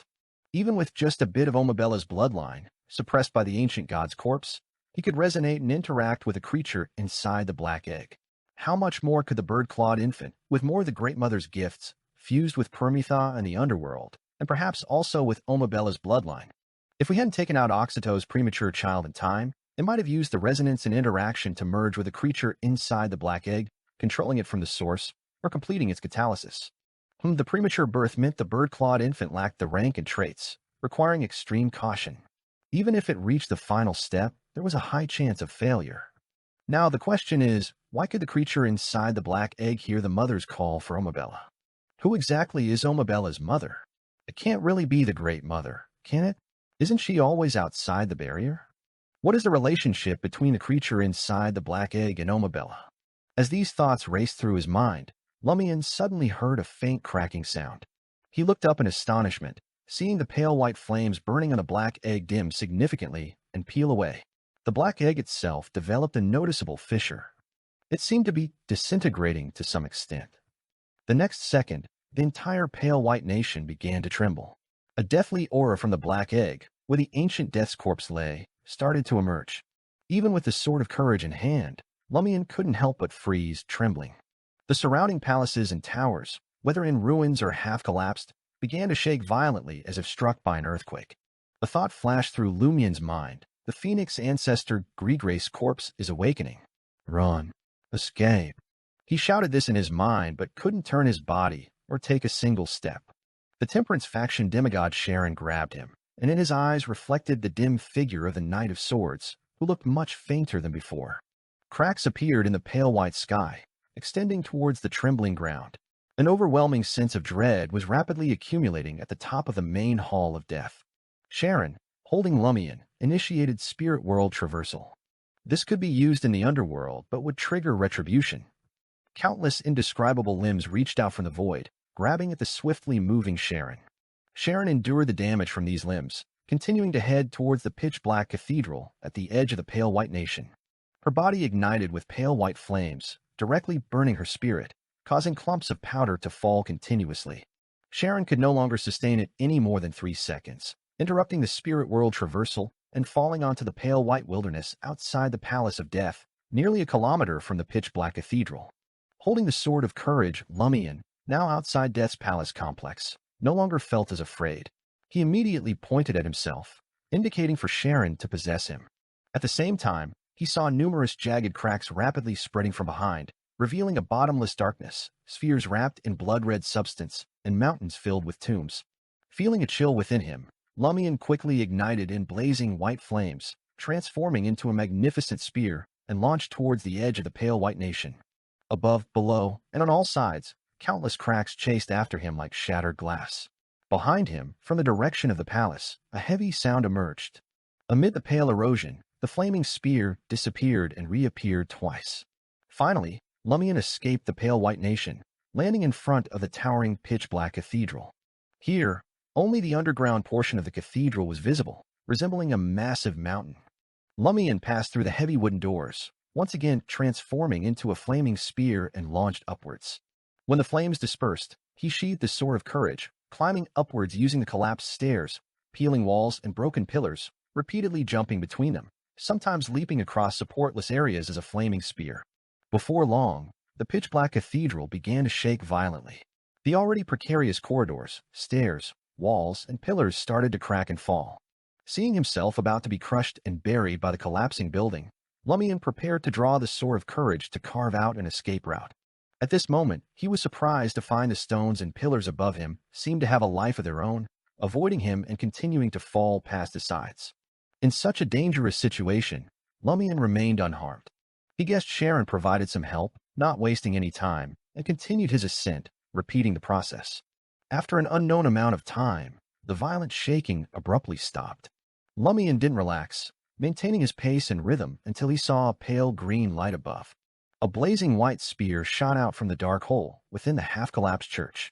With the flames dispersing, Lumian's figure appeared, standing firmly on the cracked stone slab.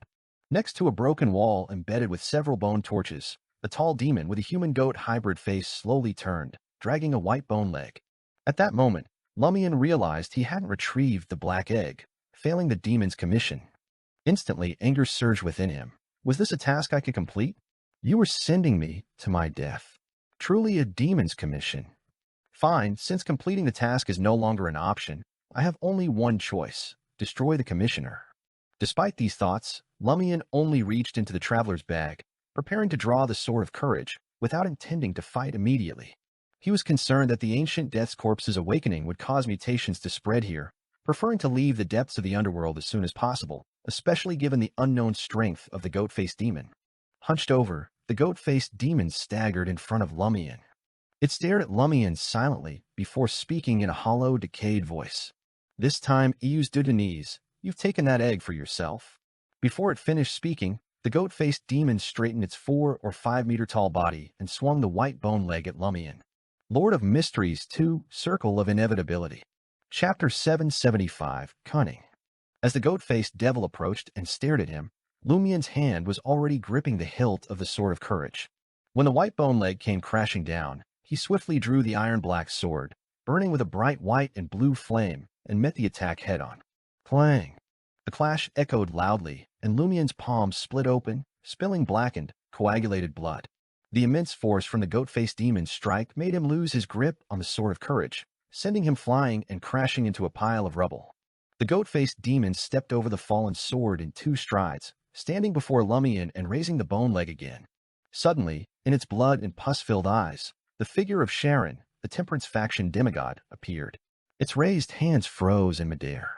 Seeing the goat-faced demon's movements slow down as if struggling against something, Lumian ignited with white flames, transforming into a spear and darting past the high-ranking undead to where the sword of courage had fallen.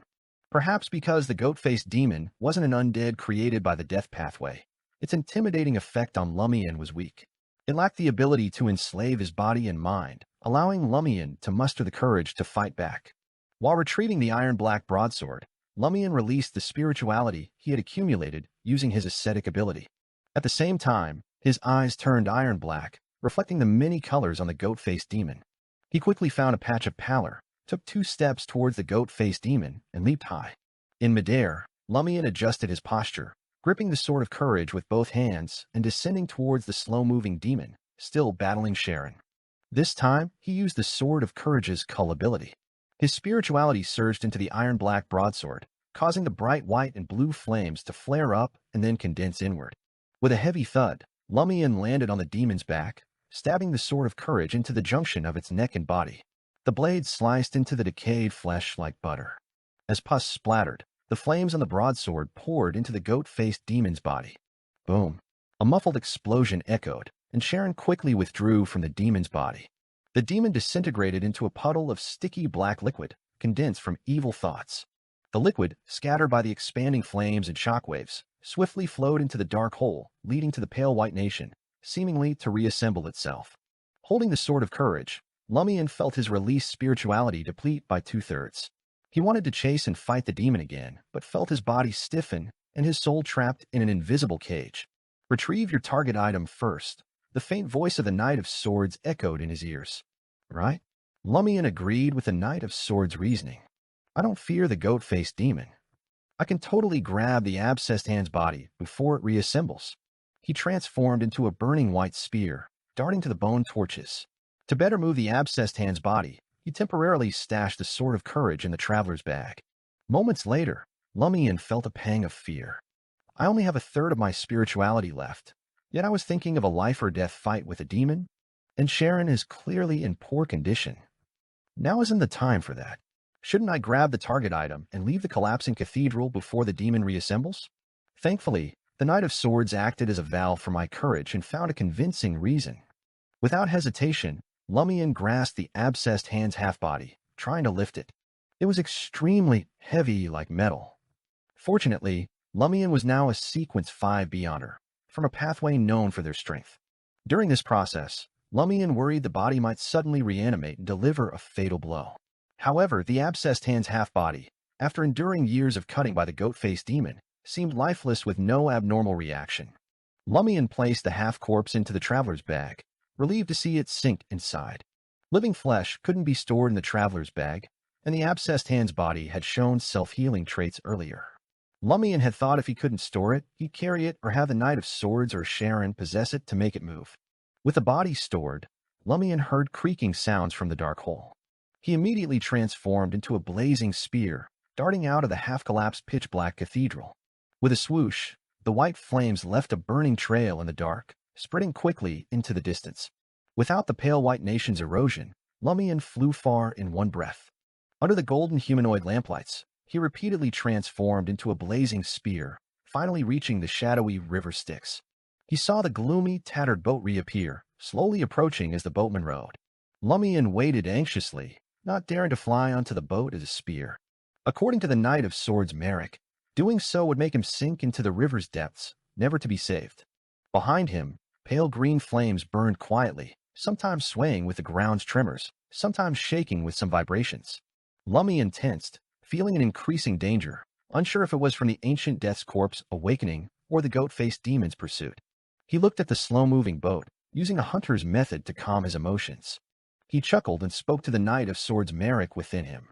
I thought the goat-faced demon was powerful, just below the ancient gods, holding a grudge against the devil monarch and desiring the egg beneath the ancient death's corpse. But now it seems it's just at the saint level, with only a corpse left, lacking Beyonder characteristics. The Knight of Swords didn't respond. Lumian continued. The goat-faced demon's initial request to kill the devil monarch was likely a bluff, making us more likely to accept the second condition, thinking it reasonable. If Oxido's premature child hadn't interfered, we might have stolen the egg, only to face the ancient death's wrath, unrelated to the goat-faced demon. It also used the request to kill the devil monarch to build its image, making us think it was formidable, of high rank, preventing us from attacking it or abandoning the egg task. What a cunning demon! Lumian then remembered the demon's accusation. You've taken that egg for yourself. When did I take the egg? It's still under the Phoenix ancestor's corpse. I only resonated with the creature inside, hearing and seeing what it did. Did the demon mistake this resonance for me taking and breaking the egg? As an undead, even if it was a saint-level demon in life, it might have little brain left, acting on its cunning demonic instinct. As Lumian pondered, the tattered boat finally reached the shore. He jumped aboard, standing behind the boatman. Though the boatman might attack later, compared to the goat-faced demon's pursuit and the ancient death's corpse's awakening, it was friendly. This was manageable. The rickety boat shook as it left the dark shore, slowly heading towards the middle of the shadowy river. Lumian looked back at the depths of the underworld, seeing the intense darkness calm down, no more tremors or heavy sounds. Everything was serene again. Lumian relaxed a bit, instinctively sighing. This underworld trip was indeed intense. Only now did he ponder the huge black egg issue. The creature inside seemed related to Omabella. From this, Lumian felt the Great Mother naming her child of God after the ancient god Omabella wasn't just for symbolic reasons to erode the Earth Mother's authority. The fallen goddess of harvest held significant secrets. But Omabella wasn't one of the 8 ancient gods ruling the sky and land, just the giant king's queen, akin to an angel. How can her secrets affect the current era? Many key pieces of information are obscured by history's fog. Only a few high-ranking beings from the Second Epoch know a bit.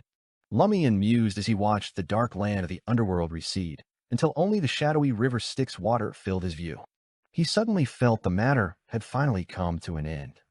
Lord of Mysteries 2, Circle of Inevitability. Chapter 776, Secrets. This time, the boatman didn't attack Lumian. Instead, he rowed the gloomy boat to the opposite shore. Jumping onto the wasteland covered in withered blood flowers, Lumian, whose spirituality was nearly exhausted, ran towards the pile of bones and corpses on higher ground. After running for a few minutes, he saw faint starlight piercing through the dim sky. Next, the void tore open like transparent paper. The tear blended with the starlight, forming a door of shimmering light. Standing beyond the door was Madame Magician, dressed in a loose orange dress. Madame Magician did not enter the underworld, but floated in the void outside the door, smiling at Lumian and the others. Madame Magician. Lumian had expected another demigod from the Temperance faction, bringing a Beyonder of the Death Pathway to open the door to the underworld to fetch him, Sharon and Merrick. But it was the Major Arcana card holder, Madame Magician. She can find the underworld. She can tear through its barrier and create a door. Suppressing his curiosity, Lumian took a running start and jumped through the starlit door. He felt a wave of dizziness, and his vision darkened before he saw the clear, pure Lake Dalsh and felt the thin air of the highlands. He reflexively removed the golden mask of the Jaeger's family from his face to avoid becoming a true undead from wearing it too long. During this, the figures of Sharon and the Knight of Swords Merrick appeared beside him. "Thank you," the Knight of Swords politely addressed Madame Magician. Wearing a small black dress and a Gothic dress, Sharon nodded silently. "It's only right," Madame Magician replied with a smile. "It's a pity we couldn't catch Oxido. The Great Mothers bestowed are very vigilant and skilled at rebirth, making them extremely hard to catch." After a few pleasantries, the Knight of Swords said goodbye. Before leaving, he and Sharon both nodded to Lumian, showing their approval. Although the Knight of Swords' request was only to help find Oxito, Lumian had far exceeded that by chasing Oxito's premature child into the underworld and eliminating it. In return, Sharon, despite being injured, helped Lumian control the goat-faced demon, giving him a chance to defeat it and take the abscessed hand half-body. Thus, neither owed the other, and no additional payment was necessary. Of course, establishing a friendship and deepening his connection with the Knight of Swords was an added bonus. After Sharon and the Knight of Swords left, Madame Magician looked at Lumian with a teasing smile. "Wondering how I found the underworld?" For a high-ranking member of the Apprentice Pathway, the underworld is just there. There's no question of finding it. Even if hidden, we can easily locate it by observing the gatekeepers and master the ability to summon a door to the underworld. But I didn't summon it. I just opened a door. "Then why did you say I had to wait for an opportunity to enter the underworld?" Lumian asked reflexively. "As Mr. Fool's Angel of Stars, couldn't you just open a door to the underworld for me? What opportunity was there to wait for?" Madame Magician chuckled. "Could you have retrieved part of the abscessed hand's body if I had sent you to the underworld back then?" "No," Lumian answered softly. Not only would he fail, but he might also die instantly from illegal teleportation. This time, with guidance from the Temperance faction and the help of a demigod, he had a chance to take the abscessed hand's body from the goat-faced demon. Of course, the risks had also increased significantly. "I sensed an opportunity and advised you to wait," Madame Magician said sincerely. "Not all abilities can be repeated. Not using them and using them to change one's state directly is very difficult." Lumian didn't dwell on it, recounting his experiences in the underworld with Sharon and the Knight of Swords. Madame Magician listened attentively without interrupting, sometimes showing a thoughtful expression. "What secrets are hidden in the body of the Second Epoch's goddess of harvest?" Lumian asked at the end. Madame Magician replied, shaking her head, "I don't know." She paused for a moment before adding, "There are things I hadn't planned to tell you so early because it's not good for you. But since you've merged with Omabella's bloodline and experienced the underworld, I can share a bit." "Do you remember the relic of Omabella I mentioned?" "Yes," Lumian said, one of his reasons for merging with Omabella's bloodline being the hope of briefly using the Grade 0 sealed artifact formed from the relic. Madame Magician continued, "Do you know where it is?" Before Lumian could shake his head, she answered herself, It's in the New City of Silver. New City of Silver? The Church of the Fool's headquarters? Lumian thought of the giant-like beings that made him feel like a dwarf. Omabella's relic is a Grade 0 sealed artifact of the Church of the Fools in New City of Silver? Madam Magician pondered for a few seconds before saying, "First, you need to understand a piece of mystical knowledge. Marauders, the angels of the error pathway, can steal others' identities and destinies. In other words, someone whose identity and destiny are stolen will no longer be recognized by their parents, spouse, or children, gradually becoming rejected by fate." Lumian recalled the substitution spell in the Inevitability domain, which also involved one's identity and fate. Though different from Madam Magician's description, and on a much lower level, it helped Lumian understand her words. Seeing he had no questions, Madam Magician continued, "According to what we know, I suspect the goddess of harvest Omabella had her identity and destiny stolen by a high-ranking member of the error pathway and was killed by her direct relatives. Up to this point, it sounds like nothing more than a horrific conspiracy, but think about it. Why would the body of the goddess of harvest, killed by her direct relatives and robbed of her identity and destiny, end up in the former City of Silver, not silently in a battlefield corner? And more strangely, the ancestors of the City of Silver knew it was Omabella's body and her true identity. At the time, the steal effect was still present. Lumian sensed something amiss and frowned. What's the City of Silver's records or speculations on this? Does Omabella's body contain beyonder characteristics? None, Madam Magician answered firmly. The City of Silver's records are sparse due to the ancient sun god's rule in the Third Epoch. But their ancestors mentioned that the goddess of harvest walked to the City of Silver on her own. Hevik. Strange, right? You'll understand more when you can temporarily use that Grade 0 sealed artifact.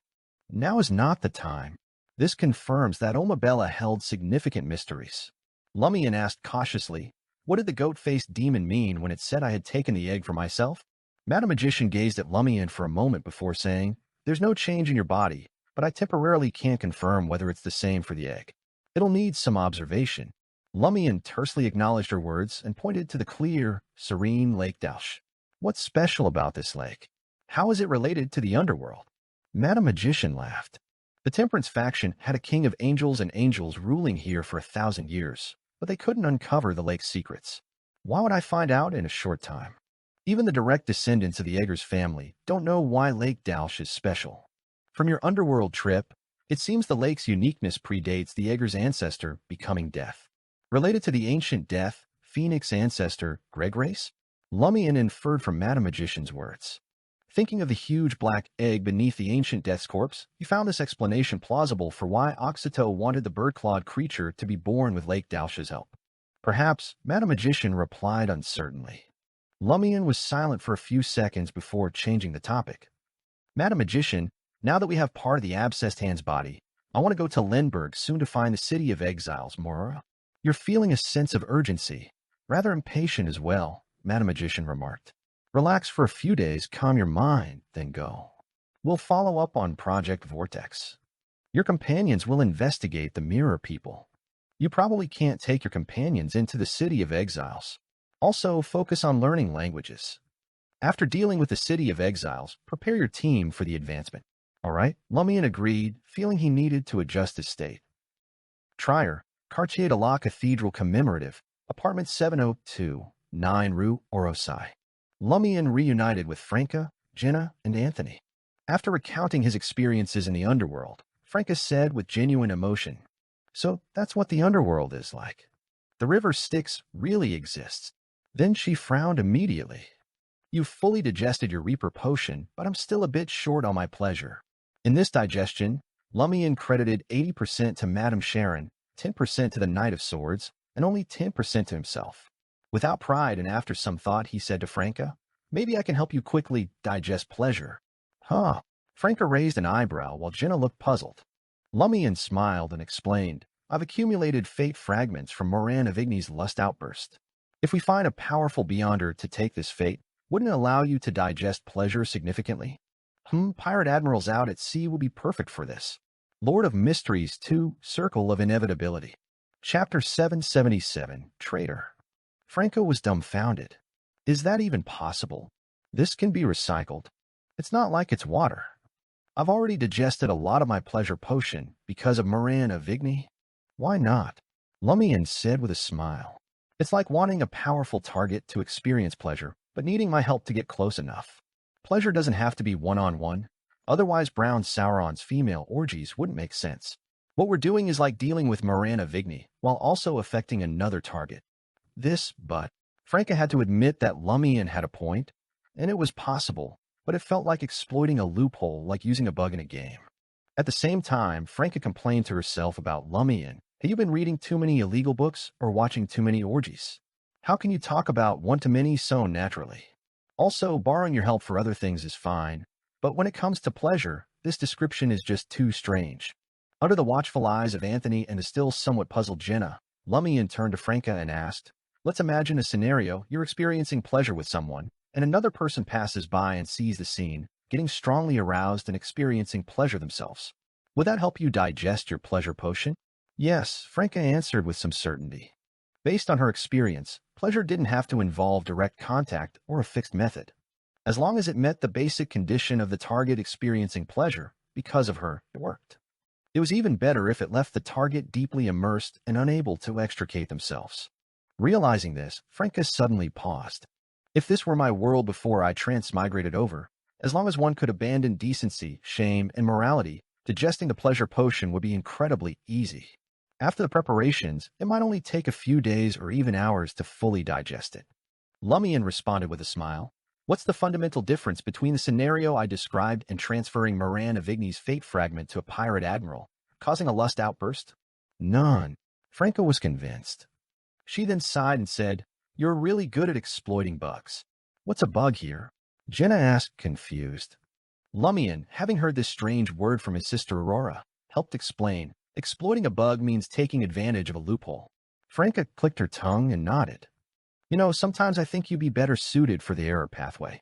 Then I'd probably become an Amon by now, Lumian replied with self-awareness, laughing. Franca, being an individual of action, otherwise she wouldn't have drunk the witch potion, immediately asked, "Which pirate admiral should we target? Isn't it too dangerous?" Each pirate admiral has their own fleet with many beyonders and backing from powerful forces. We're just giving him pleasure, not doing anything else. What's there to worry about? Lumian replied casually. Even if we can't hold back and kill him, so what? We've already offended plenty of powerful forces. These pirate admirals aren't exactly law-abiding citizens. Seeing Franca still wanting to say something, Lumian added, "This will also be a good test for our team. Trust me, the few of us together are as good as any pirate admiral's crew. Plus, we can find opportunities for Jenna to digest her witch potion and for Anthony to digest his hypnotist potion." "All right." Franca nodded. "Let's gather intelligence on the pirate admirals and see who we can locate. First, they needed to find someone."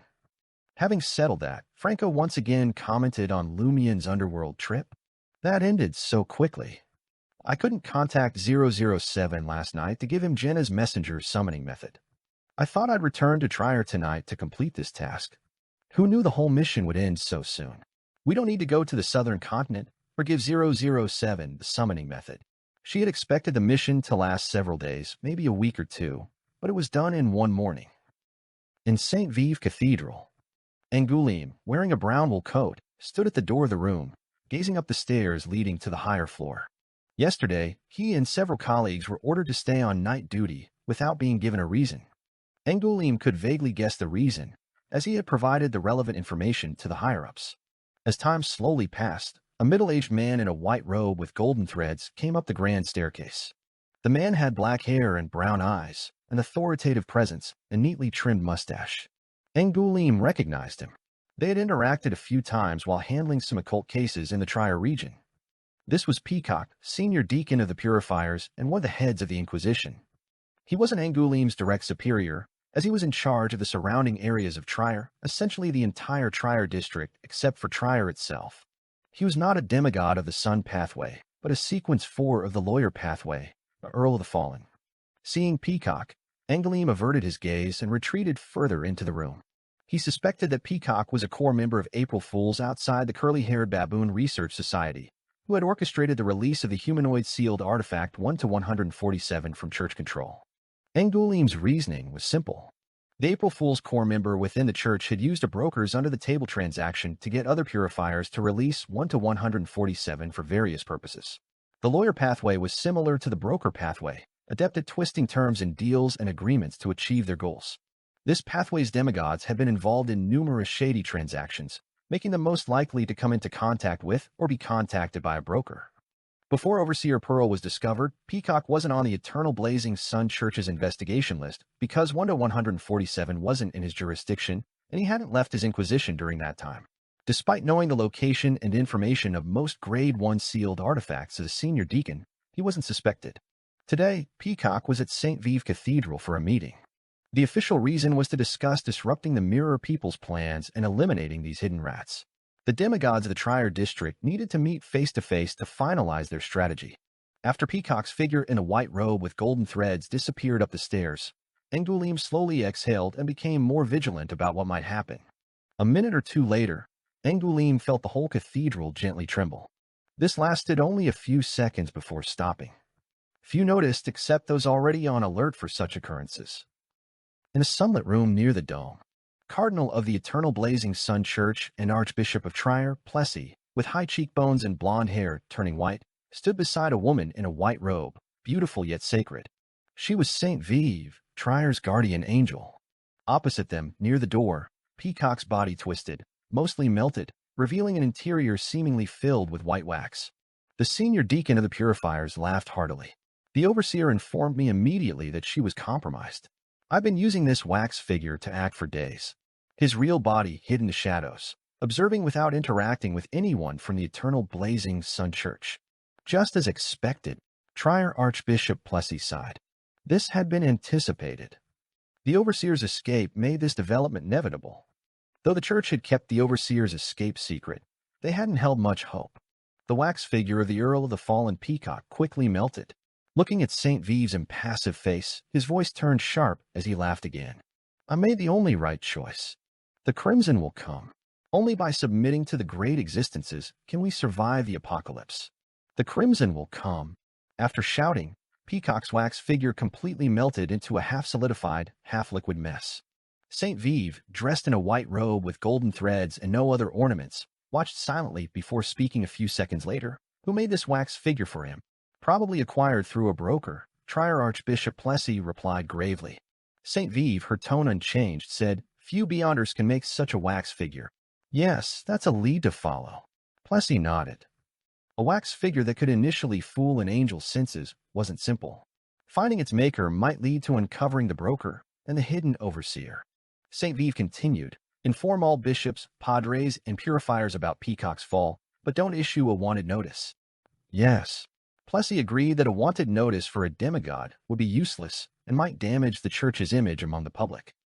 A few days later, Franca, Anthony, and the others used different channels to gather the latest sightings and rumored whereabouts of the pirate admirals. Looking at the information, Franca patted the top sheet and said to Lumian, How about this one? Lumian glanced at the name and read it silently. Admiral Deep Sea, Hal Constantine. Lord of Mysteries 2, Circle of Inevitability. Chapter 778, Method of Arrival. Lumian had already looked through the information Franca had gathered and could guess her reasoning for this choice. Hal Constantine, Admiral Deep Sea, with rumored sea monster blood, often went to an island called Banamo west of the Fog Sea for supplies. A few days ago, someone spotted Hal Constantine's flagship, the Nuans, surfacing on a route to Banamo, allowing the crew to breathe fresh air and enjoy their precious freedom. Based on the distance, speed, route conditions, and weather in the Fog Sea, it was estimated that the Nuans would reach Banamo in about 2 to 3 days. Among all the pirate admirals, he was the only one with a predictable trajectory in the near future. We can give it a try, Lumian responded nonchalantly to Franca's suggestion. Having participated in battles at the demigod level and played a significant role, he felt that which pirate admiral they targeted didn't matter much as long as they could locate him. Franca glanced at Lumian and mumbled, I think there's something wrong with your attitude. You can't underestimate the best of the Sequence Fives. You're not a demigod yet, and your body is still fragile. Underestimating Admiral Deep Sea could cost you dearly. There's a saying for my homeland, strategically, you can underestimate your enemy, but tactically, you must respect them. I know. Aurora used to remind me of that, telling me not to underestimate the villagers' intelligence and think my pranks would always succeed without problems. After being chased by them a few times, I understood it well. Lumian said earnestly, Your homeland also has another saying, weakness and ignorance aren't barriers to survival. but arrogance is. Stop, Franca grumbled. As long as you know it, don't turn this into an exchange of famous sayings. Seeing they had decided on the target, Jenna spoke up. The problem now is how do we get to Banamo Island? Banamo, located in the northwest of the Fog Sea, was once a Fasak Empire colony. Later, as the Fasak Empire declined and the natives of Banamo resisted actively, the island gained independence.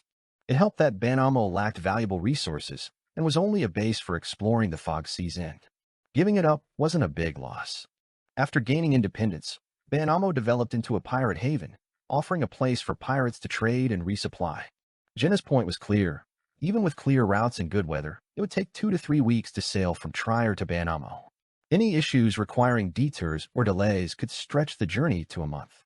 By then, Admiral Deep Sea would likely have left Banamo, and finding a pirate admiral on the open sea would be almost impossible without a stroke of fate. Given the circumstances, only teleportation could ensure the team reached Banamo in time to wait for Admiral Deep Sea Howl Constantine. However, neither Lumian nor Franca had the spirit world coordinates for Banamo Island, making long-distance teleportation impossible without getting lost in the spirit world. Lumian thought for a moment and asked Franca, "Can we contact anyone on Banamo Island?" "We should be able to. There's a telegraph office on Banamo Island," Franca answered thoughtfully. "We can ask adventurers who've been to Banamo to send a telegram to their friends on the island." Lumian chuckled. "Good. If everything goes well, we can arrive at Banamo Island tonight." Banamo Island in the Fog Sea, shrouded in perennial fog and gloomy weather. In the island's only port, Mason, carrying a bundle of items, navigated through the bustling pirates and entered an abandoned warehouse. The warehouse had been destroyed in a pirate skirmish and never repaired, becoming a desolate spot. Mason was an adventurer who despised the brutal and ruthless pirates, but couldn't leave Banamo because the pirate haven was full of opportunities. Even if he didn't hunt down solitary, bounty-carrying pirates, he could wait for pirate feuds to end and take the remaining goods from the losers. This was how he became a Beyonder, now a Sequence 8 pugilist. Today, Mason took on a task supposedly very simple, but with a reward of 1,000 Vrildor, seeking a secluded place to complete it. He quickly cleared the pile of broken wooden crates, stacking them to form an altar. Following the task description, he placed candles, incense, and essential oils on the altar. After the preparations, Mason took out the neatly folded task description and read the next steps. The most challenging part of this task is the necessary knowledge, including basic ancient Hermes and proficient Hermes. If you don't meet these conditions, don't take the commission. Fortunately, I learned some ancient Hermes and enough Hermes from other adventurers. Mason felt lucky for his past decision when taking this task. It wasn't that he was more studious than other adventurers, but the items he had previously acquired involved Hermes.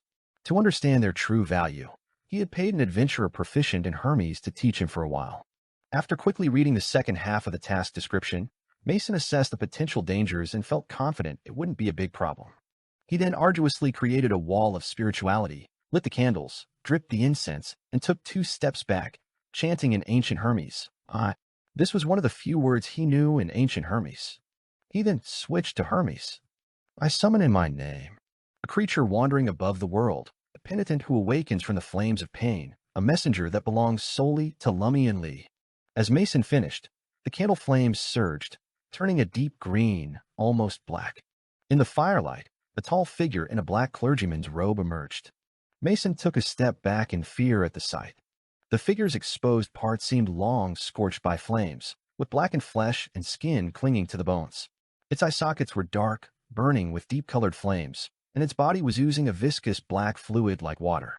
It looked like an undead creature. Mason had seen similar beings in Banamo Port, as some pirates were adept at communicating with corpses. However, the summoned penitent made Mason instinctively fearful, sensing it was fundamentally different from ordinary undead. Even the pirate admirals who had visited Banamo Port hadn't given Mason this feeling. Seeing the dried corpse in a black clergyman's robe looking at him, Mason shakily handed over the letter. His task was to deliver a letter to someone named Lumian Lee. The blackened, burning corpse messenger took the letter and disappeared into the dark green candlelight. The abandoned warehouse returned to normal. Mason wiped his cold sweat and muttered to himself, "This seems more complicated than I thought. I've heard of people being lured into special rituals, summoning evil gods or devils, destroying themselves and their towns. Was that what just happened? Is a catastrophe coming to Banamo Port?" Is Lumian Lee the true name of an evil god or demon? Mason had previously seen that the ritual only summoned a messenger, unrelated to evil gods or demons. As a Sequence 8 Beyonder, he had taken the risk, but the messenger made him uneasy. Muttering to himself, Mason cleaned up the items on the altar. Suddenly, he stopped and frowned. I think I've heard the name Lumian Lee somewhere before. He tried to recall, but couldn't remember. Before leaving the abandoned warehouse, Mason glanced back at the makeshift altar, seeing shadows shifting within the broken crates. His heart tightened. Pretending he hadn't seen anything, Mason quickly left the warehouse. In Trier, within Quartier de la Cathedral Commemorative, in the apartment rented by Franca and Jenna, Lumian saw penitent Banefell step out of the void and hand him a letter. He didn't even open it, knowing it contained only blank paper. He asked his messenger, "Can you deliver a reply to the sender?" "I can," penitent Banefell answered in a low voice. Lumian smiled and pointed to himself. "I am the reply." In the foggy Benamo port, Lumian leaned against the outer wall of the abandoned warehouse, watching the sender walk out with a fearful expression and quickly leave. He smiled, took a golden straw hat from the traveler's backpack, looked at it for a moment, and put it back. Having the famous adventurer Louis Berry appear here would arouse unnecessary suspicion and might cause Admiral Deep Sea Hal Constantine to change his destination and avoid Benamo port. Lumian straightened up, tightened his thick jacket, and walked slowly along the streets of Benamo port, his hand in his pockets. He planned to take a look around before returning to fetch Franca and the others. Trier late at night. Angoulême arrived at the agreed-upon empty house to retrieve emergency contact information from Hidden Blade. He quickly found the note and read its contents. "In case of emergency, summon my friend's messenger. Rabbit-shaped spirit that wanders about the unfounded, a runner who pursues knowledge, a messenger that belongs solely to the Seven of Cups." Seven of Cups. From the Tarot Club? Hidden Blade, your friend is you, right? Angoulême muttered to himself. He felt he understood why Hidden Blade always had so many troublesome matters. Lord of Mysteries 2, Circle of Inevitability. Chapter 779, Pirate Haven. Benamo Port. As Lumian strolled along the streets, he couldn't shake the feeling that he had arrived in Backlund, the capital of the Lone Kingdom. Although he had never been there, the foggy sky and damp, cold environment mirrored Trier's newspapers and magazines' mockery of Backlund. Of course, the architectural style here was distinctly different from Backlund's. There were two main types. One was large yet not crude, with typical Faceac characteristics, and the other was a mix of stone and wood, simple and rough, often crowded together without any clear planning. Most of the people on the streets were dressed like typical pirates, with short knives strapped to their waists and guns tucked into their belts, not bothering to conceal their weapons. In contrast, the locals with dark brown skin always wore smiles, their faces full of deference. Lumian fully understood the mindset of the natives. After all, angering a pirate could result in being dragged into a corner and killed, or having someone sneak into their home at night to murder them. The killer would then sail away on their pirate ship without a care. The current rulers of Banamo Island were trying to recruit pirates and adventurers to maintain order, and hoped the great pirates would agree on a pirate code to regulate behavior in the port. However, these measures had limited effectiveness. This was because seasoned pirates couldn't suddenly start obeying laws and strict rules, even if they became sheriffs or police officers. Moreover, there wasn't a strong enough force on the island to keep them in check. As a result, it was common for sheriffs to break the law and accept bribes to shield criminals. The pirate code, agreed upon by the great pirates, wasn't mandatory. Even if someone broke it, they would only face minor punishment within their own crew. No one would hand over their own men to be dealt with by others. These measures' greatest effect was making Benamo Port appear somewhat orderly. As Lumian admired the bustling street scenes, he occasionally heard screams or gunshots from the alleys. This place is perfect for a hunter, he thought, genuinely appreciating it. When two groups of pirates started a brawl in the middle of the street, Lumian had a sudden idea. A large-scale plague for a Demoness of Despair advancement ritual could work here. But I would need to develop medicine to prevent infection or severe illness and secretly distribute it to the locals. The only problem is that there aren't 30,000 pirates here. However, there are quite a few Beyonders among them. Infecting them and causing them suffering and despair should significantly reduce the number needed for the ritual. As Lumian watched the pirate brawl with interest, he pondered the feasibility of holding the Demoness of Despair ritual in Benamo Port. When the fight was almost over, the sheriffs finally arrived, dispersing the two groups and symbolically arresting a few people. They were just waiting for the respective pirate crews to pay the fines. As for the grievances between the two groups, the sheriffs didn't care. If they wanted revenge, they would have to settle it out at sea. Meanwhile, adventurers and locals quietly dragged away some of the pirate corpses left on the street. Lumian felt like applauding this kind of order. Taking advantage of the remaining daylight and the sun filtering through the fog, he continued his leisurely stroll through Benamo Port. Passing a stone house with a small square, he saw a dozen or so people gathered, mostly locals. A pirate wearing a bicorn hat and blue woolen clothes stood on a stone platform in front of them. The pirate was shouting in Faceac, "You're just a bunch of pups fresh from your mother's embrace. If you want to become proper pirates, you need training. Today, I'll give you your first lesson, who you can and can't mess with at sea." Faceac was the language with the least difference from ancient Faceac. Lumian, skilled in ancient Faceac, barely understood what the pirate was saying. He realized that the pirate crew was recruiting newcomers and providing basic training. Why does this feel like a big company and Trier hiring new employees? Lumian grumbled to himself as he watched the pirate display wanted posters and portraits, introducing the 6 kings, 9 admirals, and notable adventurers. This was exactly the information Lumian needed. He stopped and listened from a distance. As expected, he saw a portrait and detailed introduction of Louis Barry. At the end, the pirate with the bicorn hat pointed to a portrait and said, "His bounty isn't high, but you must never underestimate him or even have any contact with him." No contact at all? Lumian focused on the portrait, seeing a burly man in his 30s with thick brown body hair, wearing suspenders and a white shirt. The pirate's tone became serious as he introduced the man to the new pirates. His name is Frank Lee, the first mate of the Queen of Stars. He's a druid. What is a druid? I'll explain when we cover Beyond Our Knowledge. For now, just know that a druid is sequence 5, on par with the pirate admirals. So understand how terrifying Frank Lee is. But that's not the main reason adventurers and pirates fear him. I don't know the exact reason either. I only know that every pirate and adventurer who's encountered Frank Lee acts like they've gone mad. They jump out of their chairs and sometimes vomit when his name is mentioned. They always warn me to stay away from Frank Lee and not to leave any blood near him or eat anything found around him.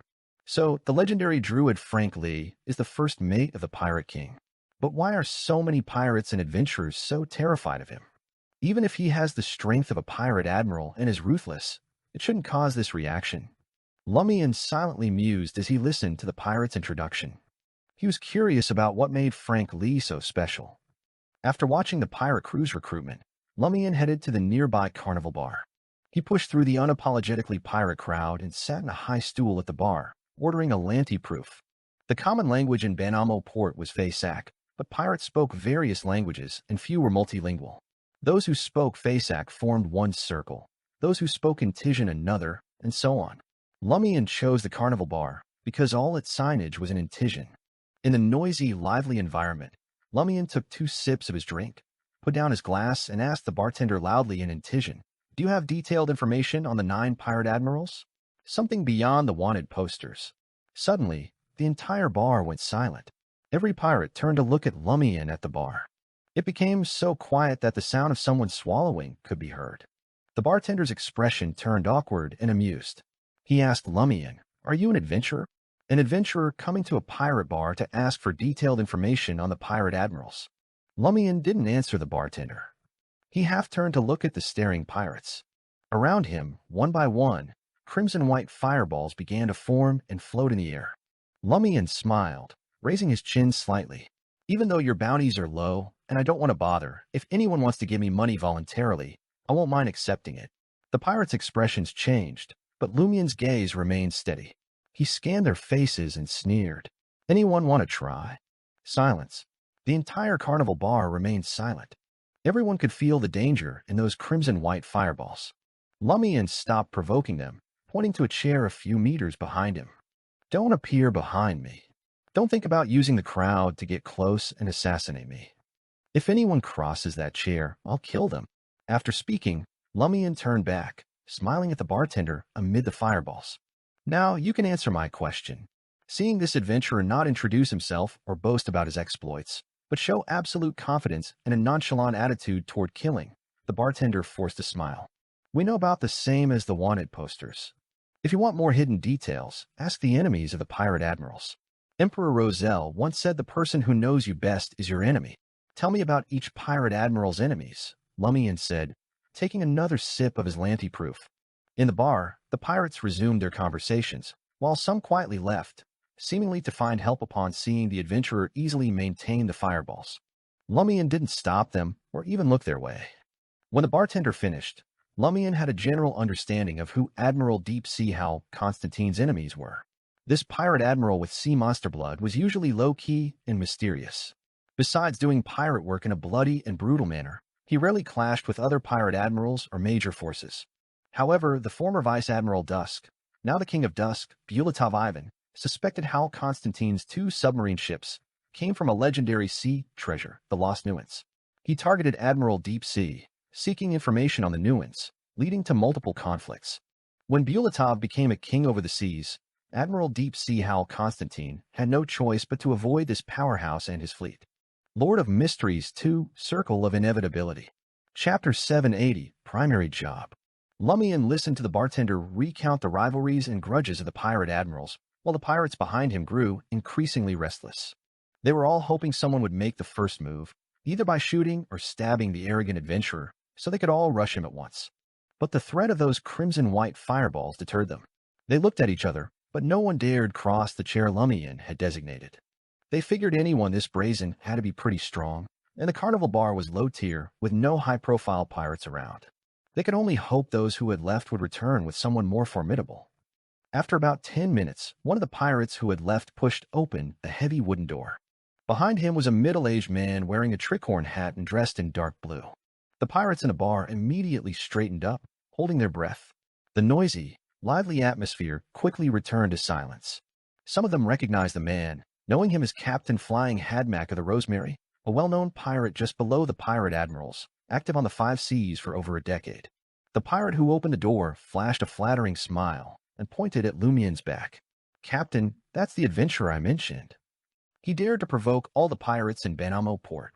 Hadmack, with his thick, dark hair and imposing presence, stared at Lumian's back for a few seconds. He paused before asking, "How long has he been maintaining those fireballs?" "I don't know.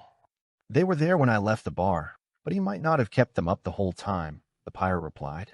He grabbed a young pirate sitting by the door, pointing at Lumian and growling, "How long has he been keeping those fireballs up?" The young pirate, a bit flustered, glanced at the old clock on the wall and stammered, Almost 15 minutes. 15 minutes? Flying Hadmack's eyelid twitched, and he suddenly looked like he remembered something important. He immediately cursed at his sailor. "Did you forget about our important deal at the docks? Bastard, is your brain filled with nothing but booze, women, and pride?" Cursing, Flying Haddock turned and walked out of the carnival bar. His sailor, though dumbfounded, instinctively followed him. The captain is always right. The carnival bar remained quiet as Lumian finished his landy-proof and stood up. With those crimson-white fireballs still floating around him, he swept his gaze over the pirates once more.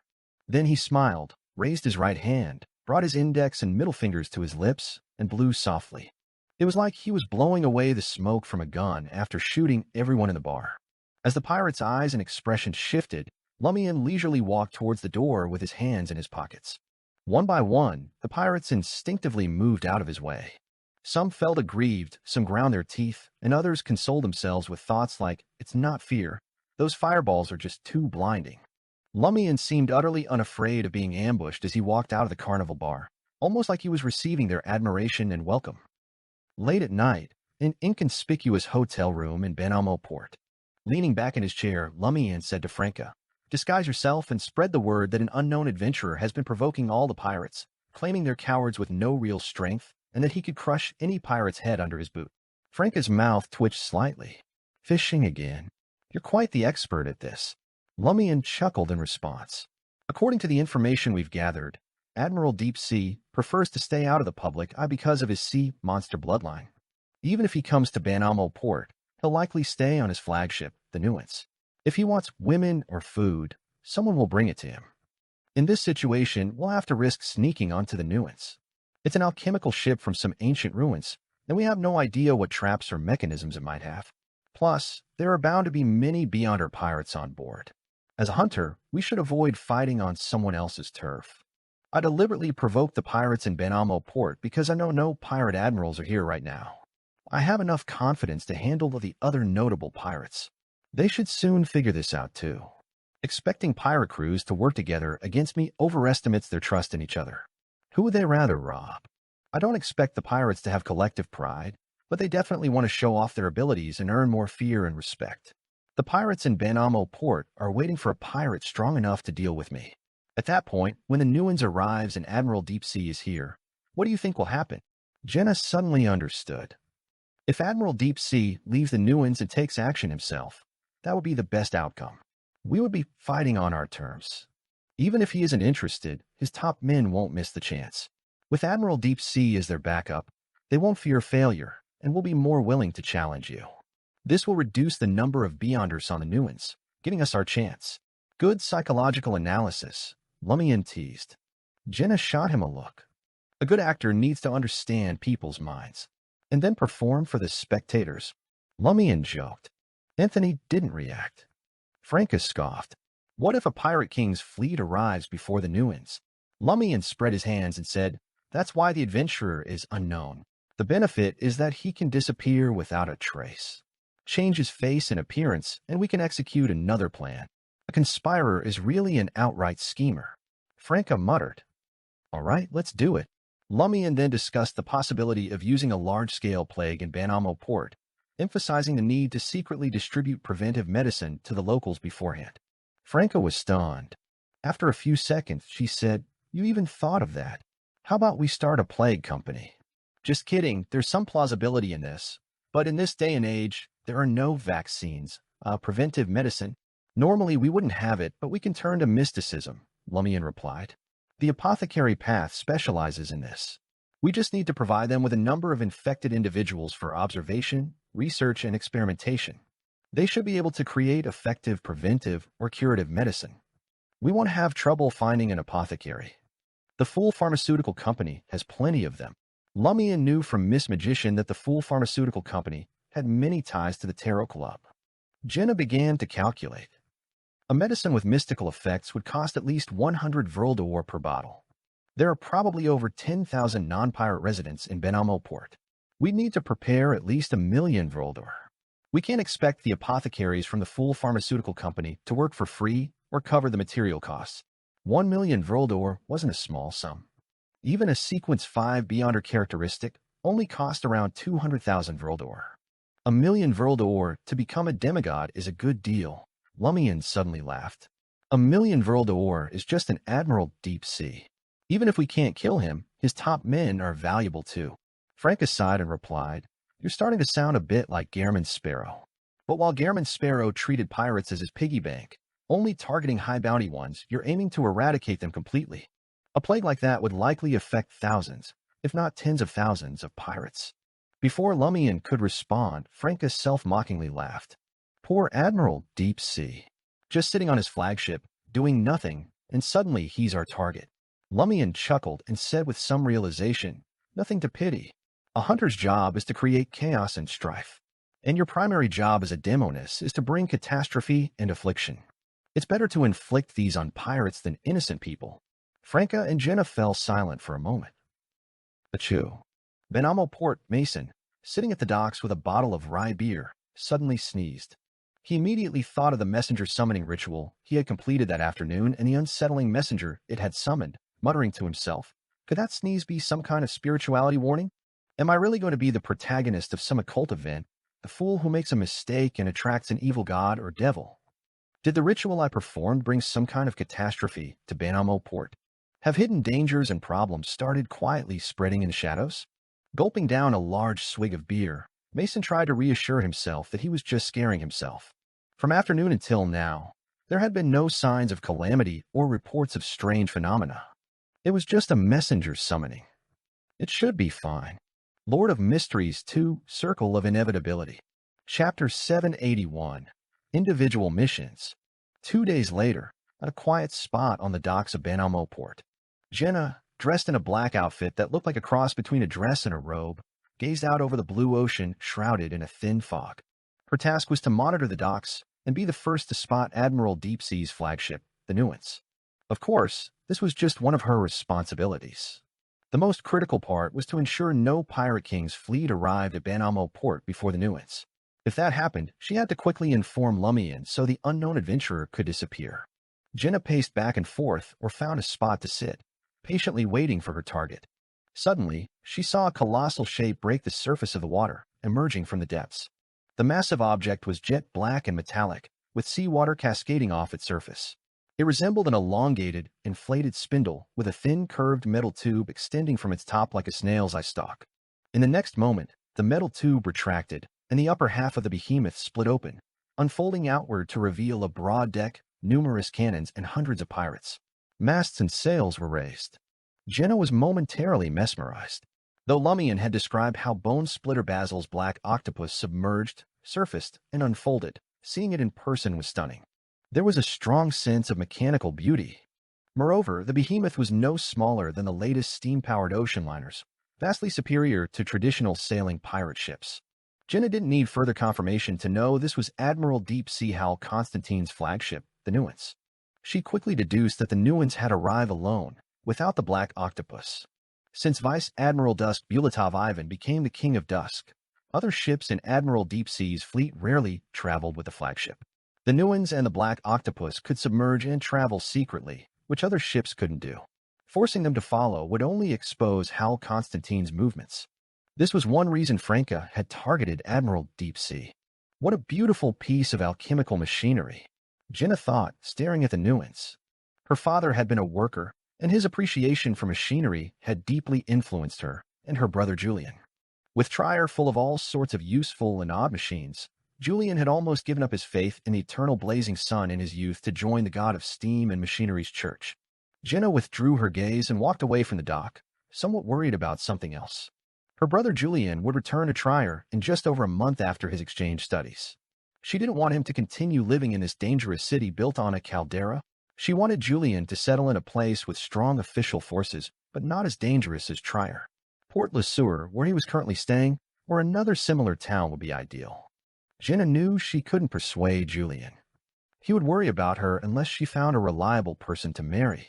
Besides, Julian had grown up in Trier, and it offered him more opportunities. How could he leave his hometown? I need to find a way, something temporary to convince him. Permanent relocation is something Julian would never accept. As Franca said, maybe try for 3 years, then another 3. Jenna didn't consider having Anthony directly hypnotize Julian. Just then, 2 drunken pirates stumbled onto the dock and spotted Jenna in her hooded, dress-like outfit.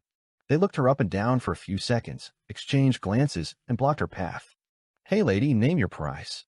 If you don't want to, we'll just decide for ourselves." As they spoke, the pirates reached out to grab Jenna. In Ben Amo Port, this wasn't uncommon.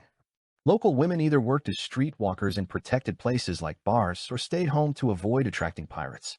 The best outcome would be the arrival of the sheriff and receive compensation, and the worst would be being killed on the spot by pirates unwilling to pay, their bodies thrown into the sea or taken aboard a ship and sold elsewhere. Before the pirates could touch her, they suddenly found themselves engulfed in silent, evil black flames. They felt a surge of fear and pain, sobering up instantly, and turned to flee in terror. As they ran, they screamed, "Witch! Witch!" Jenna felt a bit of her witch potion digest from their fear and pain. She watched them weaken under the black flames, collapsing and dying as they ran. Jenna then faced a dilemma. Should I maintain the mysterious and evil image of a witch or follow my instincts and take the money from their corpses? In a bar in Ben Amo Port, Anthony sat on a bar stool with a mug of beer, listening to a pirate across from him boast. His task for the past 2 days had been to blend in with the pirates, monitor, and guide the public opinion. Although Lumian had analyzed a lot, he wasn't entirely sure how the pirate community would react. Human nature was unpredictable, and among so many pirates, it was normal for some to act in ways that defied logic. A conspirer couldn't predict events with certainty like a high-ranked seer, prophet, or spectator. They needed to prepare extra measures to ensure things went as planned and not fall apart at the first deviation. So Anthony frequented the pirates' favorite bars, making as many friends as possible to understand their reactions to the unknown adventurer's provocations. He identified voices that could significantly influence the outcome and used his hypnotist abilities to quietly guide and change the attitudes of a few influential pirates, ensuring the public opinion matched Lumian's goals. This large-scale, covert guidance helped Anthony digest a good portion of his hypnotist potion. It involved actual hypnosis and seemed to indirectly guide the collective psyche of the pirates in Banamo Port. Gulping down golden beer, the pirate beside Anthony admired his new friend. To him, this new friend was not only amiable, but also a good listener among pirates, not interrupting to show off during others' stories. Holy Lord of Storms, it's rare to meet a pirate like this. I finally got to finish my story. The pirate Stillwell praised the god in his heart and asked Anthony, interested in joining our crew? Anthony smiled and replied, I don't think I'm skilled enough to be one of you. Huh. Stillwell laughed proudly. Anthony glanced around and lowered his voice. Have you heard about the unknown adventurer? Stillwell's smile vanished instantly. Yeah, I heard. There's so many pirate captains here, but none have taught that adventurer a lesson. What are they waiting for? This is their chance to gain more fame. They might even become the 10th pirate admiral. In his rant, Stillwell never mentioned challenging the arrogant adventurer himself. Suddenly, a commotion erupted in the bar. What's happening? Stillwell picked up his beer and mumbled, heading towards the table. After a while, he returned to the bar, excitedly telling Anthony, Admiral Deep Sea is in Banamo. Admiral Deep Sea is here? Anthony looked delighted. Yes, someone will teach that bastard a lesson. Stillwell sat back on his stool, enthusiastically. That's a pirate admiral. Every pirate admiral earned their title through real battles, not just boasting. They could kill all the adventurers here if they wanted to. When Stillwell finished, Anthony echoed, I'm already looking forward to it. Gulp. Stillwell picked up his beer mug again and took a sip. He boasted, I thought Admiral Deep Sea would come to end the humiliation caused by those so-called notable pirates. Why do you say that? Anthony asked curiously. Stillwell glanced at him. You don't know. Anthony smiled and explained, although I'm from Intis, our boss often intercepts ships in the Berserk Sea and rarely comes to the Fog Sea. That explains it. Stillwell nodded understandingly. He lowered his voice. We suspect Admiral Deep Sea comes to Banamo Port every year to find that legendary treasure. Treasure? The Lost Nuins. Anthony acted like a genuine pirate. The Lost Nuins was one of the most famous treasure legends on the Five Seas, rumored to be at the bottom of a certain part of the Fog Sea. It was said to be the site of an ancient civilization of intelligent beings, long destroyed. Strange items often appeared in the area, all pointing to the ancient Nuins. Yes. Stillwell nodded emphatically. Think about it. Admiral Deep Sea's flagship was found in some ruins and named the Nuins. Anyone would suspect those ruins are the Lost Nuins. Besides, the area where the Nuins supposedly sank isn't far from here. Lord of Mysteries 2, Circle of Inevitability. Chapter 782, Clamor. Banamo Port, Carnival Bar. Adventurer Mason had donned the loose pants and thick jacket favored by pirates. He looked toward the unknown adventurer drinking strong liquor with his back to him, feeling a constant tension. He wasn't worried about being hurt, but was anxious about when this kind of life would end. Pirates were never reasonable. They would always vent their anger on others. After no one stepped up to respond to the arrogant unknown adventurer, many pirates tried to take their anger out on other adventurers in Banamo Port. Frequent adventurers in Banamo Port were used to a life of hiding. They would never openly identify as adventurers, disguising themselves as other professions instead. Otherwise, bodies would be found in alleys or floating near the docks. In this pirate-dominated port, being an adventurer was clearly a dangerous and elusive profession. People like Mason had regular identities to disguise themselves, sometimes even joining pirate crews to help gather supplies while stationed in Banamo Port. Taking on commissions wouldn't expose an adventurer's identity because many pirates also took jobs for rewards. For example, if they killed a rival pirate, they could collect a bounty through connections. Who wouldn't want that? Pirates approached tasks differently from adventurers. They would first identify the mission issuer and decide if they could kill the client directly. Some adventurers would naturally turn into bandits in lawless areas. Mason had recently lost his job at a trading company. With his distinct, non-native features, he had to dress as a pirate to avoid trouble. His thoughts drifted to a corner of the carnival bar near the window. The walls were charred, the glass cracked, and overturned tables and chairs lay amidst two charred bodies that had been burning for a long time. These were two pirates.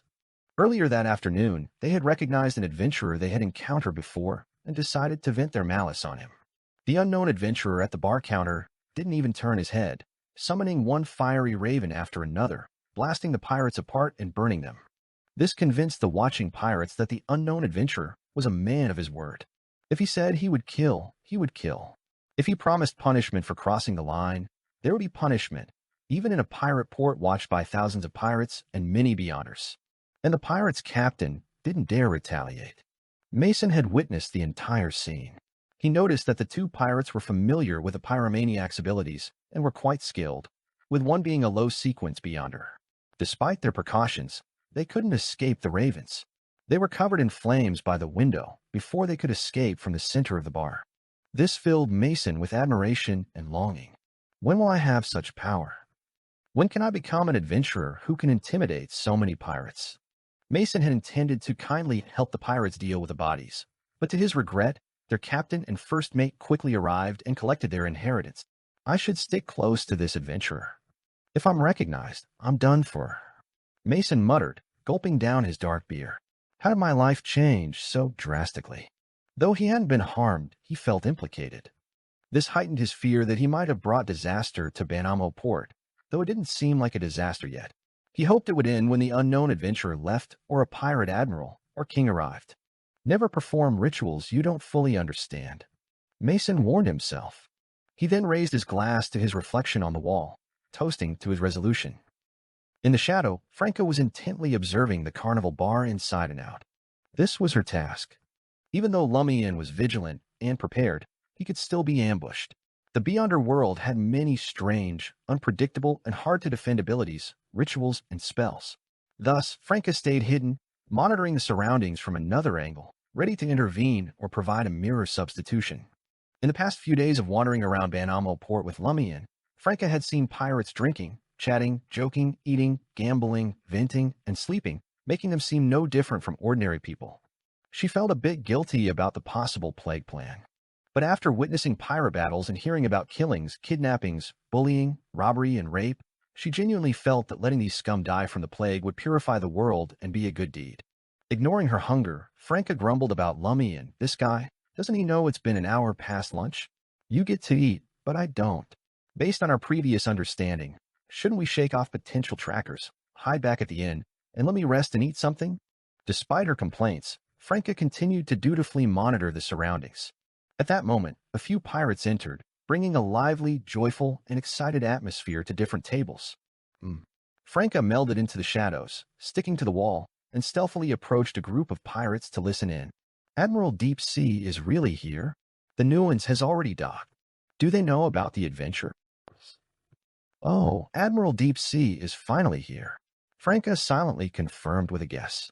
Since Jenna hadn't issued a warning, it meant no pirate king had arrived in Banamo Port. Franca began to anticipate Admiral Deep Sea's reaction and actions. She was sure Admiral Deep Sea and his key subordinates were aware of the unknown adventurer's provocation. It was a simple deduction. Since Admiral Deep Sea was avoiding the King of Dusk, he would first confirm the situation in Banamo Port before coming to resupply. The common practice was to send lesser-known pirates from the fleet on other ships to scout Banamo Port. If Banamo Port was a regular stop, trusted subordinates might be stationed there long-term, reporting back promptly. Of course, local forces could also provide warnings. In any case, Admiral Deep Sea would be well aware of recent events in Banamo Port, otherwise he wouldn't surface the nuance. Franca calmed herself, no longer too distracted by hunger. But like the pirates, she waited half an hour without seeing Admiral Deep Sea or his key subordinates, growing puzzled. Why haven't they shown up? Could it be that Admiral Deep Sea is also a cautious person? But Lumian is only showing the strength of a strong Sequence 6. This crafty guy is using crimson-white flames, not the Reaper's white flames. Franca thought carefully and understood the reason. If she were in his shoes, targeted by the King of Dusk, she wouldn't cause trouble right after arriving at a port. She would complete the resupply first and prepare for another dive. That way, even if something unexpected happened, they could leave Banamo Port immediately and not complete their primary objective here. Also, Lumian, the unknown adventurer, had been in Banamo Port for 2 or 3 days. He didn't seem to be hunting bounties of lesser-known pirates, as if he were waiting for something. This could make people suspicious of his true intentions. Admiral Deep Sea would naturally be cautious. Phew. Franca sighed silently. Her gaze continued to sweep across the carnival bar, wary of any surprises. In the process, her eyes inevitably swept over Lumian, noticing her companion's slight smile and good mood, holding a cup of amber-colored lanti-proof mixed with something unknown. Lumian played with his glass, using his hunter's exceptional hearing to roughly understand why the pirates were suddenly excited and anxious. His target had arrived. Lumian wasn't surprised since he already knew. Jenna had come by earlier and left a note under his hand, concealed by shadows. Knowing Admiral Deep Sea wouldn't come looking for him immediately, Lumian remained calm, acting unaware of the commotion behind him. He glanced at the bartender, trying to control his expression, and smiled. "The wind is quite noisy today," Lumian said. The bartender didn't know how to respond, forcing a stiff smile. "True." Lumian said nothing more, feeling his emotions and state change. To be honest, he felt a bit nervous about facing a pirate admiral with his fleet, but it also made his blood boil slightly. He had never been one to shy away from challenges. Since becoming a hunter, he had tasted the allure of challenges even more. With that thought, Lumian raised his cup of Landy Proof to his lips, tilted his head back, and drank it all in one go. Lord of Mysteries 2, Circle of Inevitability. Chapter 783, Boarding the Ship. Benamo Port, near the docks. Jenna hid in the shadows, watching Anthony mingle with the crowd, blending in with the pirates. She didn't deliberately track the famous pirates who arrived on the Newens when it docked. On the one hand, she feared being discovered, which would alert Admiral Deep Sea to a grand conspiracy awaiting him at Benamo Port. On the other hand, she didn't need to follow them to know the whereabouts of the Newens' first mate, second mate, and bosun. The pirates in Benamo Port were eagerly anticipating Admiral Deep Sea or his capable subordinates to teach the unknown adventurer a lesson. Naturally, they kept an eye on these individuals and share information with their companions and friends. In other words, with so much attention on the situation, most of the pirates in Benamo Port had become unofficial reporters. Admiral Deep Sea's key subordinates couldn't go anywhere without being noticed and widely discussed. If they used stealth abilities or invisibility, they might avoid the curious eyes spread throughout Benamo Port. However, they were currently gathering supplies, which meant they couldn't hide the large quantities of goods. Thus, information flowed swiftly into Anthony's ears. Great Shark is at Firth Trading Company. Ship Destroyer is heading towards the Carnival Bar. Holy Lord of Storms, those guys are meeting at Blackstone Square. They're one street away from the Carnival Bar. They've stopped for now, discussing something. They seem to be heading to Old Dante's for large barrels of pale ale. Anthony sensed the commotion among the pirates, watching them leave the current street and head towards the Carnival Bar. He stood up as well to avoid standing out. During this, he gave Jenna's hidden shadow a look. Jenna understood immediately, using the shadows along the street to slip through the growing crowd towards the Carnival Bar. Lumian sipped the freshly poured amber-colored Lanty Proof, nodding to himself. He then looked at the bartender behind the counter, smiling as he said, "You might want to move the valuable liquor and items out of here for now. It's probably best if no one stays inside." The bartender froze for a few seconds before responding hastily. "All right." No one wanted to alert Lumian by passing on messages that might affect the plan, but he guessed something was brewing from the pirates gathering outside the bar. He was both excited and nervous, knowing the impending conflict would take place in the Carnival Bar where he was. Watching the bartender instruct the waiters to move valuable items out the back door, Lumian pulled out a blank sketchbook and an ink pen, casually sketching as he asked, "How much is your bar worth, including this 2-story building?" The bartender was stunned again. What does this mean? Is he implying the bar might get destroyed in the upcoming conflict, collapsing the whole building? Recalling the powerful crimson-white fireballs, the bartender grew even more anxious, forcing a smile as he said, "Are you offering compensation? You decide, or let the loser pay. This building is a simple structure built by locals. It's definitely cheap. Your bar caters to low-level pirates, so the furniture and decor are all the cheapest kind."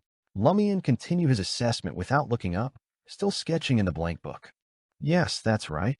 The bartender nodded quickly, agreeing. Lumian looked up, shaking his head with a smile. "Whatever I say, you agree. It's making things difficult for me." The bartender closed his mouth, unsure how to respond. Lumian lowered his head again. "How about 2,000 Vril d'Or?" "Okay." The bartender used a different word, not even trying to bargain. Lumian didn't pause his sketching, his tone calm. "Payment will be after assessing the damage. If the big pirates coming later want help compensate, that works too." "All right." The bartender responded quickly. He looked around, wishing he could sprout wings and fly out of the Carnival Bar. From their conversation, he feared staying could lead to him becoming a mangled corpse. A few minutes later, the waiters had moved a few valuable items out, leaving only the cheap goods in the bar. The bartender left through the back door, and the other patrons, including Mason, exited to wait and watch outside. They didn't dare stay in this anticipated battlefield. This was the lesson of experience. Lumian sketched for a while, then put down his pen and slowly sipped the remaining Lanty-proof. A few minutes later, Franca sneaked into the shadows near the bar and whispered, "Admiral Deep Sea didn't come, but his first mate, Great Shark, and others are almost here. They'll be here in about 2 minutes." Lumian picked up the ink pen again and continued sketching in the book. He chuckled and said, "Remember to prepare the 2,000 Vrildor compensation, and when we get back, return the 1,000 Vrildor bounty for summoning the messenger." Ah, Franco was a bit surprised. Lumian chuckled and said, "All of this is to help you digest pleasure. You should cover all expenses, including consumed Beyonder items." "No problem." Franco wasn't resisting. She was just surprised Lumian brought it up suddenly. She watched Lumian finish his sketch on the blank page, curious as she asked, "Why not just take out the pride armor, disguise it as a person with a robe, and have it sit in this chair facing away from the incoming pirates?" With Lumian present, the pride armor couldn't be used, so it might as well serve some purpose by being placed here. "Do you really want this building destroyed?" Lumian chuckled.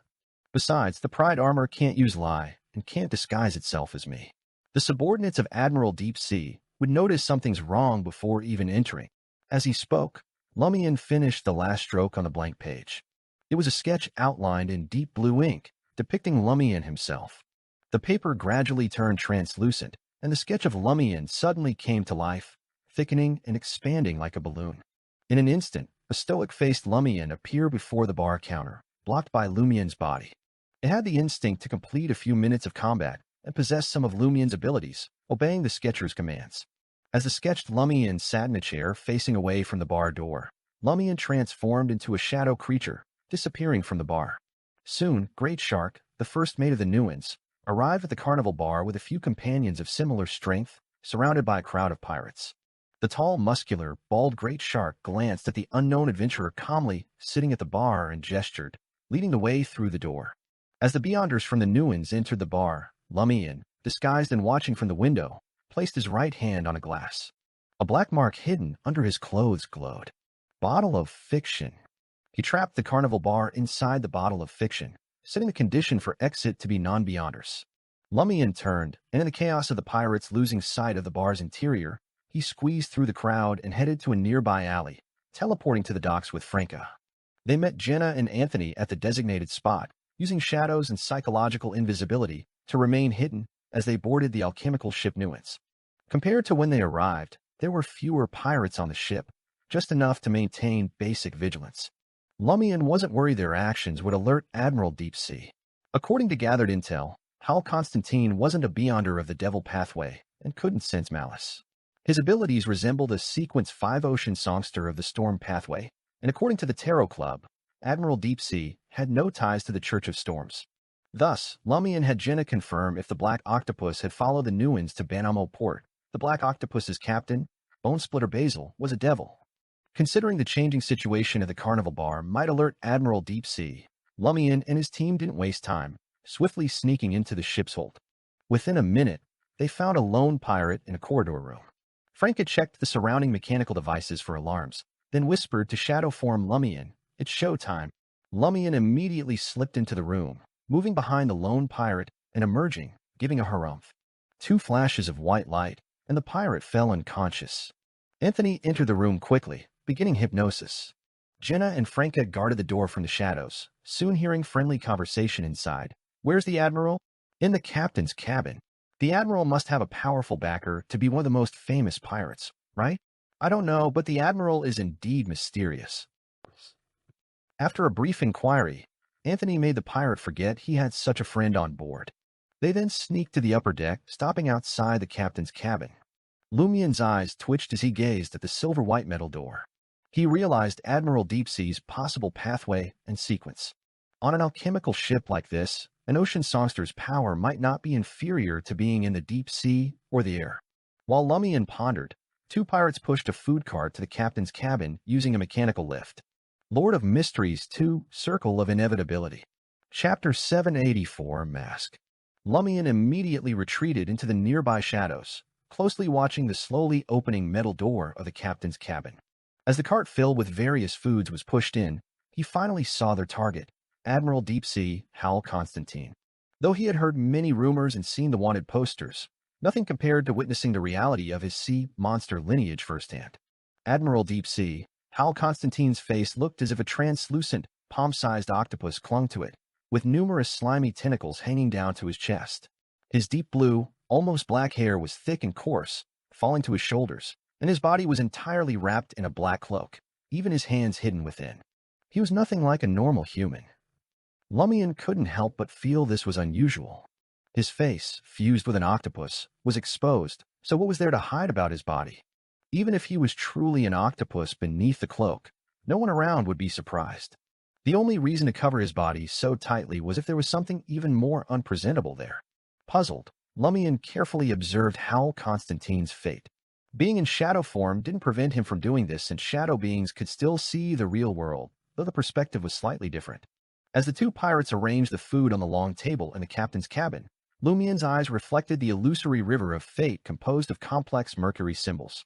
Given that they were less than 15 meters apart, Lumian extended his right palm, letting it stay at the edge of the shadow, and remotely touched Hal Constantine's river of fate. Most of Admiral Deep Sea's fate fragments instantly materialized, flowing turbulently. Knowing time was limited, Lumian could only browse briefly. He saw Hal Constantine diving in the dark, lightless ocean depths, fighting a half-giant over 2.5 meters tall wielding a huge sword.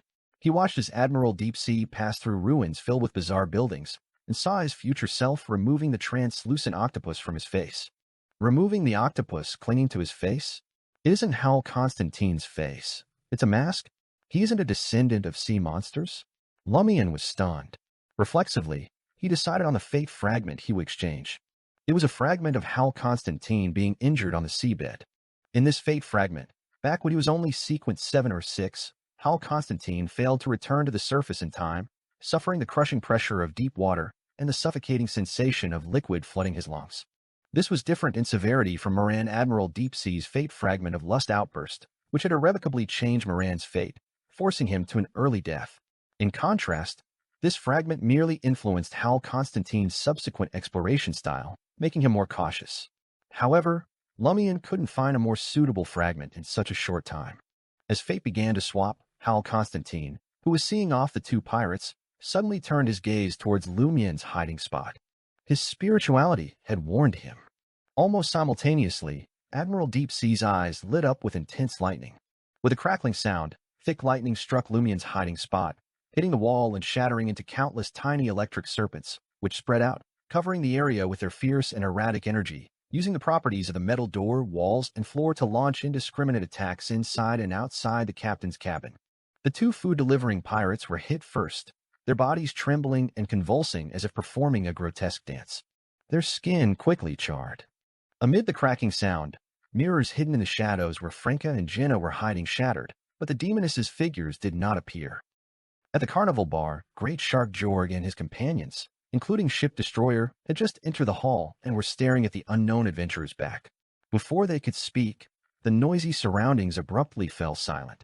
The pirates' chatter and conversation seemed muffled, vanishing instantly. Great Shark Jorg instinctively looked towards the window, seeing the dim sunlight through the fog replaced by deep darkness. At that moment, Lumian, sitting at the bar, turned on his stool. His expression was indifferent, his gaze calm, looking at the few big pirates as if they were dead men.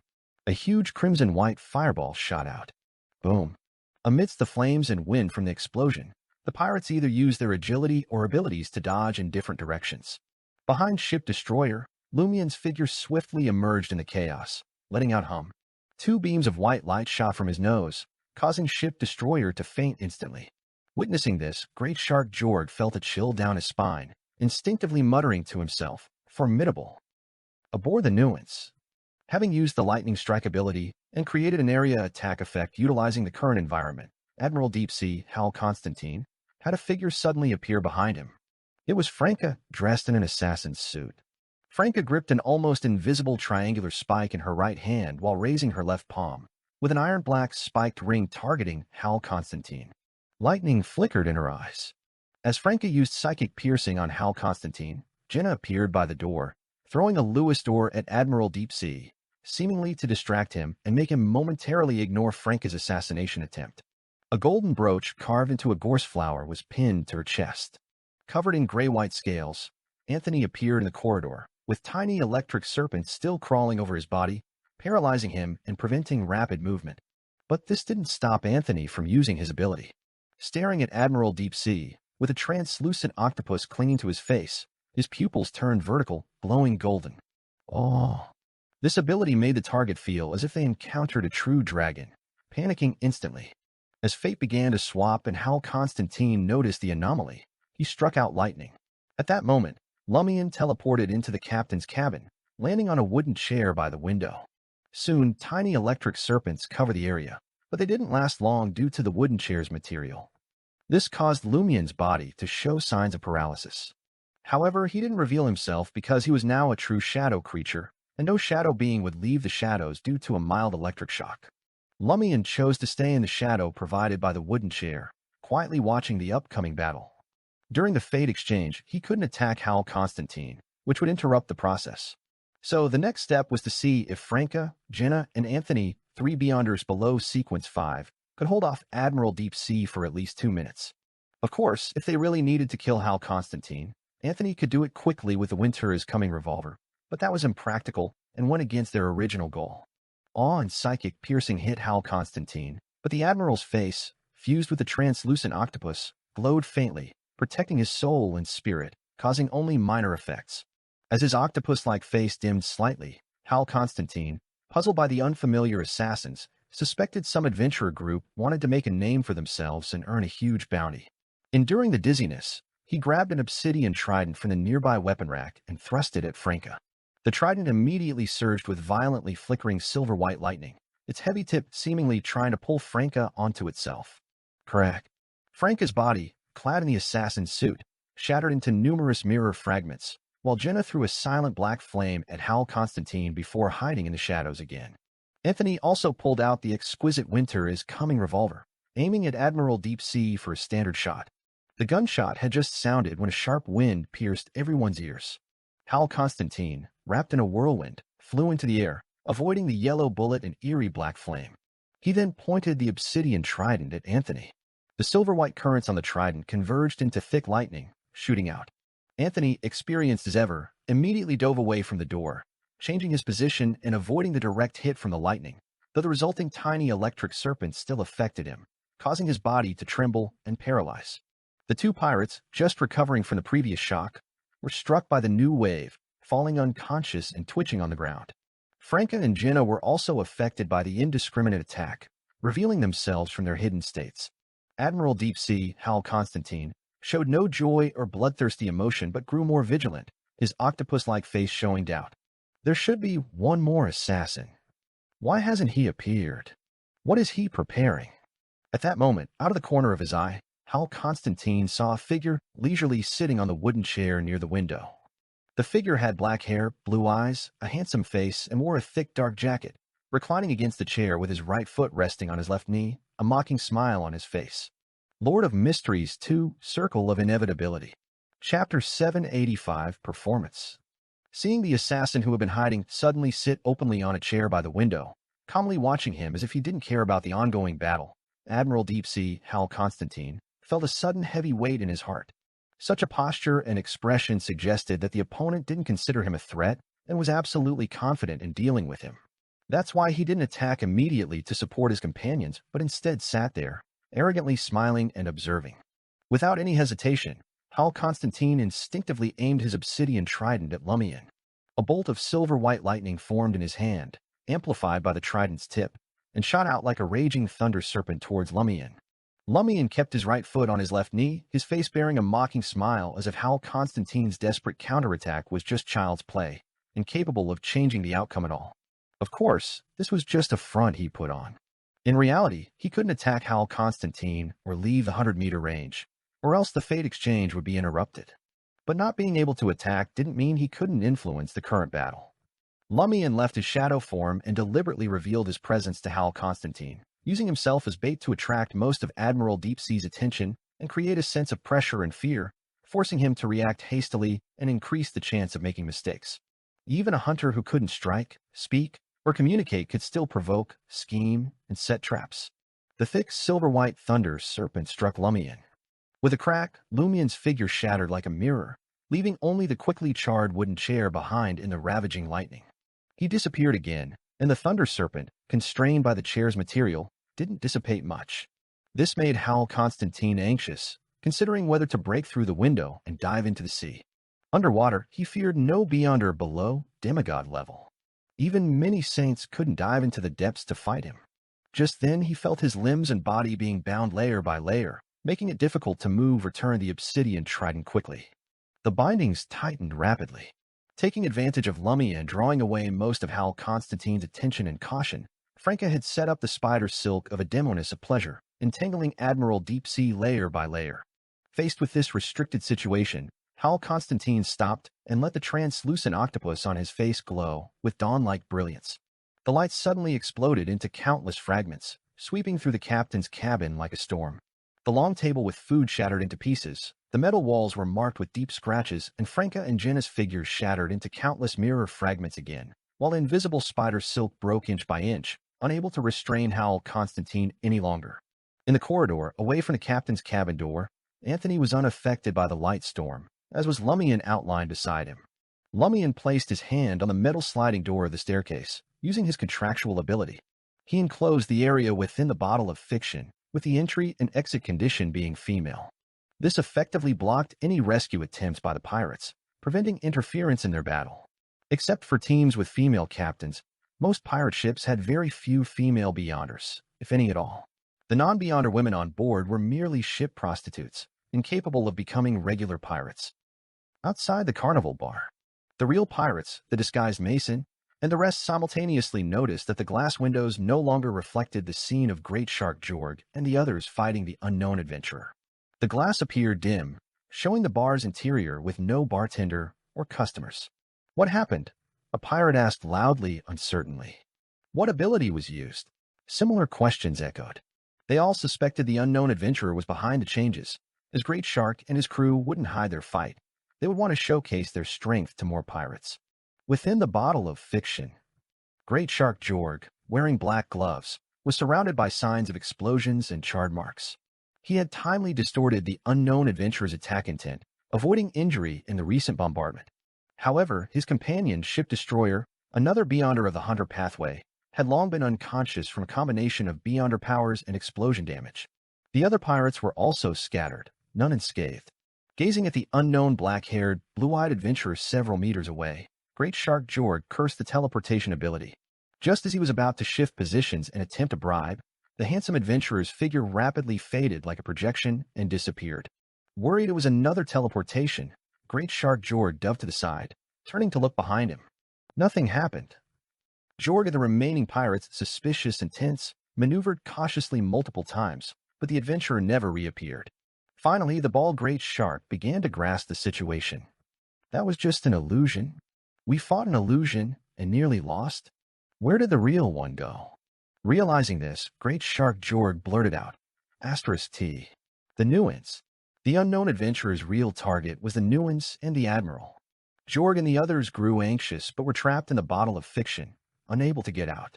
After trying several methods and abilities without success, they resorted to violent disassembly.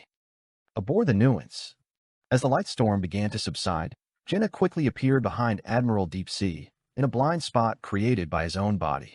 Then, using all her strength, she stabbed a dagger covered in silent black flames into Hal Constantine's back. Although he couldn't turn or redirect the trident in time, Hal Constantine remained unfazed. From his cloak emerged a silver-white lightning bolt that struck Jenna at a speed too fast to dodge.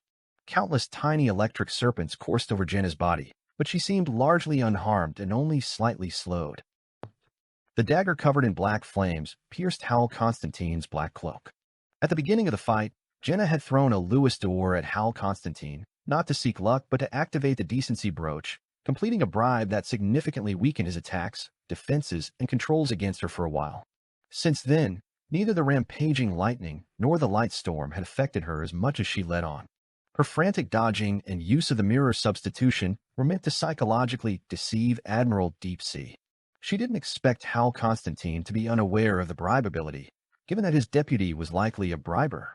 Instead, she performed as if the bribe had failed, leading him to attribute the Lewis door toss to another ability. At the start, Hal Constantine might still have guarded against the bribe, but in the heat of battle and with time running short, he instinctively responded without caution. Thus, he ignored the bribe from before and didn't stop Jenna's assassination. With a pff, the black flame dagger pierced Hal Constantine's cloak and flesh. Acting was for a better assassination. After the successful strike, Jenna felt a strong resistance and wriggling flesh as if alive, preventing further progress with the dagger despite her full strength. She abandoned force, instead channeling the black flames into Hal Constantine's body. As the black flames surged, Admiral Deep Sea howled in pain. Franca seized the opportunity to reach Hal Constantine's side, stabbing the transparent wintry blade into Admiral Deep Sea. The wintry blade pierced the skin and flesh but couldn't go deeper into Hal Constantine's body. But it was enough. Hal Constantine's body stiffened as if frozen, and his thoughts became sluggish. Franca slid to Jenna's side, retracting the wintry blade. Simultaneously, she flipped out a compact mirror with her left hand, reflecting Hal Constantine's body. Then, with her right hand, she smeared black flames on the mirror's surface. Demoness curse. Black flames erupted from Hal Constantine's body, burning it but not touching the octopus on his face. Hal Constantine let out a pained shriek, breaking free from the stiffness and mental fog, slamming the obsidian trident onto the metal floor. Blinding lightning burst forth. Lord of Mysteries 2, Circle of Inevitability. Chapter 786, Face. Arcs of silver lightning shot from the obsidian trident, turning the entire captain's cabin into a hell of electricity. Despite having bribed Hal Constantine and weakened his attacks, Jenna didn't dare risk her fragile body against the powerful lightning at such close range. She and Franca shattered into pieces amid the dancing arcs, reflecting the blinding light. Their figures reappeared at the cabin door, where lightning still raged. Franca didn't hesitate. She grabbed Jenna's arm and activated the last gem on her 7-stone bracelet before the paralysis set in. Blank. They vanished from the cabin door, blinking to a wooden table in a room diagonally opposite. During this process, Franca and Jenna saw metal panels sliding open on the cabin ceiling, revealing several dark holes.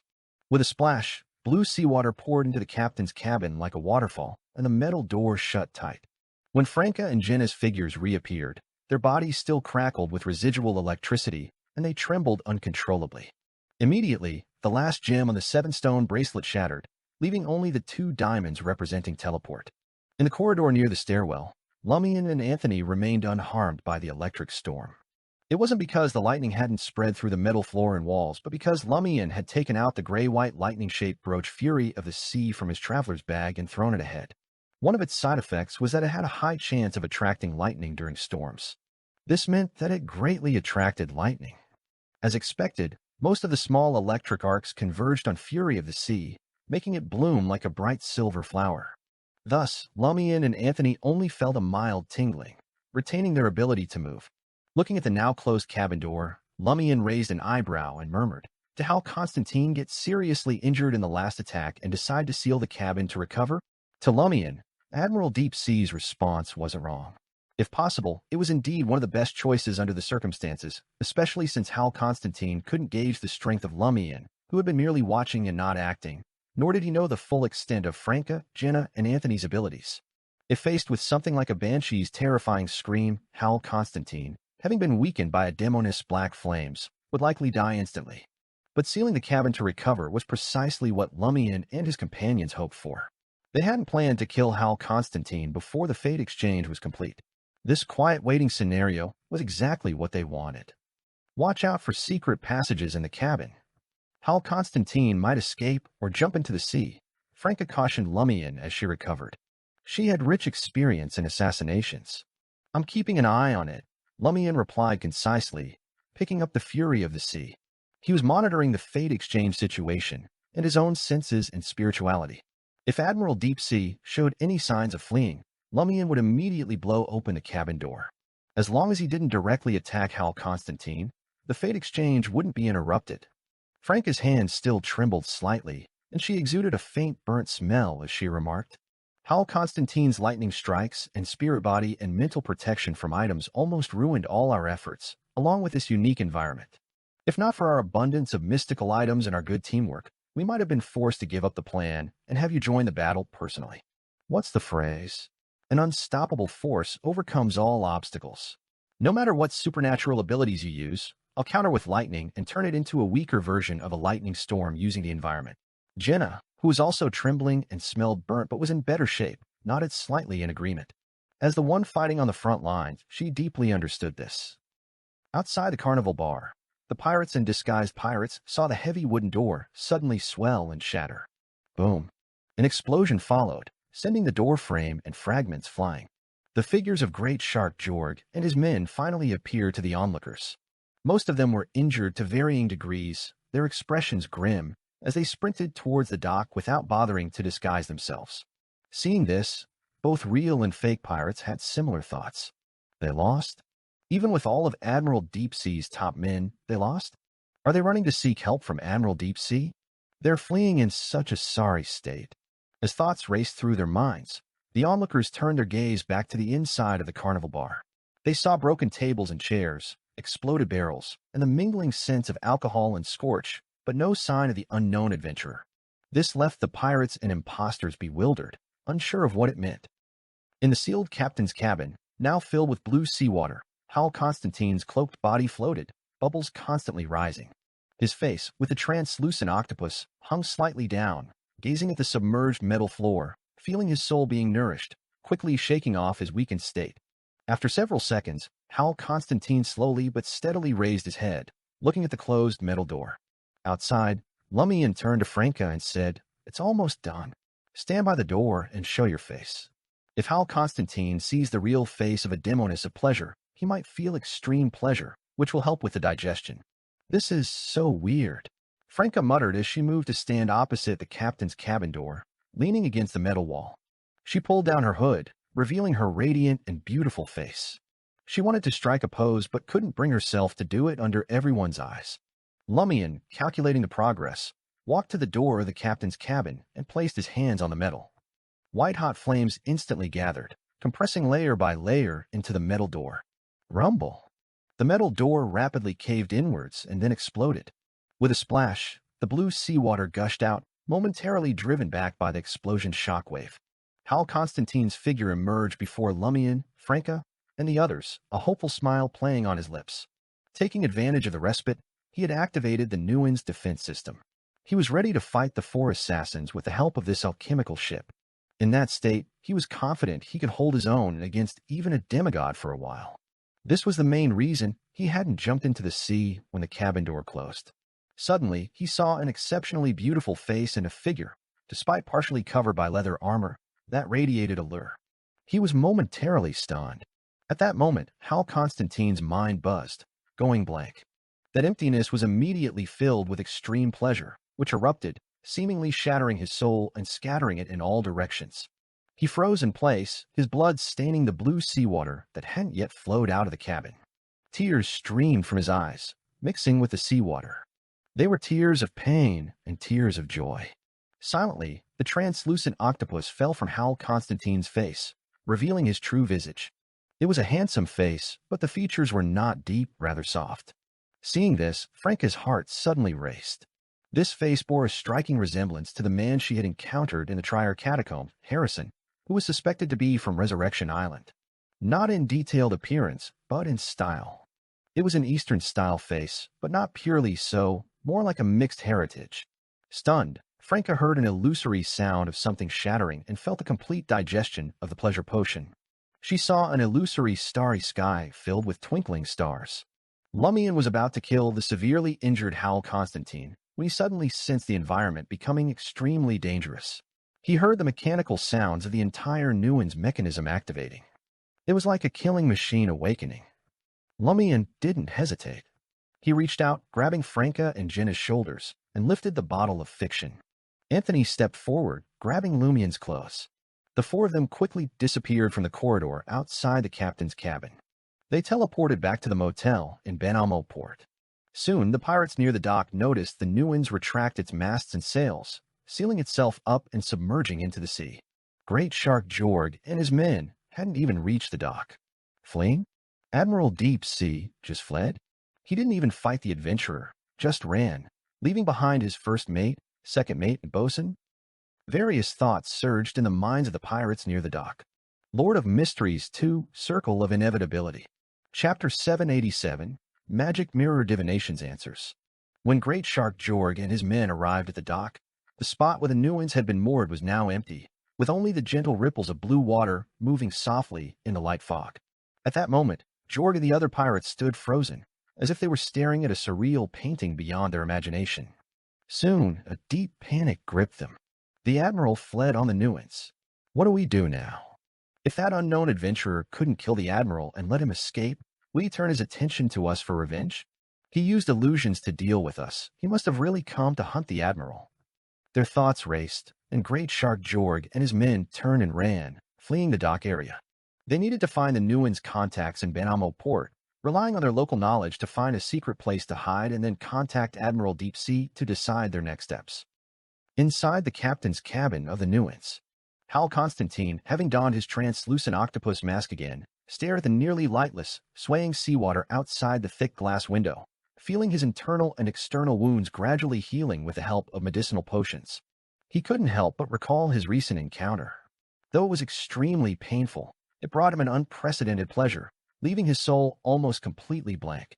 The joy it gave him far surpassed that of the women brought to the ship, making him want to experience it again despite his strong will. Phew. Hal Constantine exhaled, grateful that he had activated the Nuan's defense system in time. Otherwise, under the influence of that extreme pleasure, he would have been easily killed in the next second. He believed the assassins had felt the Nuans become extremely dangerous, leading them to retreat and flee the alchemical ship without pursuing him further. He did not regret not activating the defense system earlier. Being caught off guard, he had no time to do so. What puzzled Hal Constantine now was when the seed of pleasure had been planted in him, causing an explosive reaction upon seeing the true face and figure of that demoness. He muttered to himself, "Is that why the male assassin never attacked? Not that he didn't want to, but he couldn't, not until the pleasure seed had fully rooted in my soul. Were their true intentions beyond assassinating me? Are they after the secrets of the Nuans and the Lost Nuans?" Lacking the necessary clues, Admiral Deep Sea found it hard to make a decisive judgment, could only suppress his emotions for now, planning to contact his subordinates in Banamo Port once his body and soul had fully recovered to check if they had noticed anything unusual. Instinctively, he reviewed the recent events, trying to find investigative details. But removing the true intentions of the assassins made the whole affair seem like a deliberate setup by two demonesses and their companions to give him an ultimate pleasure, with a near-death experience being a normal part of it. In this world, many have died from pleasure without being attacked. Reflecting on this, Hal Constantine noticed a shiny gold Lewis door at the cabin door. It was left by the two demonesses. Staring at the water at the doorstep and the gold coin, which had clearly been treated to prevent tracking, Hal Constantine suddenly had a ridiculous thought and fell into an indescribable silence. In the motel room rented by Lumian and Company in Banamo Port, Jenna quickly removed the Scotch broom-like decency brooch and submerged it in the aluminum military flask Lumian had given her. Almost simultaneously, Jenna felt the eyes of Lumian, Franca, and Anthony change significantly. Their gazes now held undisguised disgust, aversion, and malice. Jenna had felt malice from some people in the bars and dance halls of Trier's Rue Pasteur, but it was often mixed with desire and longing, unlike the pure hatred and loathing now directed at her. Of course, Jenna also noticed a certain amount of desire in Franca's disgust and aversion, as if she wanted to satisfy herself by domineering over Jenna. Lumian, though his expression remained relatively normal, had a change in his eyes, reflecting an ascetic's endurance. He nodded at Jenna and said, "The decency brooch's negative effect has taken hold. Go to the next room for an hour." "I know." Jenna glanced at Lumian, recalling past events. Back then, she had been tasked with protecting Lumian under the negative effect of the decency brooch, and she had felt the urge to beat him up. She regretted not taking the chance to draw piles of Dog Shastra's tea on his face. Recalling these memories, Jenna smiled slightly, left the room, and went to wait for the negative effect to wear off in the next room. Phew, the decency brooch's negative effect is really strong, Franca commented sincerely. Lumian gave her a sidelong glance and laughed. "I think your hatred and disgust weren't pure enough." Franca immediately felt embarrassed, awkwardly smiling as she said, "Sometimes hatred and disgust can also spark desire. Just ask Anthony." Before Lumian could turn to him, Anthony spoke up, It's true. The human brain and soul are complex. Different people might develop the same desire from different stimuli. Some get pleasure from pain, others from jealousy, breaking taboos, being scolded or tortured, or sharing with others, gaining their affection. The possibilities are endless. In simple terms, the world is full of perverts. Lumian mocked Franca. Franca didn't take the bait, her expression growing serious as she frowned slightly. Once free from the decency brooch's negative effect, she recalled the scene she had witnessed earlier. After some thought, she said, "Do you think Admiral Deep Sea's real appearance resembles Harrison from Resurrection Island?" Lumian recalled and said, "You mean they both have noticeable Eastern features?" He had seen Franca's drawing of Harrison. "Yes, but more like a mix of someone like Harrison and an Intisian or person from the North Continent," Franca said thoughtfully. Because Anthony was present, she didn't mention the transmigration matter, instead steering towards Resurrection Island. With a nod, Lumian replied, "Draw Hal Constantine's portrait, and we'll write to the Tarot Club Major Arcana card holders. No need to ask Madam Judgment or Madam Magician yet. I'll try with Magic Mirror Divination first," Franca responded immediately. She began preparing the ritual in the room, sketching Hal Constantine's features from memory. This included an appearance similar to Resurrection Island residents, slightly pointed ears, dark blue near black thick hair, and the tentacle-like dark veins on his hands when holding the obsidian trident. Some details Franca hadn't noticed during the fight were now retrieved from her memory through the ritual. Lumian examined the portrait for a moment and said, "It does have an Eastern style."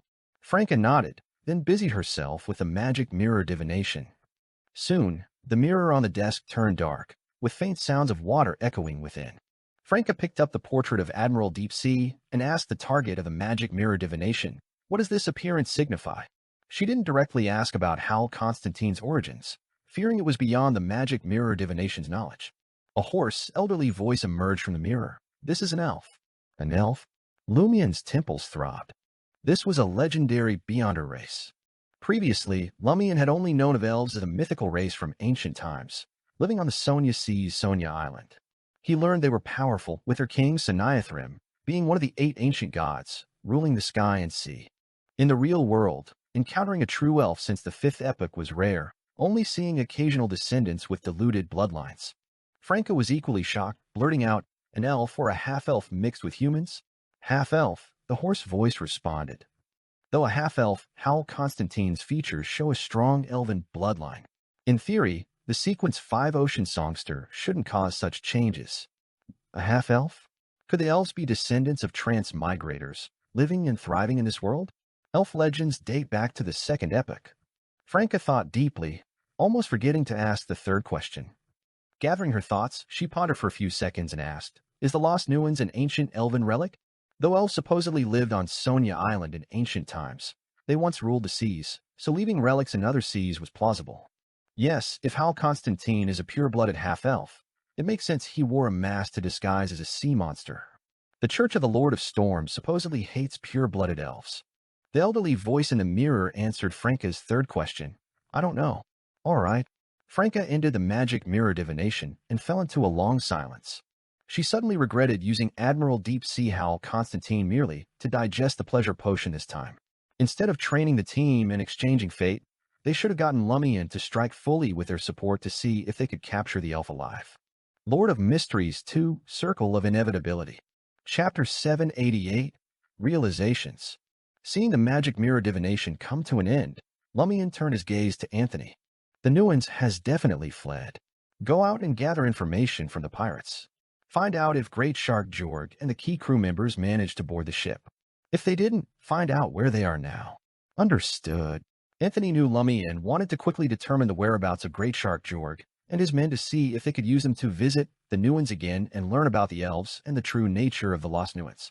Lumian couldn't go himself. The pirates would avoid him, and even if he forced the information out of them, it would alert Great Shark Jorg and his men if they were still in Banamo port, making them hide deeper. Disguising himself wouldn't work either. The pirates wouldn't be friendly or forthcoming. The same applied to Franca. Only Anthony, who had befriended many pirates, could naturally obtain the needed intel. After watching Anthony leave the room, Franca sat down at the desk with a sigh and said, "This whole transmigration thing keeps getting more complicated." "You used to treat it too simply," Lumian scoffed. Franca didn't argue, staying silent for a moment before changing the subject. "I've fully digested the pleasure potion." After a few days of rest, I'll be ready to attempt the demoness of affliction ritual. Honestly, it feels like a dream. Have I really digested it? She still seemed somewhat incredulous. Lumian chuckled in response. What else were you expecting? If Admiral Deep Sea knew our main goal was to help you digest the pleasure potion, he'd think the world was absurd.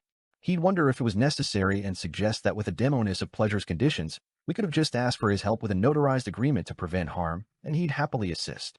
It's just hard for me to accept, Franca muttered. And I know what you mean. In our world, plenty would say, helping a demoness of pleasure digest a potion is too wicked, please let me help, but that's superficial pleasure and low-quality digestion. Real pleasure comes from experiencing it in pain and sinking into it. Targeting people like Marana Vigny and Hal Constantine aligns more with the essence of the demoness path. Lumian was just joking and didn't continue the topic. Franca was silent for a while, then looked at Lumian and carefully said, about your plan to spread a plague among the pirates in Banamo port, I don't think it's viable. Why? Lumian raised an eyebrow, amused. Franca straightened, her gaze unwavering. I don't think we can completely separate the guilty pirates from innocent bystanders. The plague would inevitably affect the latter, causing them to die in despair. Lumian chuckled. It was just a concept, a direction. We can refine the plan to address those concerns, and if it's not feasible, we can abandon it. We can't limit our thinking right from the start. For example, by then, I might be a demigod and find a high-level replacement for the bottle of fiction, capable of containing all of Banamo port with conditions allowing only pirates to enter or exit. No, Franca shook her head. There are adventurers who moonlight as pirates, and many of them haven't committed crimes deserving death. Lumian smiled and sighed. Then we'll collaborate with the Aurora Order, or find a Sequence 5 artifact from the broker path to identify guilty targets. Franca seriously thought for a moment. That won't work either. We have our own crimes.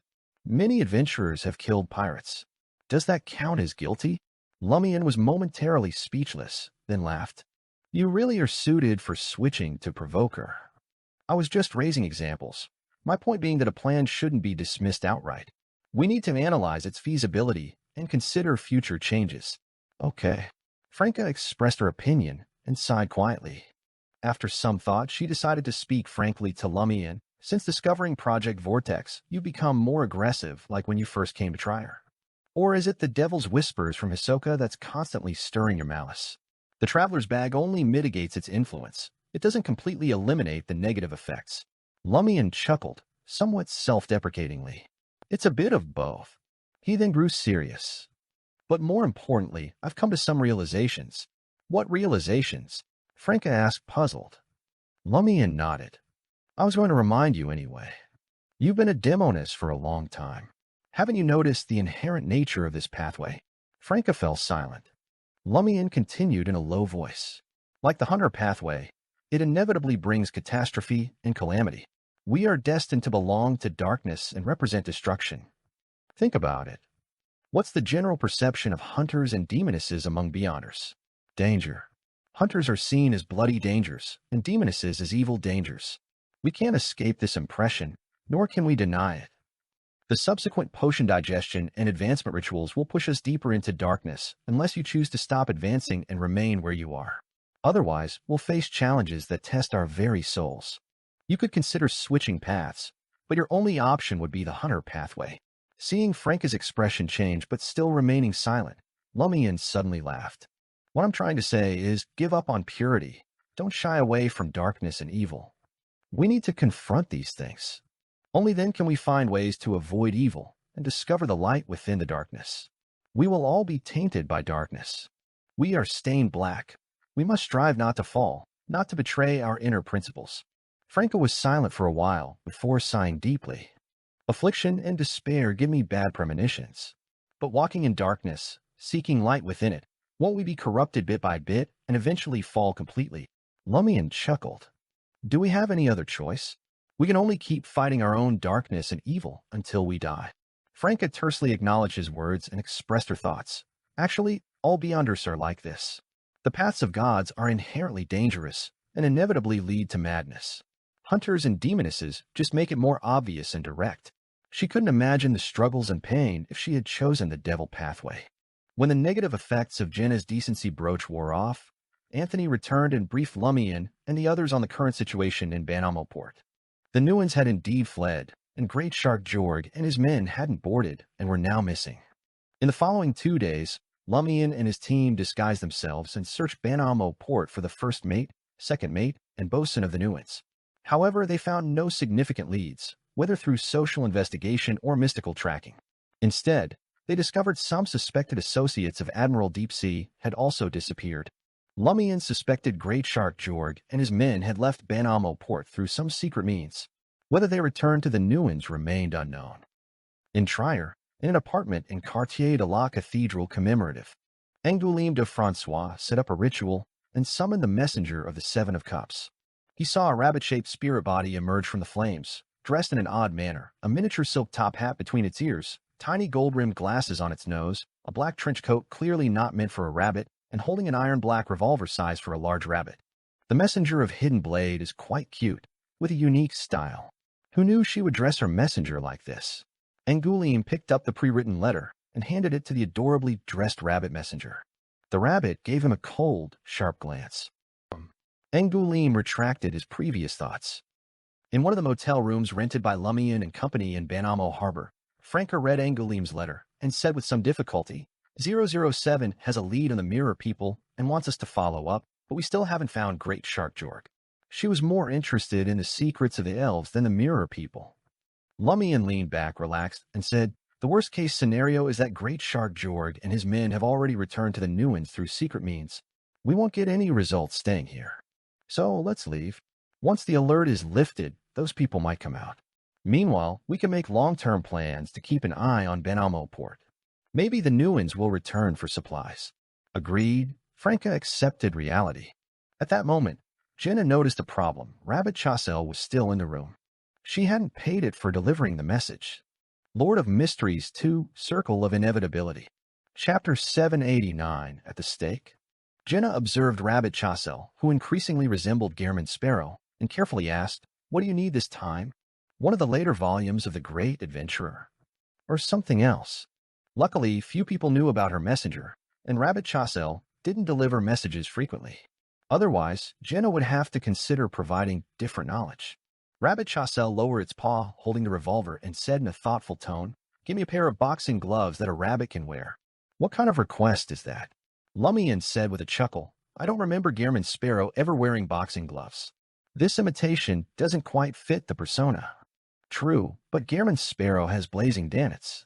I need my own danets. I want to develop one in our community, Rabbit Chassel explained earnestly. Danet's uses boxing gloves. For a moment, Franca, Jenna, and Lumian didn't know how to respond. After several seconds, Jenna nodded and said, I'll have a pair custom made for you. Normal rabbit of knowledge size, not your size. That's right. Rabbit Chassel raised its right hand, blew on the small revolver's muzzle, satisfied. But this gesture isn't fitting for the current scene.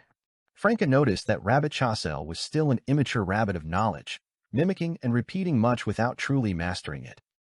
In the darkness of Banamo port, only a few street lamps with candles flickered. Pirates gathered in bars, drinking heavily or going upstairs with women, enjoying pleasures unavailable at sea. With the Nuans gone and the unknown adventurer disappeared, the pirates gradually put the incident behind them.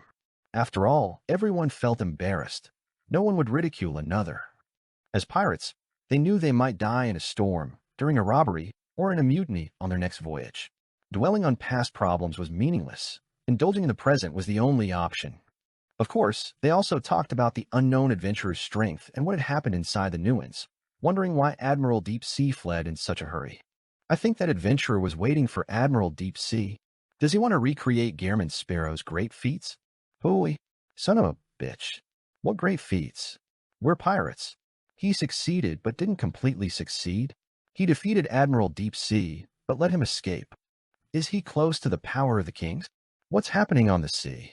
Every so often, a powerful adventurer appears. There was that Lewis Berry before, too. Disguised as a non-pirate, Mason mingled in several bars, listening to the pirates discuss recent events, hoping they'd start a fight. On his way to the next bar, Mason turned into a quieter alley and saw a figure standing ahead, seemingly waiting for him. The figure had black hair and blue eyes, with sharp features and a handsome face. It was the same unknown adventurer who had challenged all the pirates in Banamo port and forced Admiral Deep Sea to flee. Mason suddenly heard his heart pounding and blurted out, "I'm not a pirate." Lumian strolled forward and smiled. "I have a task for you." Hearing this, Mason relaxed a bit and carefully said, "What can I do for you?" "I'm not sure if my abilities can meet your needs." He feared that while completing the task might be easy, the aftermath could be problematic. Pirates might hack him to pieces once the adventurer left. Lumian said bluntly, "It's a simple and secret task. Keep an eye on Banamo port. As soon as the Nuins returns or you spot Great Shark Jorg and his men, summon my messenger immediately." Hearing messenger, Mason was suddenly struck by a thought. He remembered his last task, summoning a terrifying messenger through a ritual. Unable to control his expression, Mason asked in slight terror, "Are you Lumian Lee, sir? The master of that terrifying messenger?" Perceptive, Lumian replied, not too sincerely. Mason connected the recent events in his mind. Was the real purpose of that task to bring Lumian Lee to Banamo port? And Lumian Lee's goal was to deal with Admiral Deep Sea Hal Constantine for the Lost Nuins? My spiritual intuition was partly correct. The ritual indeed brought something bad to Banamo port, though it didn't turn into a catastrophe. Lumian continued, "The payment is 5,000 Vrildor. The task is indeed simple, and I likely wouldn't be discovered by the pirates. The reward is generous. If I refused, knowing the task details might bring trouble." After weighing it for over 10 seconds, Mason said, "No problem, I think I can handle this task." Lumian nodded slightly, paid a 1,000 Vrildor deposit, and turned to leave the quiet alley. Watching Lumian's figure disappear into the darkness, Mason silently repeated his name. "Lumian Lee, Lumian Lee." Mason finally remembered where he had heard the name, on a wanted poster aboard a ship. The poster described Lumian Lee as a survivor of a sacrificial ritual to an evil god that destroyed a village, severely corrupted by the evil god. In Trier, in the prison district, at the Royce Comprehensive Execution Ground. Returning to Trier for 2 days, Franca, feeling ready for the demoness of affliction advancement ritual, decided to proceed. 007's lead in the Mirror People came from a mineralogist of the Trier Cave Association. The Purifiers had planned to investigate all the association's mineralogists, but one had mysteriously disappeared before they could visit. Recently, someone had seen her, the mineralogist Jasmine, but suspected to be Palia, a mirror person, in underground Trier. Franca looked at the stake and sighed sincerely. "When I became a witch, I wondered if I'd end up burned at the stake. Who knew? I have to tie myself up here." As she spoke, she took out the brown-red wooden suitcase given by Demoness of Black Clarice from the traveler's bag and unlocked the metal clasp. Next, she retrieved a red wine glass, crushed the crystalline ice containing potion ingredients, and poured in flower-faced bat blood and human blood from a seriously ill person. Both were dark red, and when combined, they turned almost black. She then added the flower-faced bat's head, a 2-tailed black snake's gallbladder and tail tip, and 10 drops of Infinita's eucalyptus essential oil. As the ingredients were added, the dark red blood in the glass turned pitch black, with occasional nauseating green bubbles. "It's like a cup of untreated sewage," Lumian commented honestly. "Damn it." "Shut up." Franca grew more disgusted as she looked at the Demoness of Affliction potion. She handed the potion to Lumian and lightly jumped onto the stake, tying herself up with Jenna's help. During this, Franca muttered, "Damn, this feels so weird." She adjusted her mindset for several seconds and nodded to Lumian. "I'm ready." Lumian handed the potion to Jenna and extended his right palm.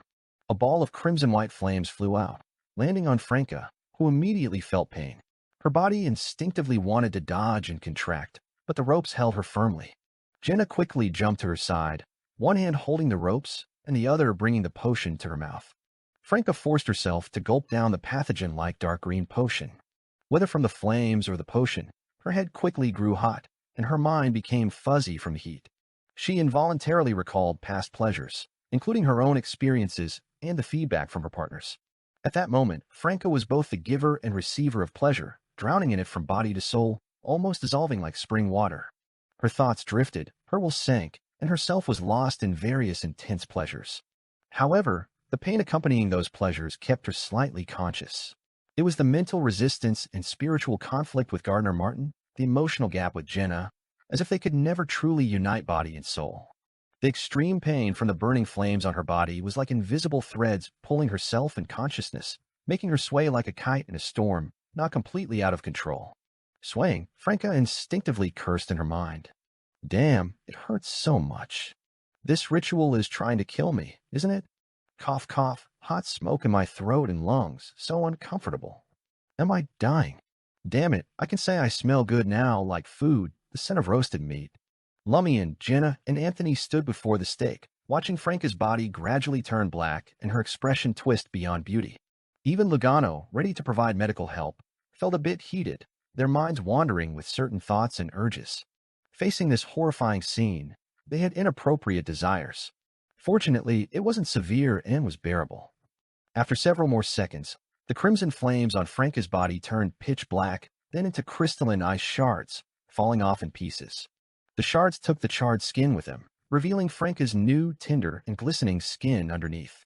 Even with his ascetic's endurance, Lumian instinctively looked away. Lord of Mysteries 2, Circle of Inevitability. Chapter 790, Charm. Not only did Lumian avoid looking at Franca, but Jenna and Anthony also instinctively turned their heads, as if evading a temptation that could pierce their hearts. Damn it, my clothes almost got burned up. Just one step away from running around naked.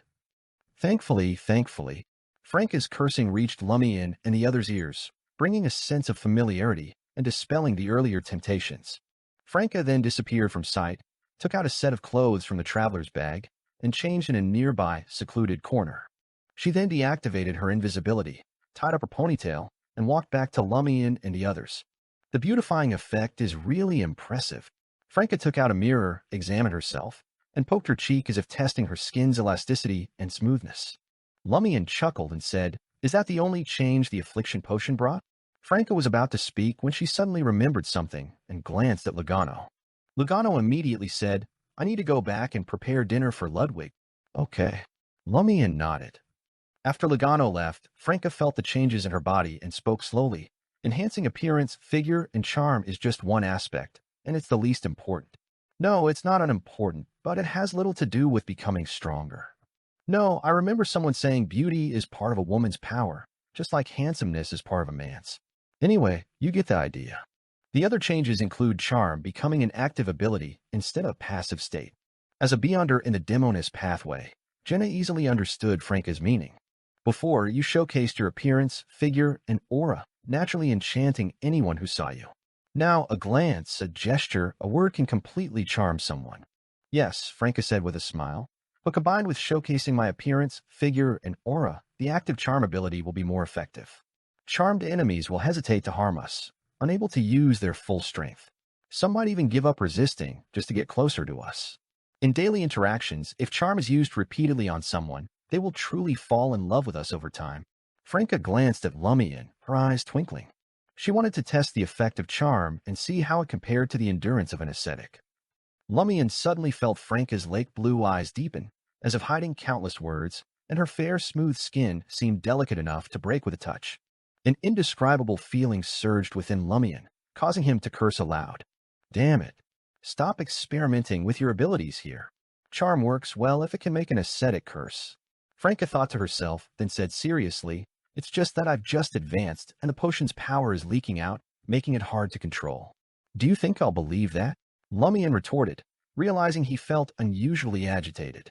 For a provoker, staying calm while provoking others was crucial. Franca withdrew her gaze and continued explaining the affliction potion's abilities. The core ability is disease. It can create various pathogens within a 30-meter range. Once I get used to the affliction potion and truly master its power, this range can expand beyond 40 meters and eventually to 50 meters as the potion is digested. A demoness of affliction can create multiple pathogens, accelerating their infection and the onset of diseases. The initial 10 seconds are the incubation period, followed by mild symptoms like allergies, fever, cough, and sneezing. The symptoms quickly worsen, leading to severe illnesses like pneumonia. In 2 to 3 minutes, the disease will become critical, potentially causing sudden death or incapacitation. Done with explaining disease, Franca excitedly envisioned, this pairs well with an assassin. Stealthily get within a few dozen meters of the target, silently spread pathogens to cover the area. When the target shows mild symptoms and realizes something is wrong, strike as their strength decreases, their state affected, and many abilities disrupted. If the first strike fails, reposition and keep trying, dragging the target into severe illness. Disease should be something a guardian's abilities can't defend against. Their invisible barriers don't seem to block air. The people they protect can still breathe normally. I'm not sure if the barriers have a sterilizing function. Heh, next time I face Admiral Deep Sea, I won't worry about his octopus mask. It seems to only protect the spirit and mind, maybe also making the body tougher and more resilient. It's indeed well suited for assassination and prolonged fights. Lumian evaluated from a hunter's perspective. He pondered and asked, does the infection and onset time of disease vary based on the target's constitution? Can the pathogens you create be burned by a hunter's flames? He was recalling his battle with a bestowed from the order of all extinction. Of course, there's a difference. Undead creatures won't be infected unless I become a demoness of despair, Franca said introspectively. I'm not sure if the pathogens can be burned by a hunter's flames. Want to test it? Sure. Lumian also wanted to confirm. This could be useful if he ever faced a demoness of affliction. Jenna and Anthony immediately distanced themselves, moving to the edge of the Royce comprehensive execution ground. In the early winter night, Lumian's body suddenly ignited with brilliant white flames, spreading around and burning the air within a 7 to 8 meter radius. Franca stood over 10 meters away, her lake blue eyes deepening. As the flames crackled, time passed, and Lumian gradually felt a discomfort in his throat, as if swallowing a foreign object, making him want to cough it out. His nose also felt sore and itchy. Franca stopped the experiment and concluded, Hunter's flames can indeed kill many pathogens created by a demoness of affliction, reducing the disease's impact. It took me about a minute to give you mild symptoms. Lumian sneezed, coughed twice, and the white flames quickly dissipated. When Jenna and Anthony returned, Franca continued, a demoness webs have also been significantly enhanced. As a demoness of pleasure, I could only roughly control them to entangle and bind targets. Now, they're like extensions of my arms, capable of more precise actions like... Franca suddenly smiled. Tickling you. As she spoke, Lumian and Jenna felt something soft and invisible tickling their waists, causing a tingling sensation. Immature, haven't you grown up? Lumian mocked, then added, but it's useful in combat. Franca withdrew the invisible webs, untied her ponytail, and let her hair fall. Her flaxen-colored hair didn't drop but floated, each strand distinct and lively. Now, my hair is also a weapon, Franca proudly announced. It can pierce skin, inject black flames, and cause stiffness in the contacted area, effective in close combat. She let her hair down, tied it again, and took out a mirror. My curses are also stronger and more targeted. Before, I had to reflect the target's full image in a mirror to curse them with black flames. Now, I can reflect just a part of the body, affecting the corresponding area. My other abilities have also been enhanced, including black magic and mirror magic. Jenna listened quietly and sincerely remarked, compared to a demoness of pleasure, this is a significant improvement. After all, it's sequence 5, Franca said, feeling extremely pleased. Seeing this, Lumian nodded slightly. I won't be participating in the Mirror People investigation for now. I plan to leave for Lindbergh tomorrow, to find the City of Exiles, Mora. He had been studying the Lindbergh language and discovered it was essentially the same as the Fainapotter Kingdom's Highlander, with some dialectal differences. Lindbergh split from Fainapotter after the Battle of the Violated Oath in the 5th Epoch. So, having learned Highlander, Lumian quickly mastered the Lindbergh language in a few days. So soon. Well, you've digested the Reaper potion and need to consider advancing to Demigod. Franca suddenly felt wistful. Lumian glanced outside the Royce Comprehensive Execution Ground and said to Franca, Jenna, and Anthony, take care of Ludwig for me and keep an eye on Lugano. Based on the information from 0-01 and Madam Magician's hints, it was best for Lumian to go to Morora alone. Initially, he considered taking Ludwig, his godson, but given his angelic nature and divinity, he might cause unnecessary changes in Morora. So he abandoned the idea. In comparison, Termaboros, sealed by Mr. Fool, could be temporarily ignored. Theoretically, he wouldn't trigger 0-01. Okay, Franca and the others responded to Lumian. Lord of Mysteries 2, Circle of Inevitability. Chapter 791, Capture. After dinner, Franca and Jenna returned to 9 Rue Orisai's apartment 702. Finally, it worked. Franca raised her hands and stretched lazily. Next, should we find Palia the mirror person first, report to the Demoness of Black, or tell her tomorrow morning that I've become a Demoness of Affliction? She said that once I advanced to Affliction, she would share some secrets of the Demoness sect with me. Franca was curious, but also a bit fearful about knowing these secrets. Additionally, she felt that her progress in digesting the pleasure potion was much faster than expected, which might arouse the demoness of pleasure's suspicion. She didn't want to report anything related to Admiral Deep-Sea yet. This involved the secret of the curly-haired baboons research society's transmigration. So far, Franca and Lumian had only mentioned Admiral Deep-Sea's suspected connection to elves to their respective arcana cards, and had yet to receive any response. Jenna thought for a moment, and then said, "Even if you don't go to the Demoness of Black tomorrow, you should do it soon. The sooner we understand the Demoness sect's secrets, the better we can plan our actions and avoid potential pitfalls." Understanding Franca's concern, she added with a smile, "Just tell the Demoness of Black that Lumian has become a reaper, and he helped you digest the pleasure potion." Franca was taken aback. "That's true, but the way you put it doesn't feel right." "That's exactly the kind of misunderstanding we need," Jenna replied with a soft smile. She glanced out at the night sky and said, "Finding Palia should be enough with just you and Anthony. I want to visit Julian in Port LeSueur in the next few days. We haven't seen each other for almost 2 months, and I want to gauge his intentions, see if he really plans to return to Trier." "Sure." Franca understood Jenna's concerns. Jenna nodded. "I'll go home tonight, pack some things for him, and try to leave tomorrow morning. The sooner I go, the sooner I can come back." There were plenty of steam locomotives and riverboats heading to Port LeSueur, so she didn't worry about not getting a ticket on the spot. After a brief conversation, Jenna packed her luggage, took her suitcase, and left the apartment. She hadn't followed Julian's instructions to cancel the lease on the Rue Pasteur apartment while he was away for his exchange program in Port LeSueur, saving money. She still occasionally stayed there, as if she had never left. Watching Jenna leave, Franca felt a pang of disappointment and muttered, "I was hoping we could celebrate tonight." She walked slowly back to her bedroom and saw that some of Jenna's clothes and belongings had been taken away.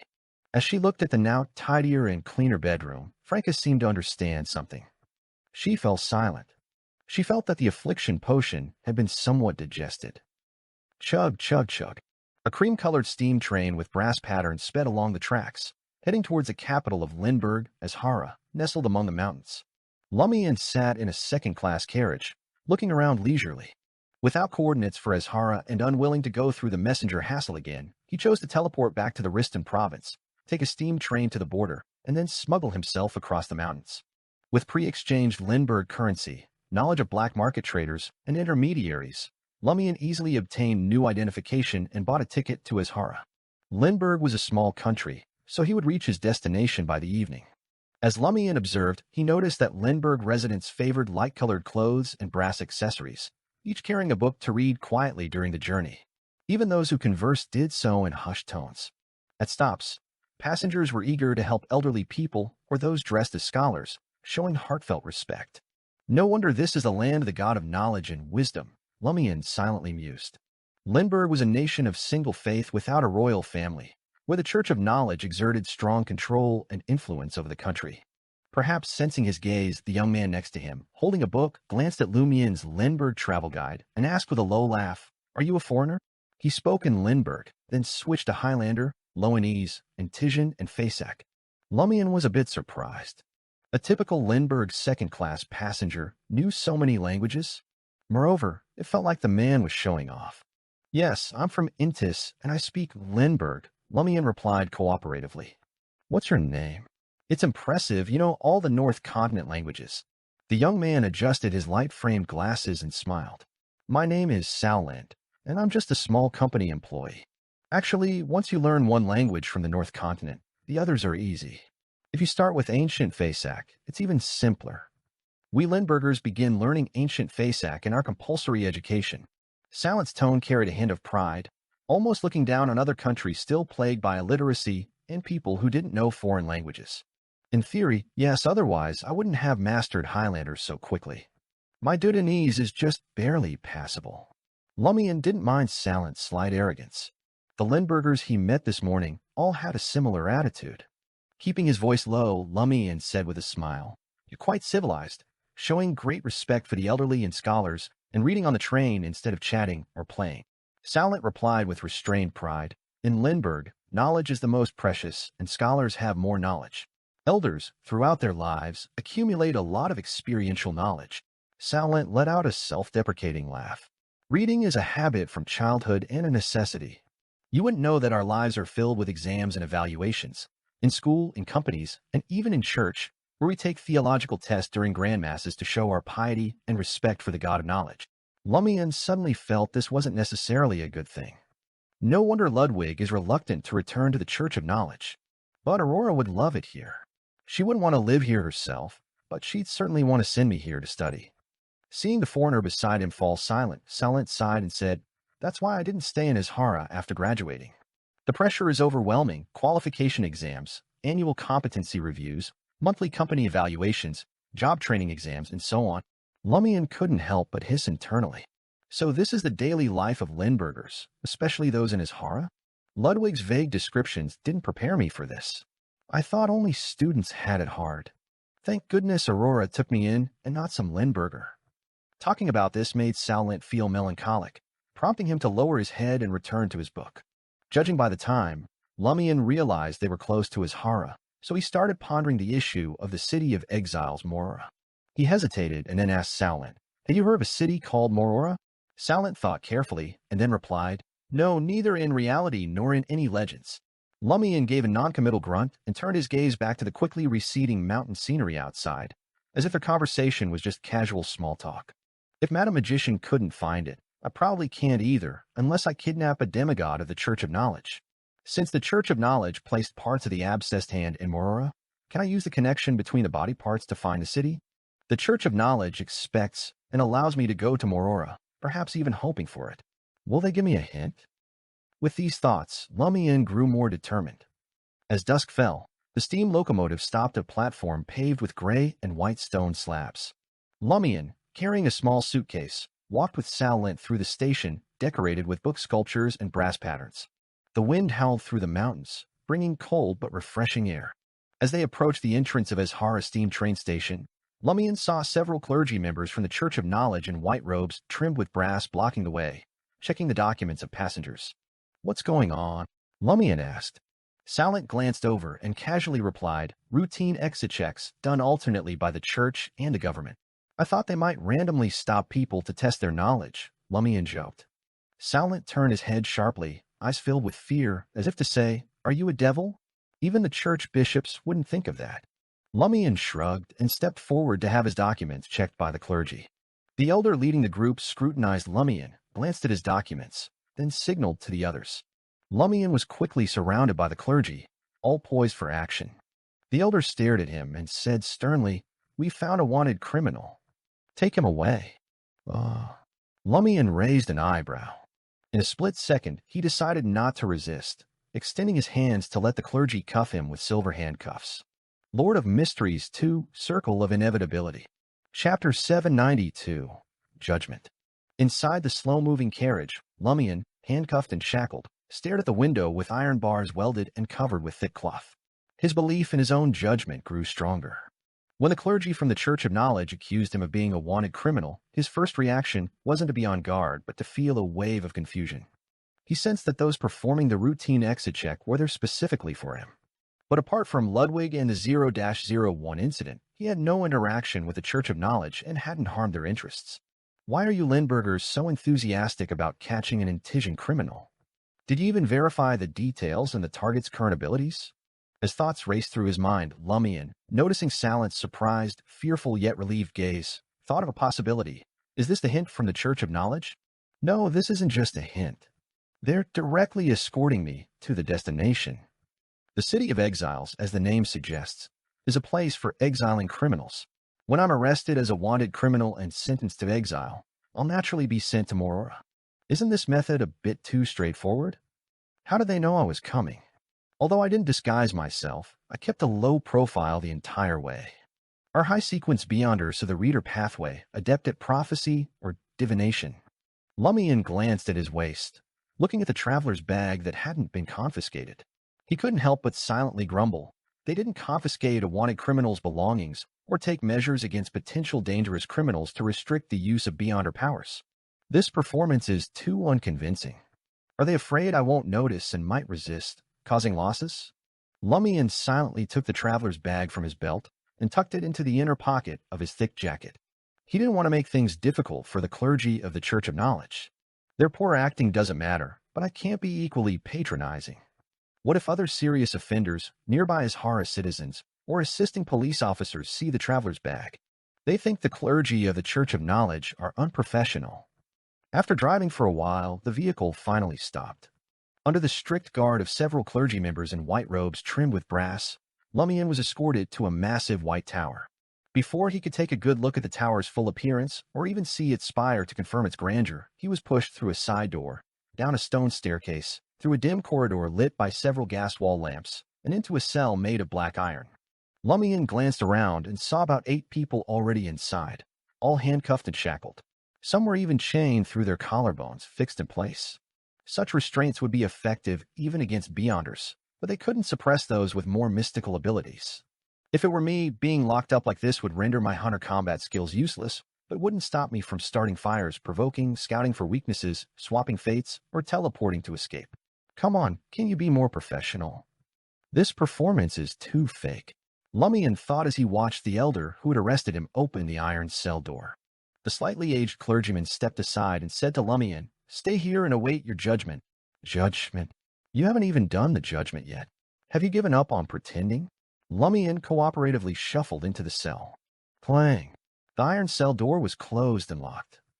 Lumian looked around, found a metal chair fixed to the ground, and sat down, casting his gaze at the serious offenders who were sizing him up.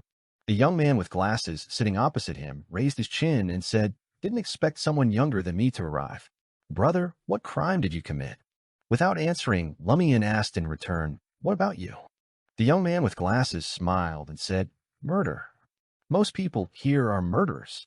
How many did you kill?" A middle-aged man with a sturdy build and chains through his collarbones asked curiously. 7 or 8. I'm not sure if one of them died in the end. The young man replied with a reminiscent look. Ending a human life with my own hands, feeling their pain, struggle, and despair, having their warm blood splatter on my face, is intoxicating. At that moment, I felt like their god, their lord. A serial killer. Lumian silently watched, not interrupting the exchange among these serious offenders. The young man sighed in the end. Unfortunately, Azhara has too many detectives. They eventually found me. What about you? How many did you kill and why? He asked the middle-aged man with chained collarbones. The man replied indifferently, as if describing his breakfast. Don't know. Too many. Do you keep count of how many slices of bread you eat in a month? That's a quote from Emperor Roselle of Intis, right? I read it in a biography. The young man replied with a smile. I remember eating 123 slices last month. The middle-aged man was silent for a few seconds and then said, I kill because they deserve to die. And the more deserving they are, the tastier their flesh. You eat the people you kill. The young man's expression changed slightly. Depending on how much they deserve it, there are different cooking methods, the middle-aged man replied seriously. You two are both freaks, a sullen man in his 30s snorted.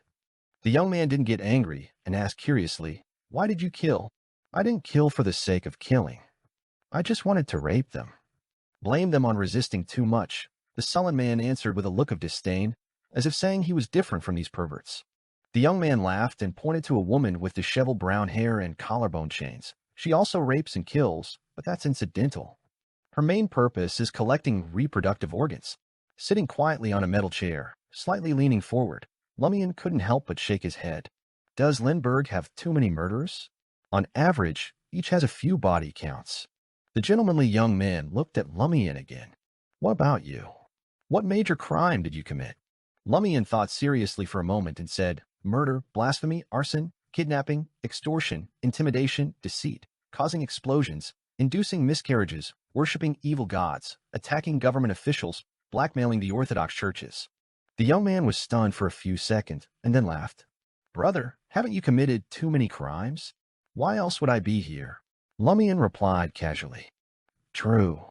The young man and the other serious offenders looked at Lumian with more respect. How many did you kill exactly?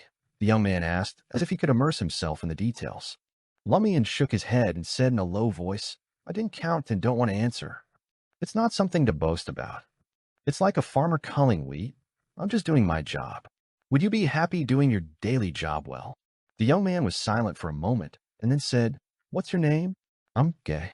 Maybe we'll meet again in the land of death. Lumian simply replied, Louis. He didn't want to use his real name among these people or in the city of exiles. In mysticism, knowing someone's real name could lead to curses. The inevitability pathway had similar contractabilities. What about you guys?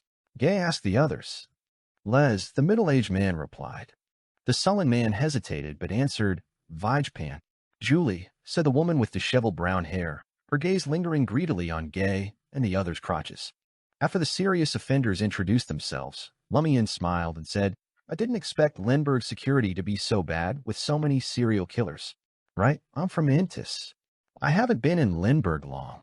Gay, the most talkative, raised his handcuffed hands, adjusted his glasses, and said with a smile, Actually, it's not bad, even quite good, because Lindbergh has the most and best detectives in the world. But there are still many people like us. Twisted personalities combined with a lot of knowledge easily create a batch of formidable criminals. And criminals from other countries come here, wanting to challenge Lindbergh's detectives. Detectives are sequence 7 of the Reader Pathway, which belongs to the Church of Knowledge. There are indeed many here. Could there be real criminals and serial killers among these criminals, using the detectives for their own roleplay? But then again, if the detectives catch the Devil Pathway criminals, they can better and faster digest their own potions. Lumian thought, nodding slightly and replying with a smile, Am I one of them? You have a clear understanding of your own personality. The more knowledge you have, the more dangerous you become. Gay coughed and said, Yes, I now regret not having more knowledge. As the serious offenders alternated between silence and idle chatter, time seemed to pass without notice. Finally, the clergy from before escorted a woman to the cell. She wore a shirt with white lace flowers at the collar, a beige coat with brass trim, a dark knee-length skirt, and brown boots. Her face was oval, her light blue eyes like spring water, her nose high and straight, and her brown hair simply tied back with a bun, a very beautiful woman. Seeing her, Vijpan's eyes lit up. You have been judged, and I will announce the verdict, the beautiful woman said before turning and walking toward the end of the dim corridor. The other clergy opened the cell and escorted Lumian, Gay, and the others behind her. They descended stone stairs, going deeper and deeper underground, until they reached a large, double brass door. The beautiful woman with the oval face stopped and turned to face Lumian and the others, her expression serious. Your verdict is exile, never to return. Exile to where? Gay asked, both surprised and confused. Not a death sentence. The woman pointed to the brass double doors behind her. Exile beyond these doors. As soon as she finished speaking, a chilling, indistinct sound came from behind the doors. Lord of Mysteries 2, Circle of Inevitability. Chapter 793, Mora. Hearing the sounds from behind the door, the faces of all the serious offenders changed, except for Lumian. Gabe blurted out, What's behind the door? Could exile actually mean being sent to some monster to be its food? Behind the door is a path leading to your place of exile. The beautiful woman with the oval face answered simply. There are no monsters waiting to eat you, but it is indeed dangerous. I don't know the specifics, but there's definitely a chance for you to survive. It's much better than being hanged or shot. Gave Les and the others exchanged glances, then looked at the clergy in white robes trimmed with brass. They were tempted, but eventually suppressed their urge. They believed they were no match for the clergy of the Church of Knowledge, especially the beautiful woman who clearly held a higher status. Gate glanced at Lumian and saw that the wanted criminal, who claimed to have committed various serious crimes, looked calm and unafraid. I will open the door in a moment. You will enter on your own. Anyone who stays behind will have an additional charge tagged on and be sentenced to death on the spot, the beautiful woman said, raising her hands. In her light blue eyes, countless illusory lights seemed to float. Dark, dim rain fell silently from a height of about 4 meters, drenching Lumian and the others. Lumian immediately felt irritated, a wave of violent emotion surging within him. It seemed like the blood of Omabella was stirring. What did you do to us? Gay asked, unsure and alarmed. The beautiful woman in the beige coat with brass trim explained in a teaching tone. This is a mystic technique called Harp's Reign of Sterility. It renders you infertile, but can be reversed with a corresponding mystic technique or by a professional doctor. We don't want babies born in the place of exile. They are innocent. Reign of Sterility. No wonder Omabella's blood reacted so strongly. I wonder if this secret technique will affect me, or if the special properties of Omabella's bloodline will neutralize it. If it works, would it prevent embryos from implanting if I were influenced by the Great Mother in the future? It probably depends on the rank of the influence. Lumian thought that the reign of sterility might not be a bad thing. The other serious offenders didn't see it as a problem either. Some already had children, while others were too cold-blooded or twisted to think much about offspring. The beautiful woman stepped back a few paces, faced the brass doors, and pressed her hands in the air. The doors emitted a heavy, metallic creaking sound and slowly opened. For some reason, Gay and the others felt an urge to go through the doors, stepping into the dim passage beyond. They didn't notice that, except for the beautiful woman, the clergy of the Church of Knowledge had retreated to the edge of the corridor, standing on the steps when the doors opened. Lumian felt the same urge, sensing something familiar yet unknown calling to him from deep within the passage. He walked in the middle of the group, hearing the clang of the closing doors behind them. The passage dimmed significantly, illuminated only by glowing gems embedded in the walls. How extravagant, Lumian instinctively thought. Gay glanced around and whispered, "Should we stay here and wait until there are fewer guards outside, then find a way to escape? Do you think the exiled people before us didn't think of that?" Vijpan sneered. "And we're still shackled. How do we escape?" Lumian watched coldly, noticing that Gay could somewhat resist the urge to flee, while the other serious offenders were finding excuses to reject his suggestion. After they argued for 2 or 3 minutes, Lumian casually asked, "Do we have any food? What if the guards only have a lapse every few days?" Without waiting for Gay to answer, Lumian continued, "Actually, there is food. Each one of you is food." He turned to Les, the human chef, and asked with a smile, "How would you prepare us? Suitable for stewing and pickling. You need the right spices to prevent the taste from turning sour," Les replied, his face lighting up. Gay fell silent for a few seconds, then, handcuffed and shackled, began to walk slowly down the passage. Lumian followed at the same pace. They walked for what felt like 7 or 8 hours, though Lumian suspected his sense of time was distorted. During this time, no one chose to stop. It seemed like they were heading not for a city of exiles, but a land of hope. They frequently heard the indescribable, terrifying sounds, prompting the human chef, Les, to comment, "It's like we're walking down a monster's long esophagus, heading for its stomach. The sounds are its digestive movements." Lumian agreed, while the others felt their hair stand on end. Finally, they saw stone steps leading upwards. This seemed to signify that the end was near. Climbing the steps and pushing open a heavy wooden door, Lumian and the others were momentarily blinded by the bright sunlight, causing them to instinctively close their eyes. The indescribable, chilling sounds ceased. Almost simultaneously, a gentle voice said, "Welcome to the city of exiles, Mora." Just as I thought.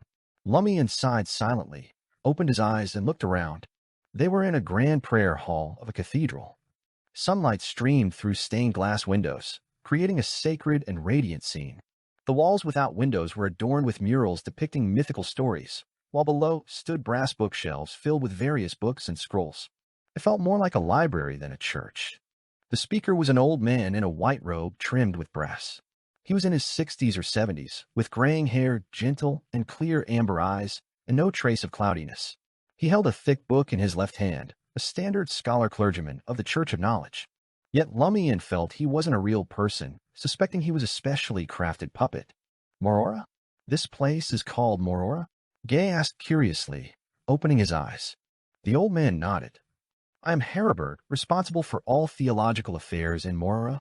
As he spoke, he extended his right hand, pointing at Lumian and the others. The shackles, handcuffs, and chains through their collarbones softened instantly, as if made of mud. With a clatter, they fell from the bodies of the serious offenders, hitting the gray and white stone floor with metallic thuds. The serious offenders' hearts sank, abandoning any bad thoughts. Heribert handed out the thick book and a brass-cased pen. "Register your names. This signifies your official status as residents of Mora." Lumian complied, taking the book and writing Lewis. Next was Gay. He took the book and pen and tentatively asked Heribert, "How do you know we're writing our real names?" Heribert replied calmly, "The past is not important. In Morora, the present and the future matter." Gay pondered for a while, unsure of the clergyman, Heribert's meaning. Considering that the Church of Knowledge could exchange information via telegram, he didn't use a fake name but wrote his real name honestly. After all the serious offenders finished registering, Heribert looked at them and said, "You must follow the rules here. Most laws are the same as in other cities in Lindbergh, but dueling is legal if both parties agree. Nonviolent protests are also allowed. We have a dedicated team to maintain order in Morora." The honest-looking, middle-aged Les asked, "Can we join the enforcement team?" "The enforcement team is made up entirely of experimental subjects," Heribert replied warmly. Gay asked, "How do we become experimental subjects?" Vajpan asked grimly, "What happens if we break the law here? Jail time or death penalty?" Haraberg smiled. "The worst punishment for breaking the law here is becoming an experimental subject. Wouldn't that make us enforcers?" Gay was stunned. "Isn't that encouraging us to break the law?" Lumian recalled the term experimental subject, frequently appearing in the 0-01 sealing information. Just from that, he knew becoming an experimental subject was definitely not a good thing. Haraberg's expression remained unchanged. "Yes, but remember, besides the church's overseers, at least 2 experimental subjects are discarded daily." Discarded? Gay and the others found this term strangely terrifying. "How many people are in Morora now?" Lumian asked a peculiar question. Haraberg replied with a smile, "Nearly 200,000. The city has farms, mines, and factories around it, all part of Morora. Nearly 200,000. Does Lindbergh have that many serious offenders?" Lumian was slightly surprised. Haraberg professionally explained, "It's accumulated over generations, and we also spend money to import serious offenders from abroad." Import makes it sound like importing talent. Lumian pondered for a few seconds, not in a hurry to commit a crime, planning to apply to become an experimental subject, hoping to get close to the sealed 0-01. He bade farewell to Haraberg and headed for the exit of the library-like cathedral, intending to first find the 2 parts of the abscessed hand. Lord of Mysteries 2, Circle of Inevitability. Chapter 794, The Price of Meddling. Behind Lumian, Vajpan continued questioning Haraberg, the clergy of the Church of Knowledge. "In a legal duel, can I do anything to the other party without facing punishment?" "Yes," Haraberg confirmed. Vajpan's eyes lit up, feeling as if he had found paradise. He excitedly swallowed. Gulp. He heard a similar sound next to him. He turned his head and saw that the sound came from a woman with long brown hair, Julie. The collector was also excited, while the human chef, Les, licked his lips. He was already hungry. Lumian didn't bother watching the other offenders' performances. He left the library-like cathedral and surveyed the surroundings. The buildings in this area were ancient, reminiscent of early 5th epoch styles with their heavy columns and arches, giving a sense of grandeur and simplicity. Behind the cathedral was a seemingly endless graveyard. Tombstones stood amidst the trees, with many raised graves dotting the landscape. This reminded Lumian of a line from the 0-01 sealing information. "Place it in an underground mausoleum with a large number of soldier mannequins. Construct a cemetery with more than 1 million corpses above it." Is the underground mausoleum ceiling 0-01 right below? Just as Lumian withdrew his gaze, the previously sunny sky darkened. Thick clouds gathered, and the sound of thunder rumbled. The weather changes so quickly. No wonder the information mentioned Morora frequently experiences extreme weather. Lumian sighed as he looked into the distance, seeing mountain ranges resembling giant beasts lying at the horizon, blocking anyone who might want to leave secretly. Of course, this was just a metaphor, as the residents of Morora never thought of leaving the city. Lumian felt a slight reluctance too. The underground was calling to him. "We need to find a place to settle down quickly, or we'll get soaked." Gay's voice came from beside Lumian. He had also left the cathedral, and as a local of Ishara, his words were quite formal. "Yeah," Lumian replied with a smile as he walked into the large square in front of the cathedral. Gay followed, glancing back and saying in surprise, "There's such a large graveyard here?" "A graveyard with over 1 million, even tens of millions of corpses," Lumian replied casually. Gay nodded thoughtfully. History books record a large-scale grave relocation in the early 5th epoch in the Lindbergh region to address the aftermath of the Pale disaster. "Was it moved here?" "Perhaps," Lumian said as they crossed the square. He quietly activated the black mark representing the abscessed hand, but did not actually use it. He was sensing the approximate location of the other 2 parts of the abscessed hand. To his surprise, he sensed more than 2 parts. Different directions within the City of Exiles had subtle responses. Handbro's body parts got dismembered? Lumian silently muttered. He chose the direction with the strongest response. After walking about a street's length, he heard the clashing of metal and saw 2 men fiercely fighting with sharp swords as a crowd watched. Duels with fatalities happened daily. Lumian reviewed the 0-01 sealing information. He didn't hurry, deciding to watch for a while. Gate did the same, seemingly assessing the strength of Morora's residents. The fight lasted 2 or 3 minutes, ending with a man in a black jacket being slashed across the chest and stomach, his intestines spilling out as he convulsed and died. A team of men and women in black robes, their expressions indifferent, appeared, silently dragging the stripped corpse away and cleaning the blood from the street, like machines following a set procedure. The onlookers dispersed. A small man in a brown-green cap, smiling kindly, walked past Lumian and Gay, glancing at them. "New here?" the small man asked warmly. "How can you tell?" Gay asked curiously. The small man laughed. "You still have that new look, not yet fully integrated into Morora?" His voice suddenly turned sharp, as if possessed by something unknown. Lumian watched the small man in silence, observing his changes. The small man waved. "Hi, I'm Worms. Let's have a drink sometime." As Worms walked down another street, Gay suddenly spoke to Lumian. "Don't you feel like you're missing something?" "I noticed," Lumian replied nonchalantly. "He's quick." He had only noticed his traveler's bag was about to be taken when Worms withdrew his hand. He must be a real beyonder, a true marauder. That sudden state change was likely a performance to distract attention. "Why didn't you expose him if you noticed?" Afraid of retaliation, Gate didn't understand Lumian's reaction. "I wanted to see what he would do," Lumian replied with a smile, hands in his pockets, slowly following the route Worms had taken. Gay watched his back for a while, then decided to find a place to stay first. Once out of Lumian and Gay's sight, Worms quickened his pace, darting through several alleys in a circuitous route. After confirming he had shaken off any potential pursuers, he stopped in a secluded alley and took out a dark black coin pouch from inside his clothes. It was Lumian's traveler's bag. "Ah, these new fools are so careless. Let's see what's inside." Worms reached into the traveler's bag. His expression changed slightly, filled with intense surprise. He could see the pouch's value, sensing many items with spirituality inside, but he hadn't expected it to be a rare spatial item, holding what felt like a small room. What a pleasant surprise. Worms pulled out one of the items. What greeted his eyes was a half-decomposed, dark blue, swollen corpse, dripping yellowish red pus. Smack! Worms recoiled, letting the half-corpse fall to the ground. His face turned horrified. Who carries a half-decomposed corpse around? And a highly decayed corpse at that. Even in Morora, filled with countless murderers, this is the most twisted thing. No wonder he was exiled here. Steadying himself, Worms reached into the traveler's bag again, pulling out a piece of smooth white leather. He couldn't take his eyes off it, as if staring at the skin of a dream lover.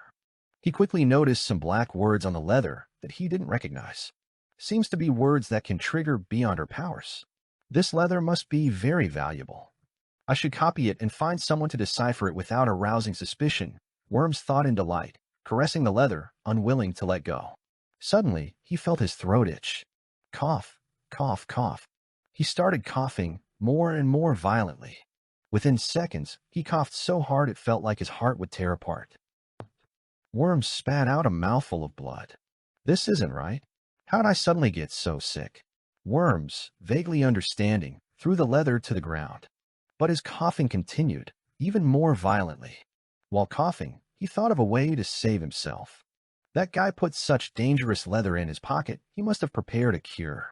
Yes, there must be one. Worms reached into the traveler's bag again. He first pulled out a gray-white lightning-shaped brooch. A thick, silvery white lightning bolt suddenly descended from the stacked clouds, striking him. Boom. The thunder echoed, and Worms fell, his body charred and twitching. Already gravely ill, the lightning strike left him near death. How could I suddenly be struck by lightning? Worms's vision darkened, his confusion and regret lingering as he closed his eyes. He soon stopped breathing.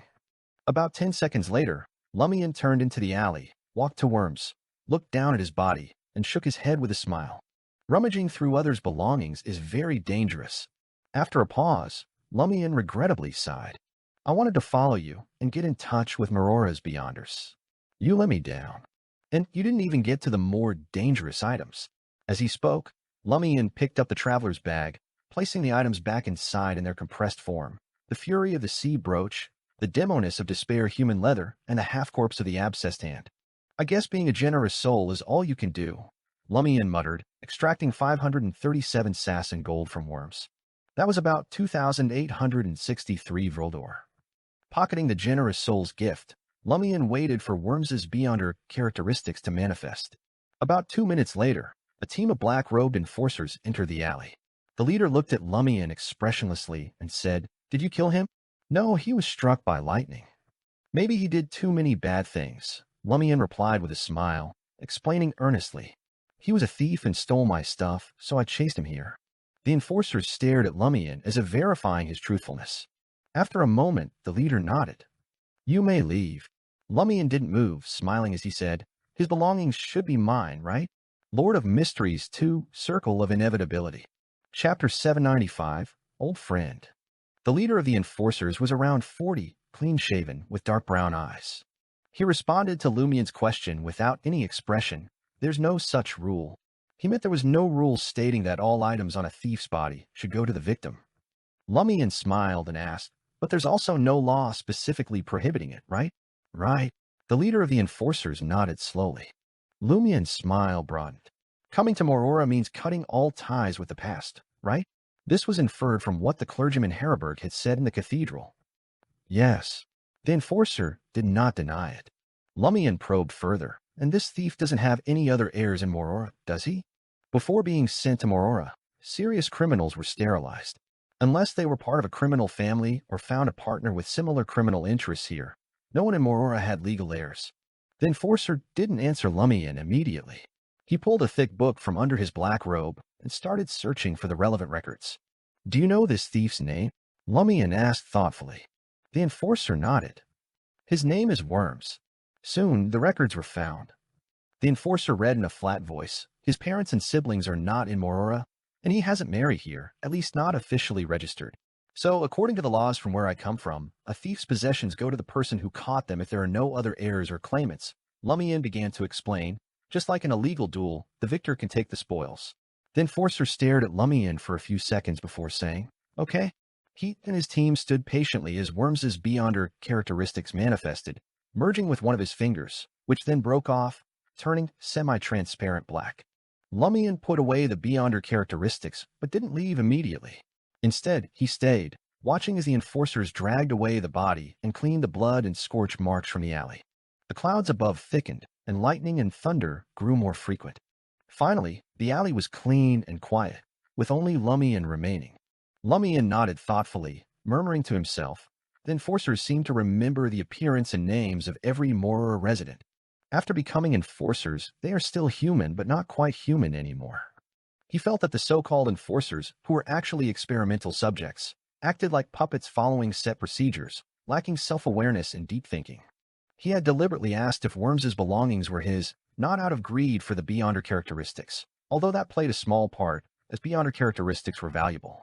He had long figured that Worms wasn't a Sequence 7 marauder, as a Sequence 7 called cryptologist would have deciphered some of the secrets of the items in the traveler's bag and understood their dangers, not dying just after examining 3 items. Lumian even doubted Worms had reached Sequence 8 swindler, because the thief didn't seem smart enough. Lumian's questions to the enforcers were not to showcase his talent in being a lawyer or exploit loopholes, but to test the experimental subject's state. And he had his answer. He felt that after becoming experimental subjects, these serious criminals became like the wax figures in the Sauron family's Red Swan Castle, or a combination of the Iron and Blood Cross Order supervisor Olsen, but without the violent madness, instead exhibiting a gentle indifference. Is this the combined effect to the 0-01 corruption and Morora's sealing influence? Lumian was unsure if he would retain his self-awareness if he joined the experimental subjects, or end up just following Morora's rules, becoming a puppet of the City of Exiles or 0-01. This made him waver in his original plan to approach 0-01 as an experimental subject. He laughed softly, asking in a low voice, Termaboros, do you want to be Morora's puppet? Termaboros ignored him. Whoosh. The downpour finally arrived, shrouding Morora in a mist of rain and a doomsday-like gloom. Lumian followed the shelter of the huge buildings, avoiding the rain as he headed to the place where the strongest feedback from the abscessed hand's missing parts came from. When he reached his destination, his clothes were half soaked by the wind and rain, and the water on the street was nearly up to the steps. Lumian glanced to the side, seeing a sign by the door depicting a knife, fork, and wine glass with the words in Lindbergh, carnivore. Bar serving food? Carnivore. Lumian pondered the bar's name, suddenly having a strange guess. The feedback indicated that parts of Han Bro's body are scattered across Morora, but originally there were only 2 pieces. The demon with the goat face in the underworld cut and ate Han Bro's rotten flesh daily, and it regenerated.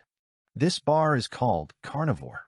Could it be that one piece of Han Bro's body was obtained by the bar's owner, saving them the cost of buying meat and using it as a substitute?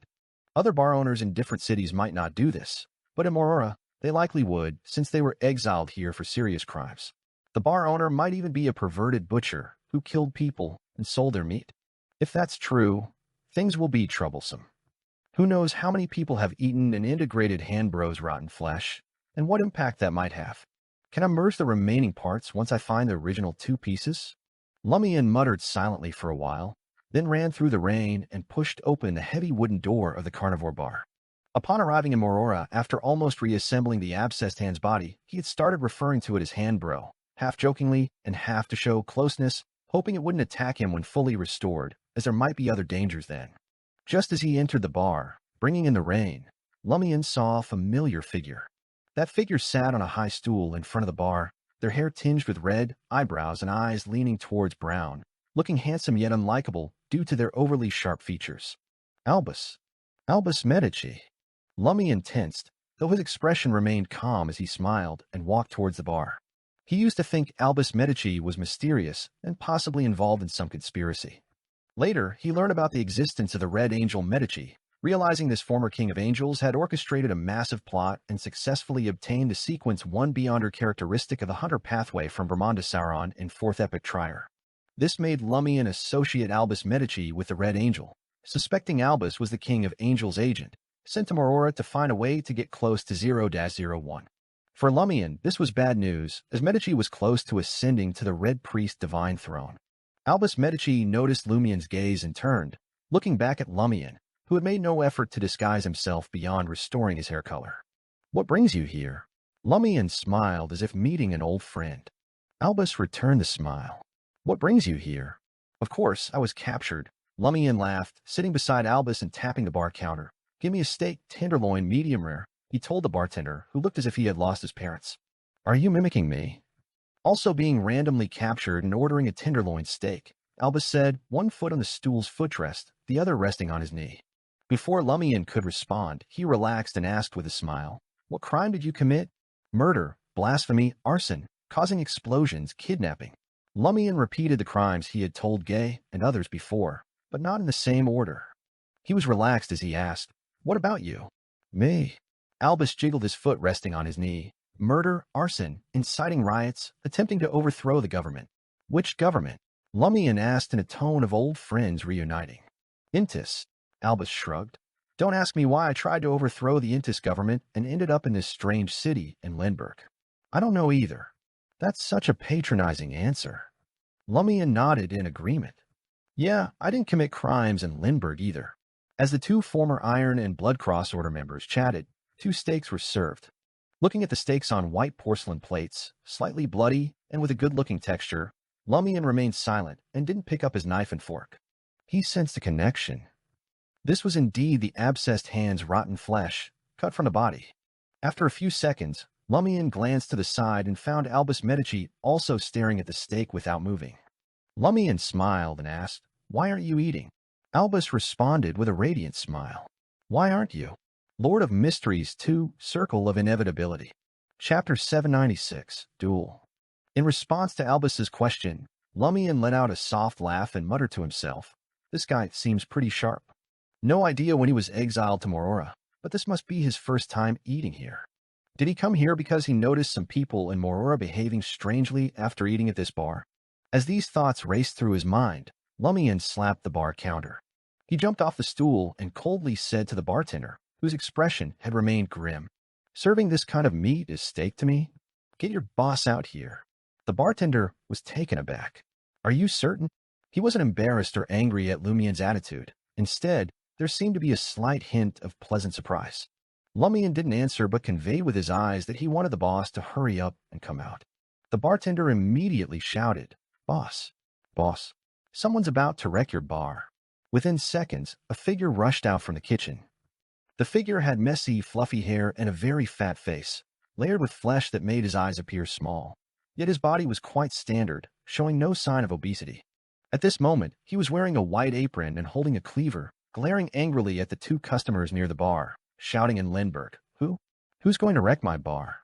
Lumian pointed at the steak on the white porcelain plate and sneered, You think I can't tell what kind of meat this is? If I say it's steak, the fat-faced boss retorted without backing down. Lumian didn't argue further. He took out a black glove from the traveler's bag and tossed it in front of him. I challenge you to a duel, Lumian said calmly. Throwing down a glove was a customary way to issue a duel challenge in Intis. The boss glanced at the black glove on the ground, his layers of fat shifting to reveal a light yellow beard. He was laughing. He responded to Lumian's challenge. Okay? As soon as he spoke, he raised the cleaver and swung it down at Lumian. Lumian sidestepped the blow, but suddenly felt he couldn't use his teleportation ability. The contractability from the abscessed hand seemed to be stripped away by some strange power. Lumian recalled Ludwig's description of the Sequence 5 depriver of the gourmet pathway and suspected this boss-cum-chef was a blessed one of this pathway. No wonder he can make Han-Bro's rotten flesh look and smell like real steak. A bestowed not executed, but exiled to Morora? Stop dumping all the trash in Morora. Is it because they fear Morora's population decline, risking the seal on 0-01? As these thoughts flashed through his mind, Lumian swung his shoulder, his arms swelling, and punched out with his right fist. His fist burst into bright, blazing white flames, like a peacock's tail, heading straight for the bartender. Boom. As his fist struck the side of the heavy cleaver, a violent explosion occurred. The blazing white light lit up the entire bar, the violent blast overturning nearby stools and throwing the fat-faced boss away. Albus reacted quickly, jumping off his stool and perching on the bar counter far from the blast area. He pulled one foot up, resting it on the bar, watching Lumian's duel with interest. The bartender was also caught in the blast, thrown against the liquor shelf, doused in the fragrant liquid from shattered bottles. He was nearly set on fire. The bar owner, who took the brunt of the explosion, had his chest clothes torn, revealing blood, charred flesh, and white bones. His face had similar wounds, but the layers of fat kept it from affecting his skull. The wounds were writhing and healing rapidly in an unnatural, inhuman way, as if they would soon be completely healed. This isn't a power or trait typical of a depriver. None of the middle or low sequences in the gourmet pathway have this ability. Did he gain this from a special kind of food as a chef? It's similar to how Han-Bro's rotten flesh can regenerate after being eaten. Lumian retreated a few steps from the bar owner, putting distance between them. As he noticed the other party's peculiarity, he also realized he had lost another ability, Spell of Harumph. Can a depriver sense which of my abilities and traits are most dangerous to them? Even if they don't know exactly what those abilities and traits are, can they still deprive me of them based on the level of danger they pose? Lumian calmly formed a massive, blazing white fireball and shot it at the bar owner. The bar owner didn't dodge. He raised his nearly shattered cleaver and slashed at the blazing white fireball. The fireball split in two, losing its momentum and destructive aura. The bar owner opened his mouth wide and sucked it in like a whale swallowing water, remaining unharmed. At that moment, Lumian laughed. More blazing white fireballs rapidly formed around him, whistling through the air toward the bar owner. Behind him, blazing white fire crows appeared one after another, flying in wide arcs to flank the bar owner. Lumian wanted to see how many fireballs the depriver could handle, and if he could eat them all without getting overwhelmed. The bar owner's eyes narrowed, and he immediately spewed the blazing white flames from his stomach, transforming them into a torrent to meet the incoming fireballs. Seeing this, Albus flipped over the bar counter. Rumble. The fireballs exploded one after another upon contact with the flames. The counter was flattened, the liquor shelves collapsed silently, and the mixed liquor burned in a fierce blaze. The bartender, who had escaped to Albus's position, felt very fortunate he had reacted in time. Other patrons either shrank to the edges of the room or escaped the hall, showing a wealth of experience. Swoosh, swoosh, swoosh. The blazing white fire ravens, which had deliberately avoided the front, fell on the bar owner's back one after another. By then, the bar owner was covered in a semi-transparent crimson glow, like solidified moonlight. Rumble. Despite the explosions and flames from the fire ravens, the bar owner's crimson glow didn't dim. Instead, it brightened with the fire's reflection. When the flames finally subsided, the bar owner returned to his normal appearance. He lifted his cleaver and looked at where Lumian had been standing. No one was there. Lumian was nowhere to be seen in the hall either. The bar owner was momentarily stunned. Almost simultaneously, a figure emerged from his shadow. Lumian, his eyes iron black, struck the bar owner's crotch with his blazing white flame-covered right fist. Amid the rumbling, Lumian's fist hit its mark, penetrating the depriver's intestines with blazing white flames. Standing up straight, Lumian lifted the bar owner, letting the flames surge into his stomach. Then, Lumian withdrew his right fist and threw the bar owner to the ground. With a thud, the bar owner's crotch split open, intestines spilling out, and his stomach, though intact, was scorched and oozing yellow-green fluid. Lumian looked at the bar owner's pain, shrunken eyes, and mocked. Did you turn your brain into food too? You blocked one round of attacks, then stayed in the same spot without moving. Did you not consider that I might use your shadow? The bar owner's face twisted as he murmured, turning my own brain into food. Is it possible? His voice faded, and he died, lying motionless on the ground. Lumian stared at the depriver's corpse, not thinking about his opponent's response, but noting something unusual about the battle. Deprivers sure have a variety of abilities. Though each one is basic and crude, their combat applications are quite formidable. If this guy hadn't reacted so sluggishly after I vanished, I wouldn't have attacked his weak spot so easily. I might have needed to use one of the mystical items from the traveler's bag. In comparison, Worms the Marauder didn't have this problem. As he thought, Lumian shook his hand, revealing painful corrosive wounds caused by the stomach acid of the bar owner when he delivered the strike at his stomach. His hand had been protected by the blazing white flames at the time. Despite knowing he couldn't prevent the bar owner's boons from returning to their source, Lumian squatted down, pulled a plain sword from the traveler's bag, and used his flames to separate the stomach from the corpse. He planned to ask Ludwig if this could be made into a dish with special effects, or if it could be used as a unique material by an artisan. Finished with this task, Lumian stood and asked the bartender, who had just emerged from hiding and was severely injured, "How many years has your boss been exiled in Morora?" 5 or 6 years, I think. The bartender answered with an uncertain look. 5 or 6 years. That thief looked younger, probably only exiled for a year or two. The longer one stays in Morora, the more likely they are to show symptoms of experimental subjects, symptoms of 0-01 corruption. No, the sealing information didn't mention this, and it doesn't happen in Trier. Did the bar owner do something in Morora that caused him to start turning into an experimental subject? Lumian pondered as he looked around and smiled. Don't take my spoils. He referred to the bar owner's money. Lumian then walked towards the corridor beside the bar. Based on the origin of the steak and the chef's position, he suspected the abscessed hand's body part was in the kitchen. Entering the kitchen, he saw a half-decayed, swollen, blue-black corpse openly displayed on the cooking counter. Lord of Mysteries 2, Circle of Inevitability. Chapter 797. Determining the Situation. Looking at the swollen, blue-black corpse on the counter, Lumian chuckled to himself. They're not even trying to hide it, are they? Classic Morora, the city of exiles. Lumian did a quick inspection, confirming that the highly decayed corpse was indeed the other body part of the abscessed hand. Besides missing the left half, the corresponding part of the head, and the abscessed hand's body itself, it was fairly intact. If it weren't for the rotting flesh of the spine writhing and trying to regenerate, Lumian might have doubted that the 2 steaks served to him in Albus had come from this corpse, let alone that dozens, perhaps hundreds, of such steaks had been sold. This made Lumian frown slightly, a question he had pondered earlier resurfacing in his mind. Must I do a recall of all the steaks sold? Judging by the corpse's completeness, it doesn't seem necessary. Moreover, the residents of Morora have been eating such steaks for some time. Who knows if they've actually digested and absorbed the rotten flesh? From what I sense about the subtle connections between the corpse, even if digested, the rotten flesh likely just changes form without fundamentally altering. As he pondered, Lumian quickly stuffed the half-decayed corpse into the traveler's bag, using the Sword of Courage and other plane swords to separate it from the other half to prevent unwanted fusion before finding the head. So we were served this stuff, and it looked pretty appetizing. Albus's voice came from the kitchen doorway as Lumian put away the half of the abscessed hand. Albus, the former member of the Iron and Blood Cross Order and Medici family member, wore a black jacket with dark red patterns, one hand in his pocket, marveling. He didn't seem disgusted by almost eating rotten flesh steak. Lumian turned and responded with a smile. I was looking forward to seeing what changes you'd undergo after eating it. Gradually gain some self-healing ability, become stronger on moonlit nights, and learn some dark spells. Albus replied in a report-like tone.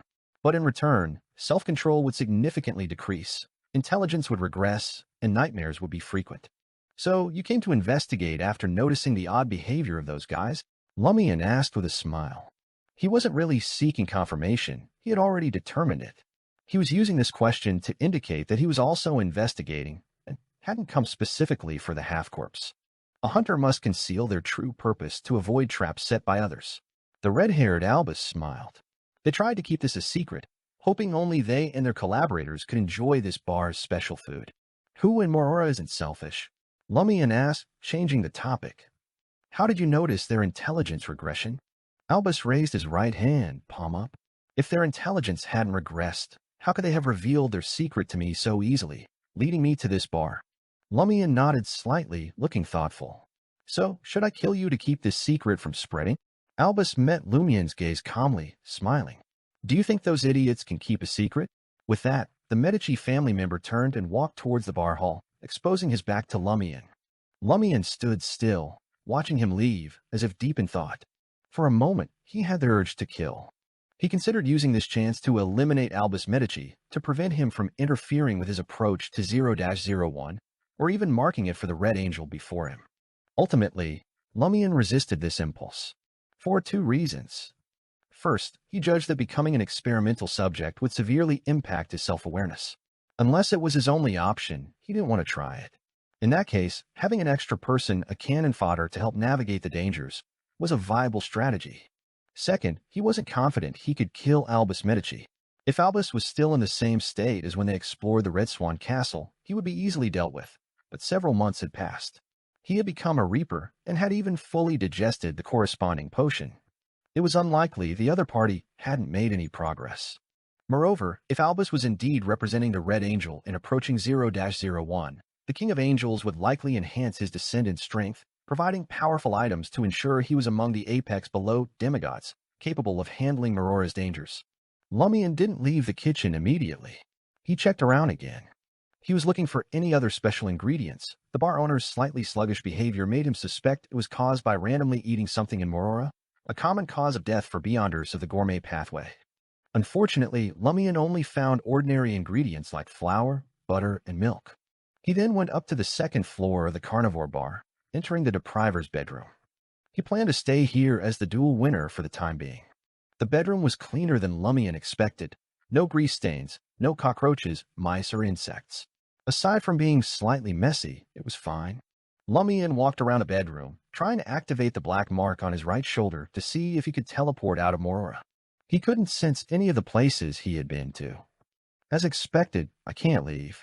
I can only teleport within this mountainous area. But it's not like Morora residents want to leave.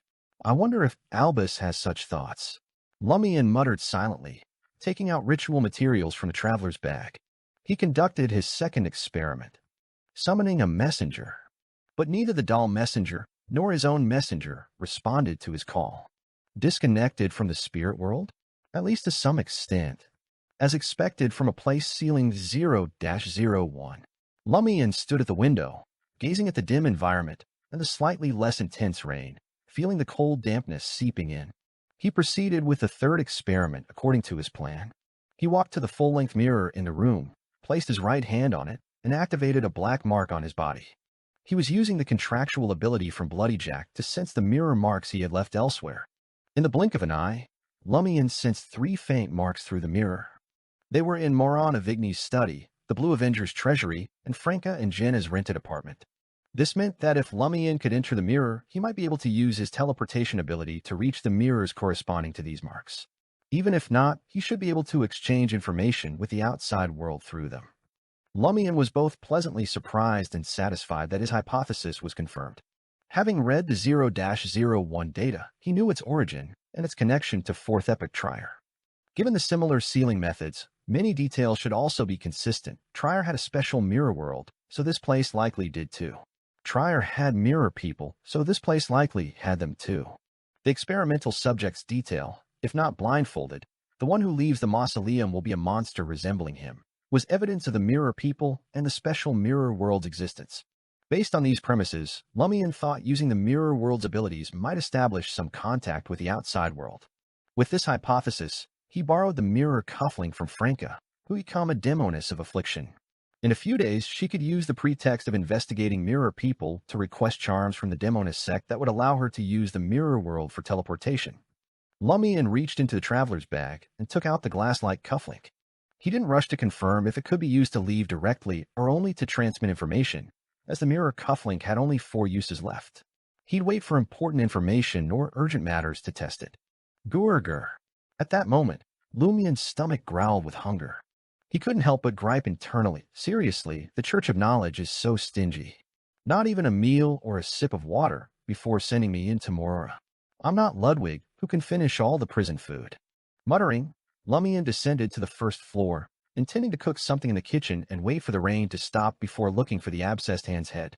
By now, the bar owner's body had been taken away by the enforcers, and the bloodstains on the floor had been cleaned, but the destroyed bar counter and the hall's scorched remains hadn't been dealt with. Glass shards and wood splinters mixed with the scents of liquor and charred wood. Just as Lumian picked up the bar owner's legacy left by the enforcers, 420 sass in gold, someone walked in from the doorway. It was the humble-looking human meat chef Les. Les was soaked, glanced around, and asked Lumian, "Are you hiring a chef here?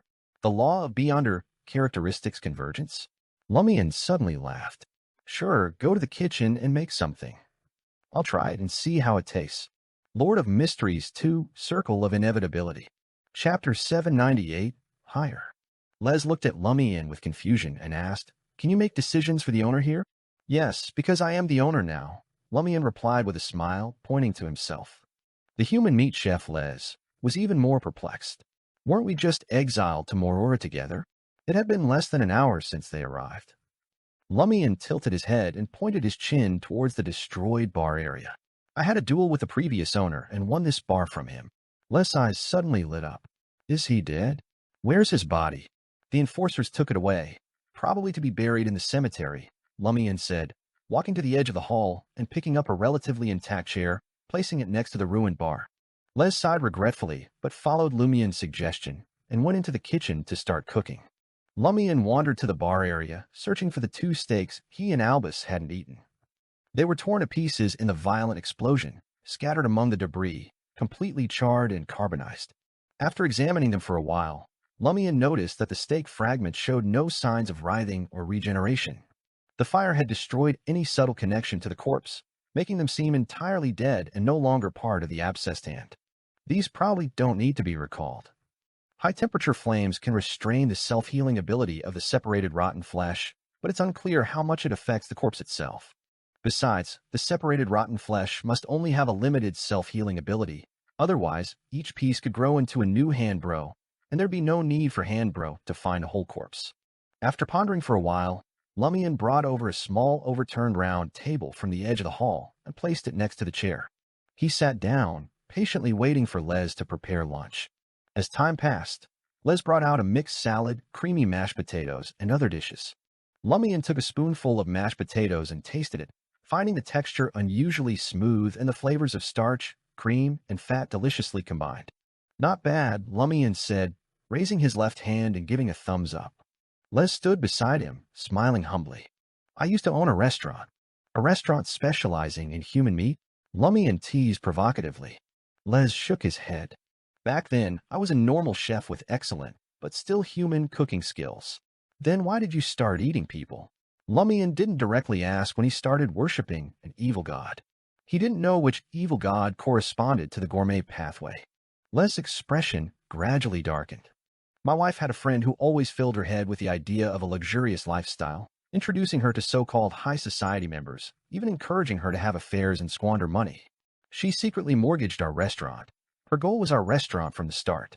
After losing the restaurant, that friend stopped associating with my wife. My wife finally came to her senses but was too weak. She burned down the restaurant, killing herself in the process. Then a regular customer who admired my cooking skills approached me and asked if I wanted revenge. He offered to help, saying someone with my high-level cooking skills should worship the god of cuisine, the great, devouring whirlpool. After that, I received a boon and slowly grew stronger.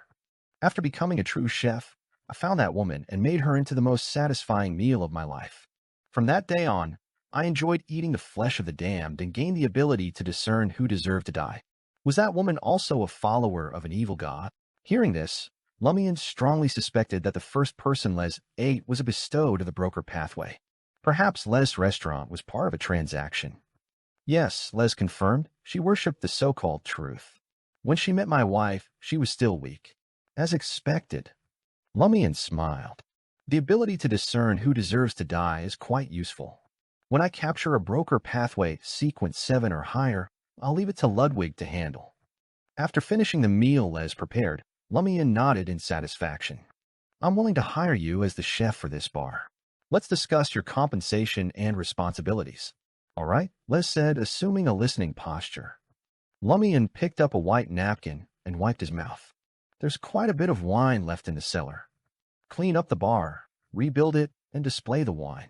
After that, you'll be responsible for hiring and managing bartenders and waitstaff, as well as re-establishing contact with suppliers. That's the job of a manager, Les noted, having run a restaurant before. Lumian chuckled in response. Yes, chef and manager. The bar's revenue, after costs, will all be yours. What about you? Les had never seen such an owner. Not even wanting the money. Lumian stood up, stretching his body, and casually said, You'll be responsible for my meals, cleaning my room, and if there are special ingredients, making dishes or cocktails that give me the corresponding traits.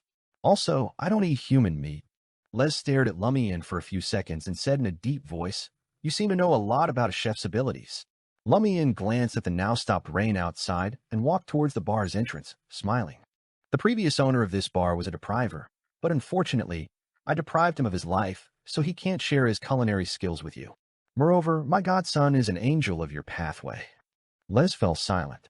As Lumian was about to leave the bar, he finally spoke, I'll take good care of this bar. Lumian didn't look back, raising his right hand and waving lightly in acknowledgement. There were still some deep pools of water on the street outside, with pedestrians mainly walking on the sidewalks. The sky was now bright and sunny, as if there hadn't been a heavy rainstorm. Following the subtle connection from the contract mark, Lumian walked towards the suspected location of the abscessed hand's head. Turning a corner, he saw a drenched corpse lying under a book-engraved obelisk. It was Vajpan, the gloomy rapist-murderer who had been exiled to Morora with Lumian and others. At this moment, his hands and feet were severed at the joints, his pants stripped off, and his groin a bloody mess with the most important part missing. His eyes were wide open, frozen in pain and despair. Lost the duel, huh? Lumian murmured with a silent laugh. He almost whistled in admiration for the duel he hadn't witnessed. It must have been exciting. Whoever died deserved a toast. Looks like that collector named Julie is stronger. Both she and Vajpan had ulterior motives, no open intentions to provoke a duel. Lumian thought Julie was likely a beyonder. Such knife skills weren't something an ordinary person could possess. As for whether Vajpan was a beyonder, Lumian couldn't tell for now. Even if he was, his beyonder characteristic should have been taken. That woman is formidable, a voice suddenly said beside Lumian. A gentleman had come from the side of the small square. He wore a half-high silk hat, a white shirt, a cashmere sweater, and a woolen suit jacket, with a bow tie and a cane in hand. He looked just over 30, with a thin face and gentle blue eyes, like a well-educated upper-class person. Of course, in Morora there were no good people, only bad people and worse people. Did you see their fight? Lumian asked casually. The gentleman smiled. They initially wanted to borrow revolvers for a duel from the restaurant over there, but the waiter told them that there were too many duels today, and all the guns were borrowed, leaving only 2 long swords. That woman was very skilled. This man blocked 3 strikes before being knocked down, having his hands and feet cut off and his pants removed. So Vajpan wasn't likely a beyonder. Lumian shifted his gaze from the corpse to the gentleman and asked with a smile, What's your name? The gentleman placed a hand on his chest and bowed. You can call me Gusai or Count. I heard you killed Worms. Worms, the thief? Lumian laughed. He was struck by lightning. Nothing to do with me. If I had killed him, the enforcers would have arrested me. Gusai smiled slightly. There are ways to deceive the enforcers. So you've noticed their rigidity and procedural nature too? Lumian thought for a few seconds before deciding to be honest. Worms died because he wasn't lucky enough. The item he stole from me attracts lightning during rain. Then you can't be blamed, Gusai said understandingly. He asked warmly, How should I address you, and where are you staying now? Lewis, staying at the carnivore bar, Lumian replied truthfully. Gusai nodded slightly. Be wary of Bainar, the bar's owner and chef. He's dangerous and cannibalistic. Lumian smiled. He's already dead. Gusai paused for a moment before smiling. You're more interesting than I expected. I hope you bring long-lost vitality to Morora. Lumian didn't continue the topic, instead taking the opportunity to gather information. In Morora, apart from Heribert from the Church of Knowledge, who else should I watch out for? Without hesitation, Gusai replied, Wanak, the owner of Dade's agricultural company, has a monopoly on the grain supply from the surrounding farms to Morora. He had become an experimental subject but suddenly escaped and now behaves like a normal person. He is the most dangerous one in Morora. Can someone really return to normal after becoming an experimental subject? And the Church of Knowledge didn't do anything about Wanak leaving the experimental group. This is exactly what I need. Lumian thought to himself and nodded. Who is the second most dangerous person in Morora? Gusai's smile remained unchanged as he answered, They say it's me, Lord of Mysteries 2, Circle of Inevitability. Chapter 799, Provocation. Lumian wasn't surprised that Gusai indirectly referred to himself as the second most dangerous person in Morora. Instead, he smiled and asked, What have you done? What have you done in Morora? Gusai's smile faded as he spoke seriously. Organized uprisings. We're already in the city of exiles. Why should we still accept the rule of the Church of Knowledge? We should unite and drive them out of Morora. Then we'll make our own rules and govern ourselves. Ignoring other factors, your words do make some sense. But the issue is, if we overthrow the Church's rule, why stay in Morora? Is this the influence of 0-01? The residents of Morora never consider leaving the city. Fortunately, I have a false angel rank and all sorts of random items, so I'm only somewhat reluctant to leave, not entirely devoid of such thoughts. Lumian first confirmed the abnormalities of Morora from Gusai's response, then understood why people considered Gusai the second most dangerous person in Morora. Uprisings were something the Church of Knowledge wouldn't allow, and given the information on 0-01, Gusai must have organized multiple uprisings and still hadn't been caught and added to the experimental subjects. This was enough to show that this gentleman-like mature man was not simple. Seeing that Lewis wasn't scared by his words and didn't show obvious resistance, Gusai extended an invitation. Would you like to join our group? I'll think about it, Lumian replied with a smile. He really intended to consider it. This might be a way to approach 0-01 without becoming an experimental subject. He believed that this ragtag group, unable to resist the influence of 0-01, couldn't truly overthrow the Church's rule in Morora, but he needed chaos and opportunity. These exiles could die, and the Church of Knowledge personnel here seemed to be puppets. Gusai smiled in satisfaction. Being a prisoner in this open-air prison or becoming its ruler, being perpetually oppressed or pursuing freedom, it indeed requires careful consideration. With that, Gusai glanced at the other side of the small square and said, I must take my leave now. If you decide, hang a red cloth, the kind used to taunt bulls, at the door of the carnivore bar. With that, Gusai removed his hat, placed a hand on his chest, and bowed. Watching him walk into a nearby alley at a leisurely pace, Lumian saw a group of black-robed enforcers hurrying from the opposite side of the small square. Did you see Gusai just now? He looks like a gentleman with a hat, the leader asked Lumian. Lumian's smile widened, and he casually pointed to the alley Gusai had entered. Yes, he went that way. The enforcers stared at Lumian for a couple of seconds before continuing to pursue Gusai. Lumian raised his right hand, rubbed his chin, and murmured to himself, Gusai has sensed the enforcers' arrival in advance, but I didn't. Is that why he's managed to organize multiple uprisings without being caught? Is it his ability, an item, or the special corruption from 0-01? Lumian didn't linger in the small square, bidding farewell to Vijpan's corpse, and continued towards the possible location of the abscessed hand's head. After turning into another street, he suddenly had a premonition and looked towards the edge of the city of Morora. The ground shook violently, earth and stones surged up, swallowing several buildings and forming a mountain about 10 meters high. At the mountain's peak, thick dust mixed with smoke erupted, red lava flowed, emitting heat that Lumian could clearly feel even in the city center. At the same time, the screams of humans from that direction echoed far and wide. A volcanic eruption? Lumian was stunned. He had thought the volcanic eruptions described in the 0-01 information came from the surrounding mountains, not from within the city on flat ground. After a few seconds, the dust obscured the sky, plunging Morora back into darkness. Passers-by showed no extra reaction, merely covering their noses to block the dust, treating it as just another heavy rain. Lumian shook his head as he watched. In such living conditions, Gusai and his people hadn't thought of escaping, only planning to overthrow the Church's rule and replace it. No wonder this is a Grade 0 sealed artifact. Lumian, who restored himself at 6 every morning, remained unafraid of the dust and resumed his steps. He crossed the street and arrived at a square with multiple obelisks. In the dusty environment, he moved along the buildings around the square towards his destination. Suddenly, he felt a resonance, a connection from his special powers. Lumian quickly turned and looked at the classical building made of gray-white stones beside him. At the top hung a large sign with words written in Lindbergh, Dade's Agricultural Company. Below the sign, two glass windows suddenly opened, revealing a figure. The figure, wearing a thin white shirt with the top two buttons undone despite the cold winter, had hair like it was stained with fresh blood, iron-black eyes, and sharp facial features, exuding a fierce aura. No introduction was needed. Lumian identified the figure from the sign and the resonating aura. The most dangerous criminal in Morora, former experimental subject Wanik. Did the resonance just now come from the direct corruption of 0-01? Did the law of convergence lead to this encounter? Did Wanik escape the status of an experimental subject because he completely submitted to 0-01? Is he now 0-01's proxy in Morora? This sealed artifact, despite lacking wisdom, instinctively seeks opportunities to break free from its seal. As Lumian's thoughts raced, the suspected Wanik suddenly transformed into a blazing white flame spear, filled with destructive energy, and flew at him. Lumian's figure instantly disappeared without reappearing. He directly teleported closer to the abscessed hand's head.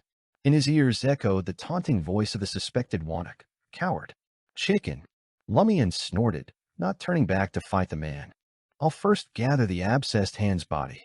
He feared the intense battle might lead to unforeseen events, making contact with 0-01 before he collected all the body parts, resulting in uncontrollable consequences. Moreover, the aura and the flame spear the suspected Wanik displayed suggested he might have a trace of godhood. Even if not truly Sequence 4, he had fundamentally differed from a Sequence 5 Beyonder. Demigods couldn't approach 0-01, but maybe pseudo-demigod proxies created by 0-01 weren't subject to this rule. Lumian looked ahead, finding himself in the boundless cemetery behind the Knowledge Cathedral, surrounded by gravestones and trees. Lumian was momentarily stunned, then felt it made sense. The bar owner cum chef having half of the abscessed hand's body, and using it was an anomaly. Normally, anyone, even a felon, encountering a rotting corpse split into multiple parts would first call the enforcers to clean up the scene. The enforcers would then bury the body in the cemetery as part of the seal. Of course, this was a normal assumption, excluding those with a penchant for corpses. Lumian moved forward, approaching the source of the subtle connection.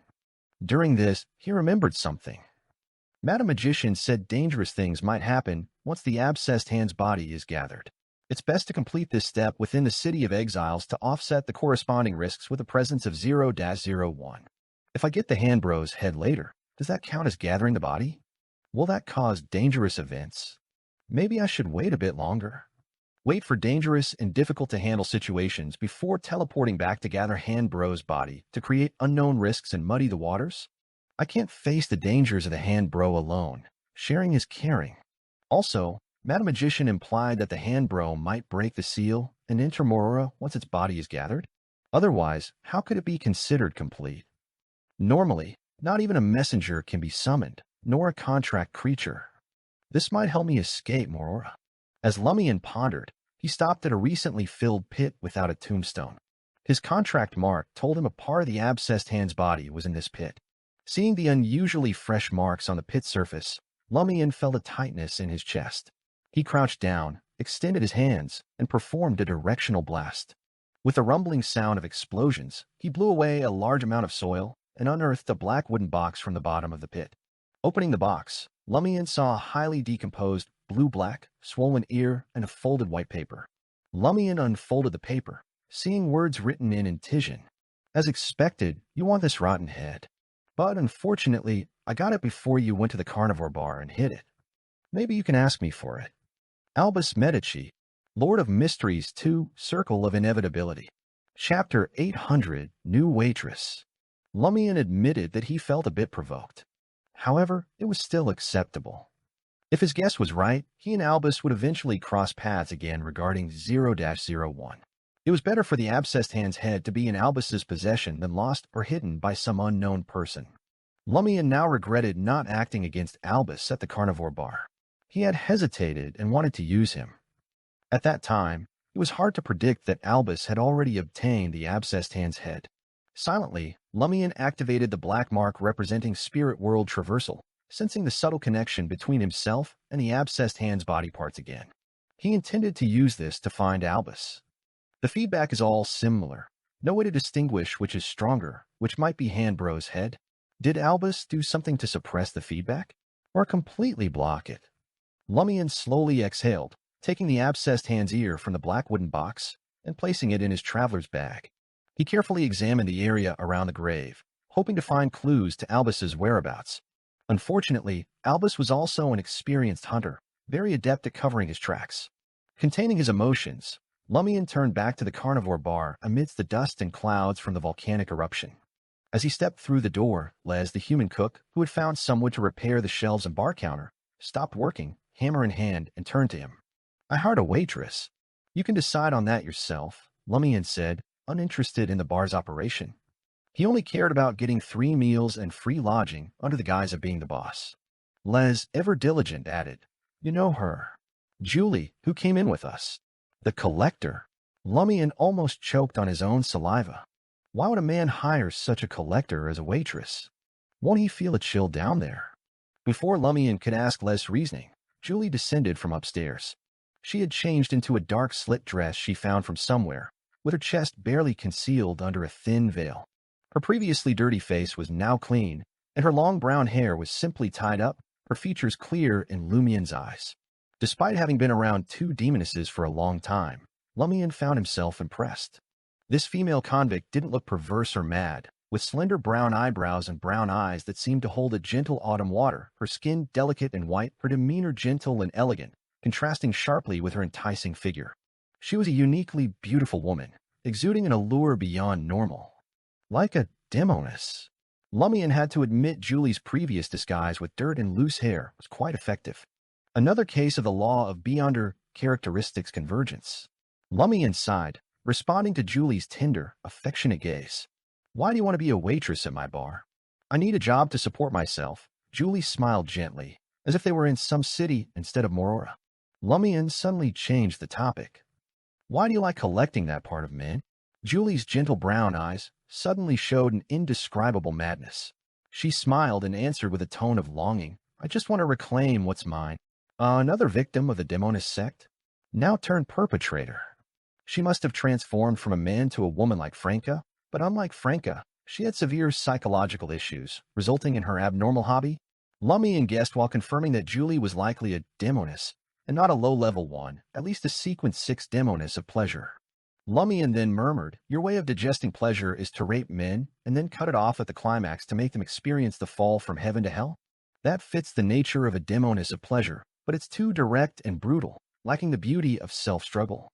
How did the Church of Knowledge send a demoness here as an ordinary rapist murderer? Was it intentional?" "Right, based on my current mysticism knowledge, each god's pathway top has 1 to 3 great beings holding all the sequence powers, like Mr. Fool, the celestial worthy of heaven and earth for blessings, the Great Mother, and the Mother Tree of Desire. From this perspective, the primordial demoness, being adjacent to the hunter pathway, trying to scheme 0-01 is understandable, perhaps inevitable. According to Madam Magician, 0-01 is the key to ascending to Red Priest and becoming the true god of the hunter pathway. In this case, once the demoness sect discovers Morora, they will definitely send witches below the demigod level to infiltrate here. Why didn't they send anyone before, waiting until Julie and I were exiled together? Perhaps the primordial demoness revelation told them only by following me could they enter Morora, given I was specially sent by the Church of Knowledge without any checks? No, more likely, Julie isn't the first or even the second demoness to infiltrate Morora. The previous ones didn't complete their mission and gradually lost contact with the demoness sect. If that's true, the demonesses controlling the mirror world have it easier than me using the mirror cufflink and mirror mark to connect with the outside. Julie must have a lot of accumulated intelligence and plans. From her, I might find opportunities and ways to approach 0-01 and leave a mark. With these thoughts, Lumian smiled at Julie, who still had a hint of madness in her eyes. "I don't care what you want to reclaim or why, but since you chose to be my bar's waitress, you must follow my rules. First, no harassing customers during business hours." Julie looked a bit aggrieved, but her eyes shone brightly, full of anticipation. "What if they harass me? Les will throw them out. If they dare fight back, Les knows how to cook them and will leave you the parts you want," Lumian said casually. "Or you can wait until the bar closes and find them yourself." Julie licked her lips. "What's the second rule?" "No harassing the boss." Lumian headed for the stairs to the second floor. Les will discuss your pay. Julie seemed slightly disappointed. I wanted to see if what I lost is with you. Before Lumian could respond, she asked again, is it harassment if I invite you to view my collection? Not interested, Lumian replied curtly. He confirmed Julie's crimes weren't intentional to get exiled to Morora. She had a genuine hobby, looking gentle and beautiful, but twisted and mad inside. After dark, Julie finished Les' meticulously prepared dinner and praised it. I've decided to seduce you last. Her seduction was lethal. Les seemed a bit disappointed but sincerely asked, if you're ever killed, can I have your body? Sure, Julie agreed nonchalantly, her movements graceful and smile reserved. She then looked at Lumian, blinking. Boss, the bar hasn't reopened. Can I go out tonight? That's your freedom. Lumian drank some wheat ale to suppress the sudden restlessness inside him. He was now sure Julie was a demoness of affliction, having just used charm on him. If she approached again, he planned to cull her without mercy. Only by intimidating this demoness of affliction with strength and ferocity could he keep her in check. Julie wiped her mouth with a white napkin, stood up, and left the carnivore bar. After a few seconds, Lumian vanished from the table. He first teleported, then turned into a shadow creature, silently following Julie. Julie walked elegantly, approaching a square where exiles gathered, feigning drunkenness. The exiles couldn't take their eyes off this demoness. A muscular man eagerly approached and chatted with Julie. Julie drunkenly waggled her finger. I want to duel you. Sure, the man said joyfully, helping Julie leave for his home. The other exiles didn't react in time, losing sight of the two. Lumian didn't lose track, hiding outside the man's window. He heard Julie's kitten-like moans, unlike the rough madness he imagined. With an ascetic's endurance, Lumian showed no abnormality until a man shouted loudly, nearing climax. The next second, a piercing scream of intense pain erupted from the room. Soon, Julie emerged, face flushed, eyes bright, her beauty overwhelming. She held a bloody object, freezing it in crystal-clear ice, placing it in a small bag. Lumian continued following Julie, who didn't attempt any counter-surveillance, arriving at the large square outside the Knowledge Cathedral. She seemed to be waiting for something. After a while, a team of black-robe enforcers emerged from the church, led by a tall, fair-skinned, restrained, beautiful woman.